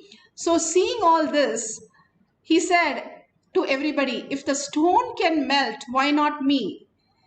That is the space of Advaita that Bhagavan says, conscious sovereignty that he was in, that completely melted that how we exist, beyond that how we can exist in oneness with Paramashiva.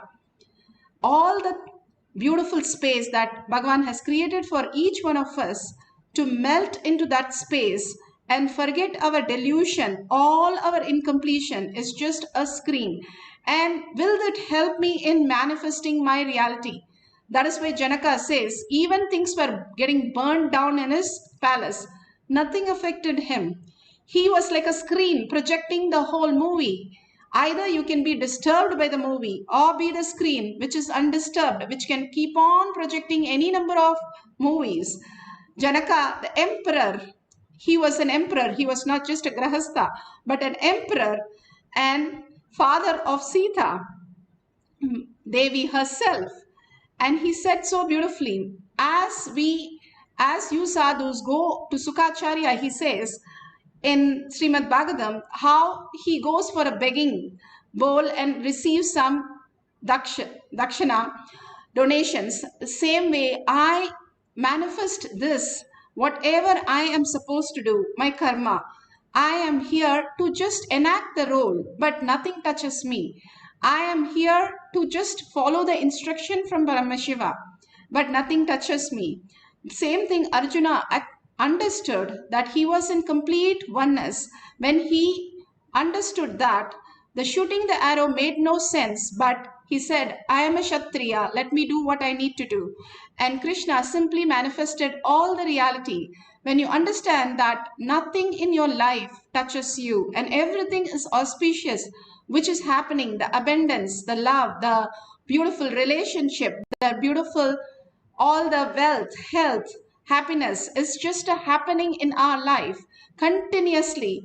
If you are like a screen that Bhagavan says, even 48 hours he says, you will be enlightened.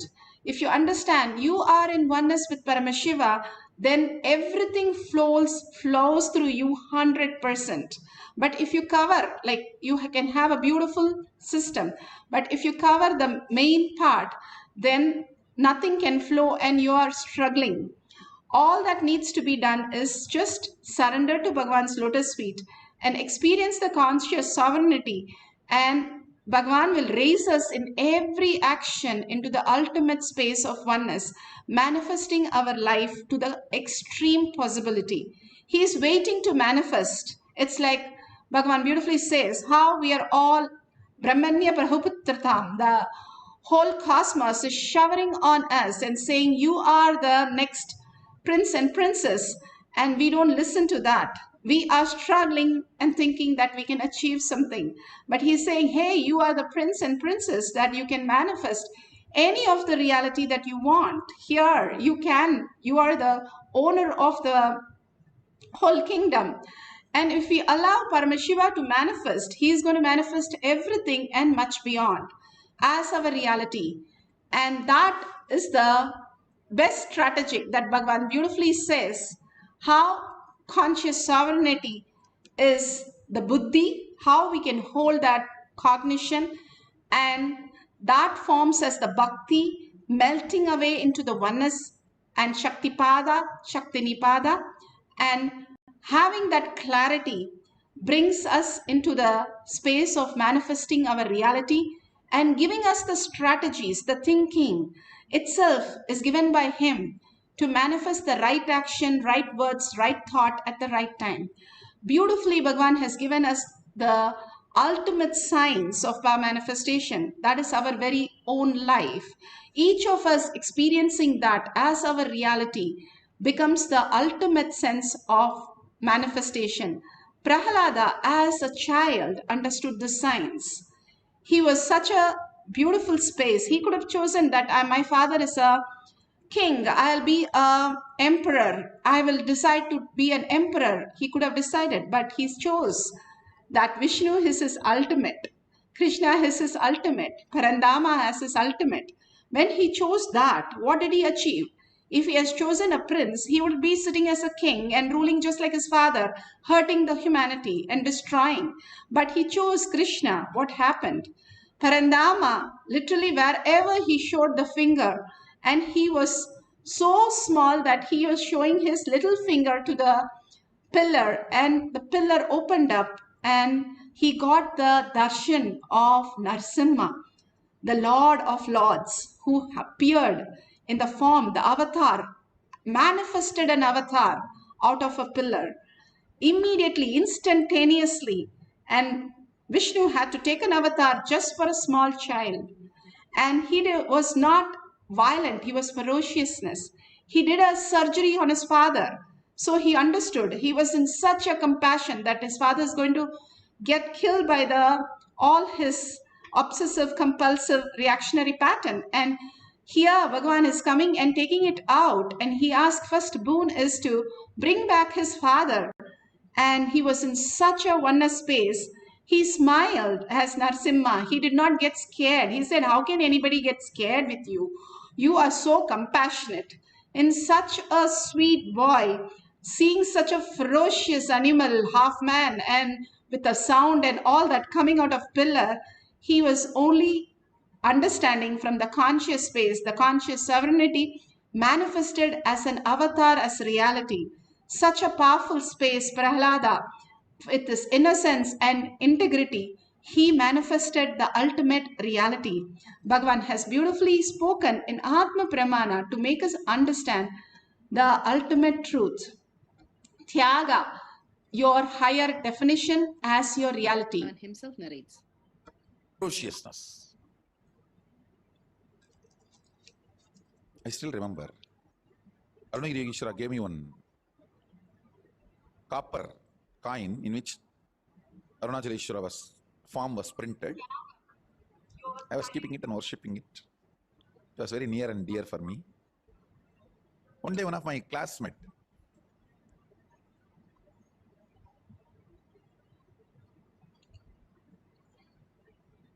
he was given a chocolate by another friend, and he said, no, I don't want chocolate. Instead, if you give me that money, I'll be happy. The friend asked, what you are going to do with that money? He said, near my house, somebody is building a temple. I have decided that till the temple is completed, I will not eat chocolate and I will collect all the money and give it to the temple to complete that construction. Even if he collects everything, he may give some 10 bricks, not more than that. But his way of tyaga, I was so happy I gave this dollar to him, which I was worshipping for quite a long time.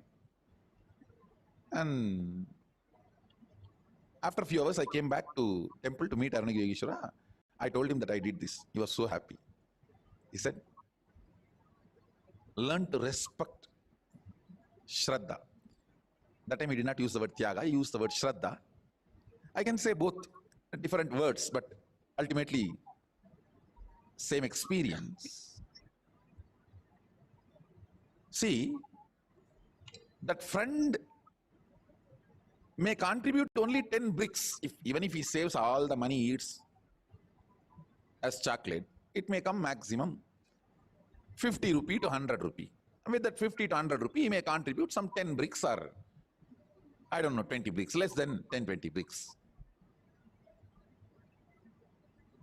But his ferociousness, more than the contribution he does to temple, his heart will become temple. So beautiful. Bhagavan has told what happens when we have Tyaga, the higher identity. Integrity to our higher identity is Tyaga, not giving up anything else. We giving up the delusion and holding the highest reality. Here you can have the Shakshi Pramana. Asked me to ask general knowledge questions. So I said, who is the 4th president of US?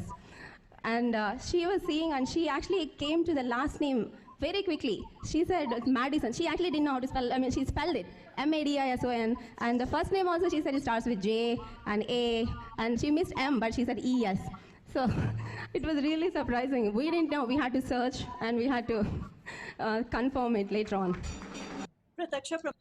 Beautifully, you can see how the Balasans in the courtyard, not only they were able to manifest the powers, they were able to download. When we put the Balasans on the stage, that's what Bhagavan said, they have come down for each of the avatar, whether it is Ramakrishna Paramahamsa, Ramana Maharshi, all of the avatar, bring down all the great avatars and all the great Brahma Yogis with them. It is not just them, but all of them who come down with them is such a scene to be seen. And even Vivekananda, who's a great Brahma Yogi who has come down, Sudama again is a Brahma Rishi. All of them who have come down with the avatars to showcase their Tyaga, the ultimate oneness. Other than Paramashiva, they don't have a context, the thought or action in their life. Living like that is the ultimate space that you can cherish. Each one of you have raised, Bhagavan has brought 7 crore people before him, with him, after him, he said once. Such a large number of us have come down this time to experience the oneness with Paramashiva. Manifesting all these powers open up our real dimension to us. When Vivekananda understood in 6 years what Ramakrishna Paramahamsa, awakening him to who he is, simply made him the ultimate reality. Bhagavan is waking us through all this power manifestation to make us realize who we are. Each one of us, gods and goddesses sitting here in this beautiful space of oneness to manifest all the powers of Paramashiva. If you have a pen and paper, that's wonderful. If you have the Jnananjan in your Kantamala, you can apply in your third eye and your temples. If you have camera, download a timestamp and record the whole thing. You see, Kailash Kotiyar Manifesting Power page has lots and lots of beautiful sharing. And what is sharing different from other sharing? When you see a painting which is drawn by a mad person, you fall into the madness itself. That is the scientific research. When you see all these power manifestation videos, because they're entangling Paramashiva in the oneness space, quantum entanglement, you also start becoming in that space. The more you watch, the more you manifest the ultimate reality, because you are mirroring neuron catches the highest reality. The oneness capsules and all these great signs Bhagavan has given to make us manifest the ultimate reality, recognizing who we are and showcasing the divine space, that who we exist at your original conscious sovereignty centric space. Now, guidelines, let's go to the power manifestation, the deep meditative space already that we are in. So take some random questions that you always wanted an answer which you have no idea, and write down these questions. If you have a partner, that's wonderful. Otherwise, write down these questions and just through your third eye. Do not use any of these logic. No mind, no thoughts allowed in this session. Mind is simply to put you, how it puts you in the deep sleep, wakes you up and puts you in the dream state. That is all the mind's work, not to give you thoughts. That is the delusion. Completely switch off the thoughts. Tell very clearly, Paramashiva is my time now. If you're talking to Bhagwan, what would you do? If you're on the phone call with Bhagwan, will you have any other thoughts? No. Same way you are in conversation with Paramashiva when you're manifesting these powers. So do not allow any of the thoughts, and only whatever answer he gives, keep on writing. Don't have self-doubt. Oh, this is my general problem that I'm writing down. No. Just keep writing down. Suddenly you'll start shifting and writing the correct answers. Even if you don't know, keep writing and you will see all the answers exactly matching how Paramashiva has given. Now let's sit straight with the head, neck and spine in a straight line for the Kundalini to raise to the Agnya and manifest as Paramashiva. Now clearly have the beautiful vision of Bhagwan. Just now we had the verbalization, Bhagwan Satsangh. Keep on running over the words that he said and keep on running over the visual, that smile, that initiation, the hug, the love, the compassion, the grace, and different things. Just go on that beautiful space and absolute unclutching from everything that you know as your identity. Anything comes up, just surrender to Bhagwan's lotus feet. All we know is unclutching. Surrender to Bhagwan's lotus feet again and again and again. Only do the Tyaga for a few minutes. I am Paramashiva. I have nothing other than Paramashiva in me. Declare yourself. Sit in Shaktipada, the Bhava, with 25 heads and 75 eyes and 50 hands. Sit down as Paramashiva, Para Shakti, so ferociously, like how Prahlada was so sure he can create an avatar just at the blink of his eye, just moving his finger and saying, here, avatar comes, Narsimha comes for you. Such a powerful space. Sit like that and continuously chant the Mahavakya to merge into the oneness with Paramashiva, entangling with Paramashiva in the deep oneness space, manifesting all the dimensions as your reality. Now let's start chanting the Mahavakya and note down whatever Paramashiva reveals. At the end of the cycle, we will verify everything. So continuously get into the deep meditative space of experiencing the oneness, the quantum entanglement, the Paramashiva space beautifully. And let's start chanting the Mahavakya intensely. Nithyananda Paramashivoham.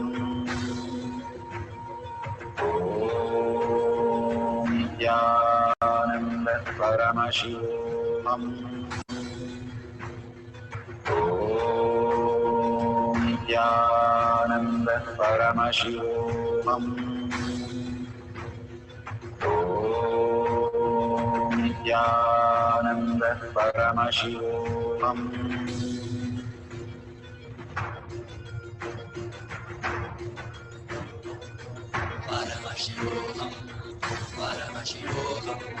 Let Paramashiva's third eye manifest in all our third eyes. Let the Amrita pour, let the Varni open up, manifest in all of us.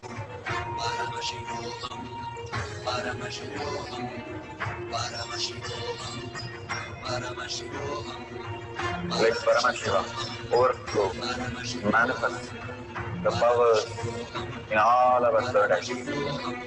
Om Nithyananda Paramashivoham. Om Nithyananda Paramashivoham. Om Nithyananda Paramashivoham. Nithyananda Paramashivoham.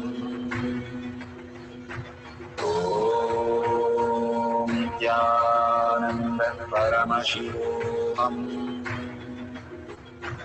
Om Nithyananda Paramashivoham. Om Nithyananda Paramashivoham. Om Nithyananda Paramashivoham. Om Nithyananda Paramashivoham. Om Nithyananda Paramashivoham. Om Nithyananda Paramashivoham.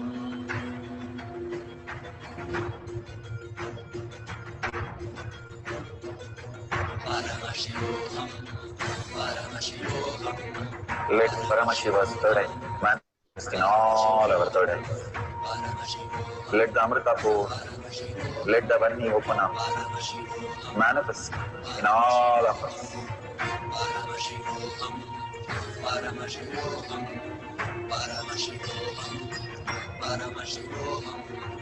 Let Paramashiva overflow, manifest the powers in all our third eyes. Om Nithyananda Paramashivoham. Om Nithyananda Paramashivoham. Om Nithyananda Paramashivoham. Om Nithyananda Paramashivoham. Om Nithyananda Paramashivoham. Om Nithyananda Paramashivoham. Om Nithyananda Paramashivoham. Om Nithyananda Paramashivoham. Om Nithyananda Paramashivoham. Om Nithyananda Paramashivoham. Om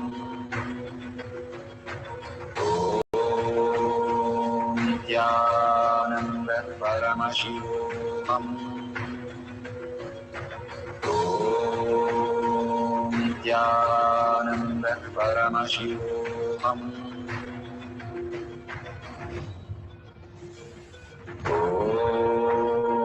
Nithyananda Paramashivoham. Om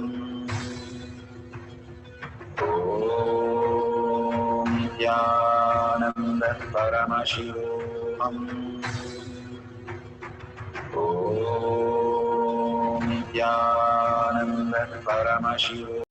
Om Nithyananda Paramashivoham. Om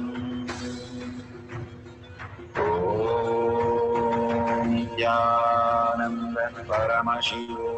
Om Nithyananda Paramashivoham. Om Nithyananda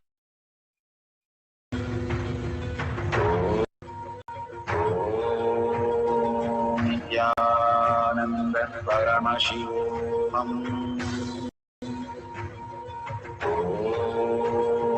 Nithyananda Paramashivoham.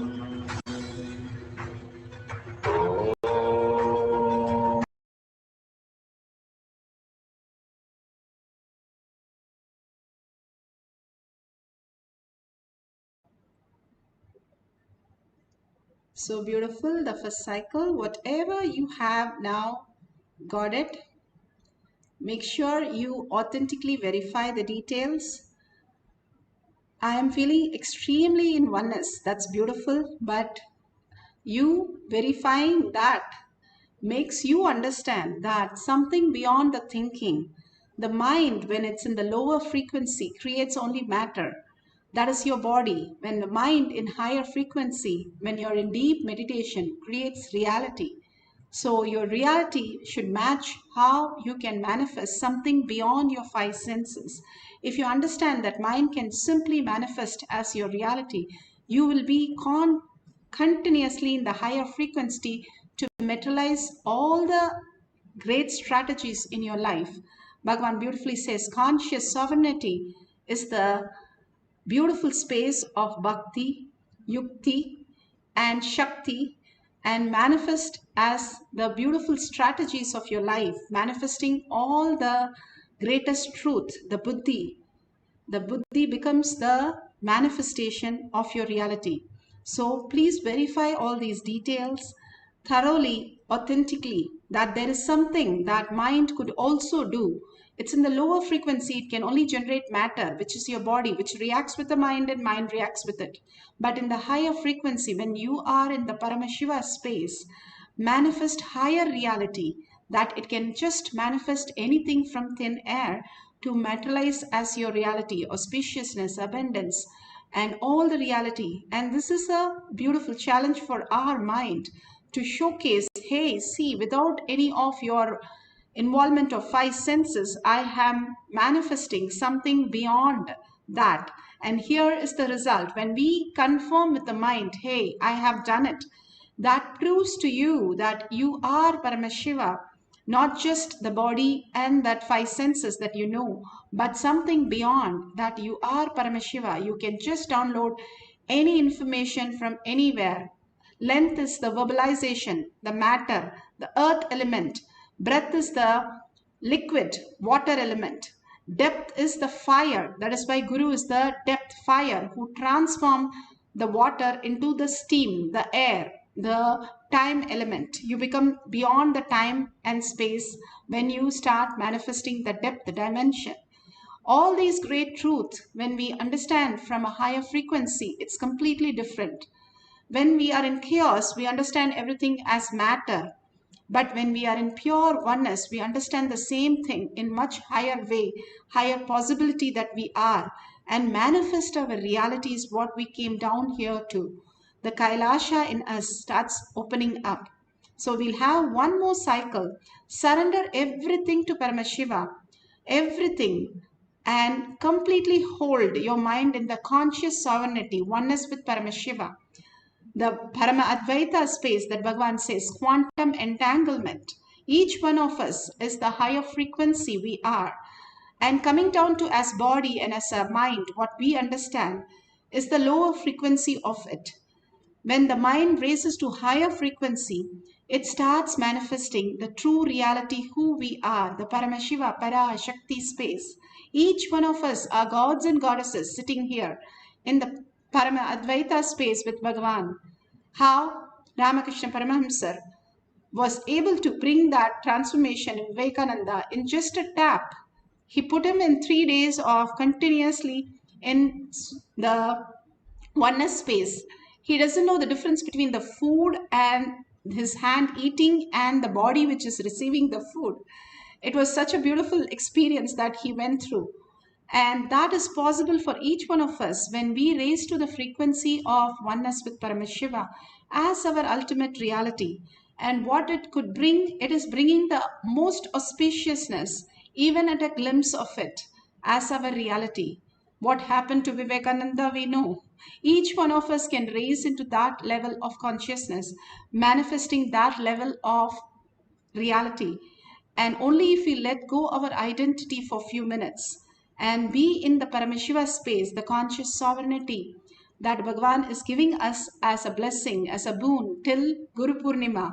He says, every breath of mine and every breath of mine is initiation. Every movement of mine is a hug. Such a beautiful space that Bhagavan is giving us. Let's entangle with that beautiful space and just merge into Paramashiva space and Let's start chanting the Mahavakya for the second cycle. At the end of the cycle, you can verify. Let's get into the deep oneness, the meditative space, to experience as our reality. Each one of us, only if we experience, we start understanding the higher signs. Oh, I've tried sitting and manifesting so many times, it doesn't happen. No, each step towards it itself is the biggest blessing that you're taking.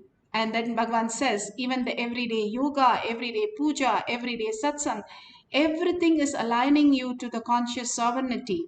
Don't miss the opportunity of manifesting your higher reality by entangling with Bhagavan. Bhagavan himself sits in Kailash courtyard and lets us to manifest the higher reality. And that we'll be so blessed to understand how these Balasans every day do the Kailash Kotyar and manifest higher signs. We also become like the Balasans, manifesting all the powers of Paramashiva. Let's start chanting the Mahavakya intensely, merging into oneness with Paramashiva and manifesting the length dimension.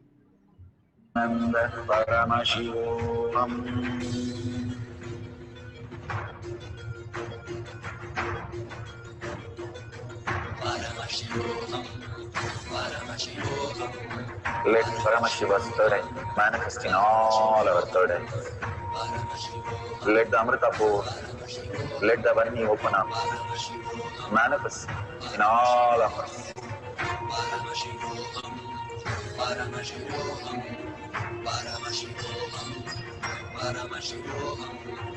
Let Paramashiva overflow, manifest the powers in all our third eyes.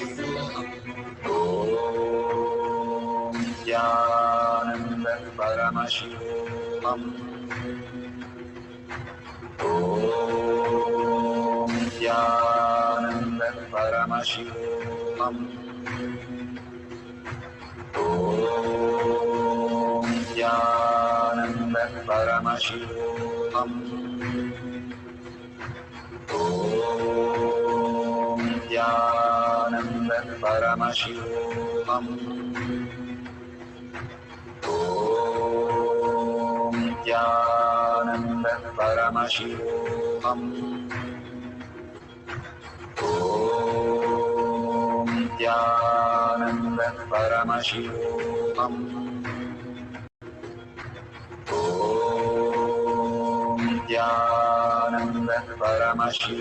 Om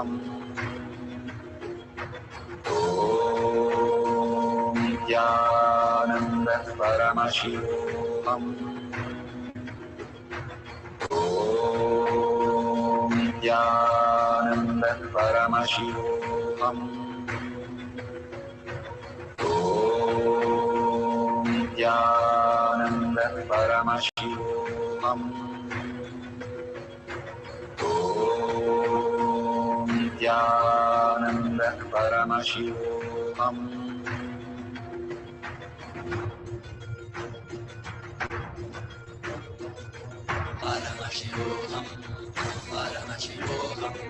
Let Paramashiva's third eye manifest in all our third eyes. Let the Amrita pour, let the Vani open up, manifest in all of us.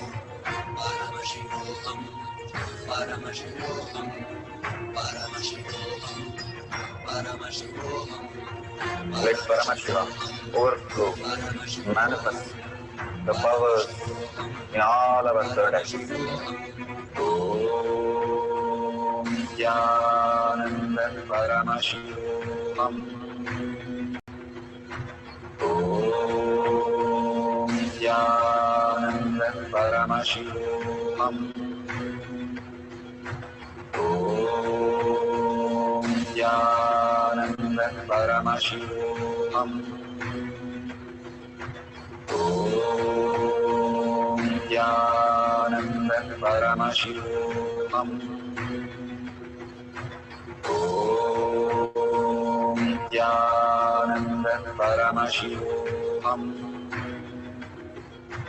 Om Nithyananda Paramashivoham. Om Nithyananda Paramashivoham. Om Nithyananda Paramashivoham.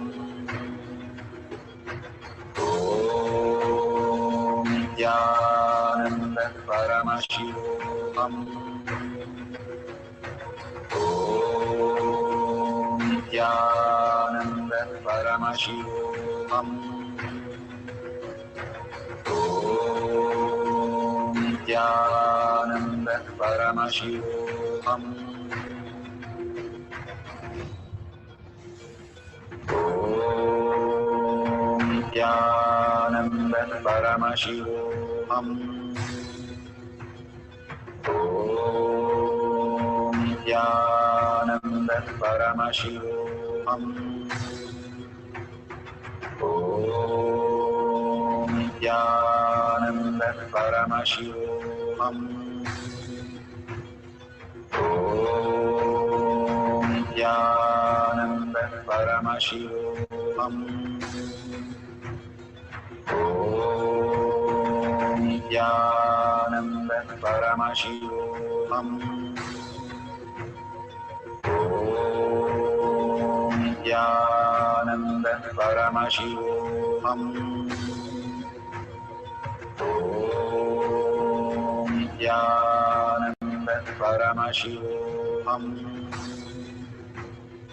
Om Nithyananda Paramashivoham.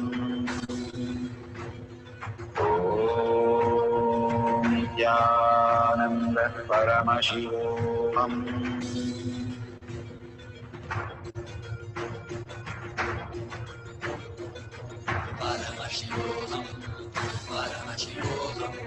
Let Paramashiva's third eye manifest in all our third eyes. Let the Amrita pour, let the Om Nithyananda Paramashivoham. Om Nithyananda Paramashivoham. Om Nithyananda Paramashivoham. Om Nithyananda Paramashivoham. Om Nithyananda Paramashivoham. Om Nithyananda Paramashivoham. Om Nithyananda. Such a beautiful space all of us are in. Now is the time for sharing. Why should I share? I have such a beautiful experience, such a experience that Bhagavan has showered on me. Even a small things that you go to a restaurant or to any of the malls, everywhere, you experience everything at a cost. Here, Bhagavan is overflowing all the experience with completely free, completely in just compassion, in deep love for each one of us to raise us to superconscious space. What can I do in return? I can just go ahead and share my experience as my reality. If you take anything, the personal experience really matters. Each one of you telling how amazing, how he said the tolls and memes that what they put and the memes that they put has brought so many of them. He didn't say all your sharing. That's what he should say. All your great sharings of all these great truths, your powerful cognition, your manifestation, the videos, the photos, if you can share, all that will bring n times the number of the people that brings from all these trolls. That is the contribution that each one of us can do to the world. And contributing to the world, how does it help me? The power manifestation I can understand, but how does me sharing my life, my time, my effort, and my powerful cognition help somebody else? It does in the n-fold. Each one of us, somebody we heard that something saying so amazing about the whole experience that we logged in one day, and millions have got connected to Bhagavan Satsangs and Darshans, and power manifestation sessions through all our comments. Every comment is so important.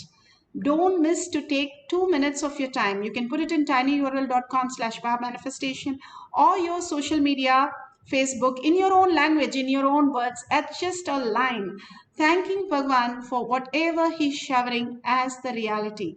And your deep experience, authentically write it down.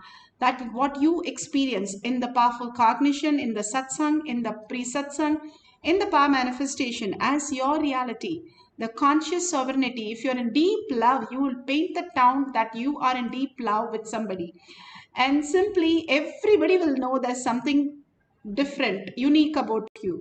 That is what is, you are in Paramashiva space. You should tell the town that you are celebrating that space and see the difference of your life, what happens. It will take you to Kailasa. It's so powerful. Bhagavan says extreme causing, extreme power manifestation is extreme causing. Simply, you will be taken to Kailasa just by being in that oneness space and sharing and contributing to others' life. If you see a $sign at the end of the YouTube, you can also offer your contribution to Kailasa. Whatever we each one, even the squirrels came and built the Ramasetu when Rama came down. These avatars are not looking for the squirrels to manifest their reality, but giving the blessing for the squirrels. Even as a squirrel, you can manifest your reality. That is what Bhagavan is saying. Build your Kailasa. When you contribute, the inner space becomes Kailasa. When you start contributing to the higher reality. Let's surrender all this powerful cognition and power manifestation and all this great experience that we had during the meditation, the oneness, the Shaktipada, Shakti Nipada, to Bhagwan's lotus feet. Every time, whatever you experience, drop it at Bhagwan's lotus feet to ask him more guidance and more reality into the depth of Paramashiva as your reality. With that, thanking each and every one of you all over the world, part of this Kailash Courtyard, where Bhagwan himself is residing in each one of you as a manifestation right now. Thanking each one of you, you are really blessed. Do Anga Pradakshina for yourself, because whatever Bhagwan says, you are the one who have really manifested the space, state and powers of Paramashiva, the Kailasa of Paramashiva. So thank yourself to listen to this and be in the oneness space of Paramashiva. With that, let's get it ready for the next Kalaberava Darshan, the ultimate space, the most ferocious and most beautiful space, the most compassionate space of Bhagwan. So with that, let's end the session with a Purna Mantra. Om Purnamada Purnamidam Purna Purnamadashyate Purnasya Purnamataya Purnameva Vashishyate. Om Shanti Shanti Shanti. Hari Om Tat Sat Sarvam Bhagavate Shri Nithyananda Paramashivam Paduka Arpanamastu. Om Nithyanandam.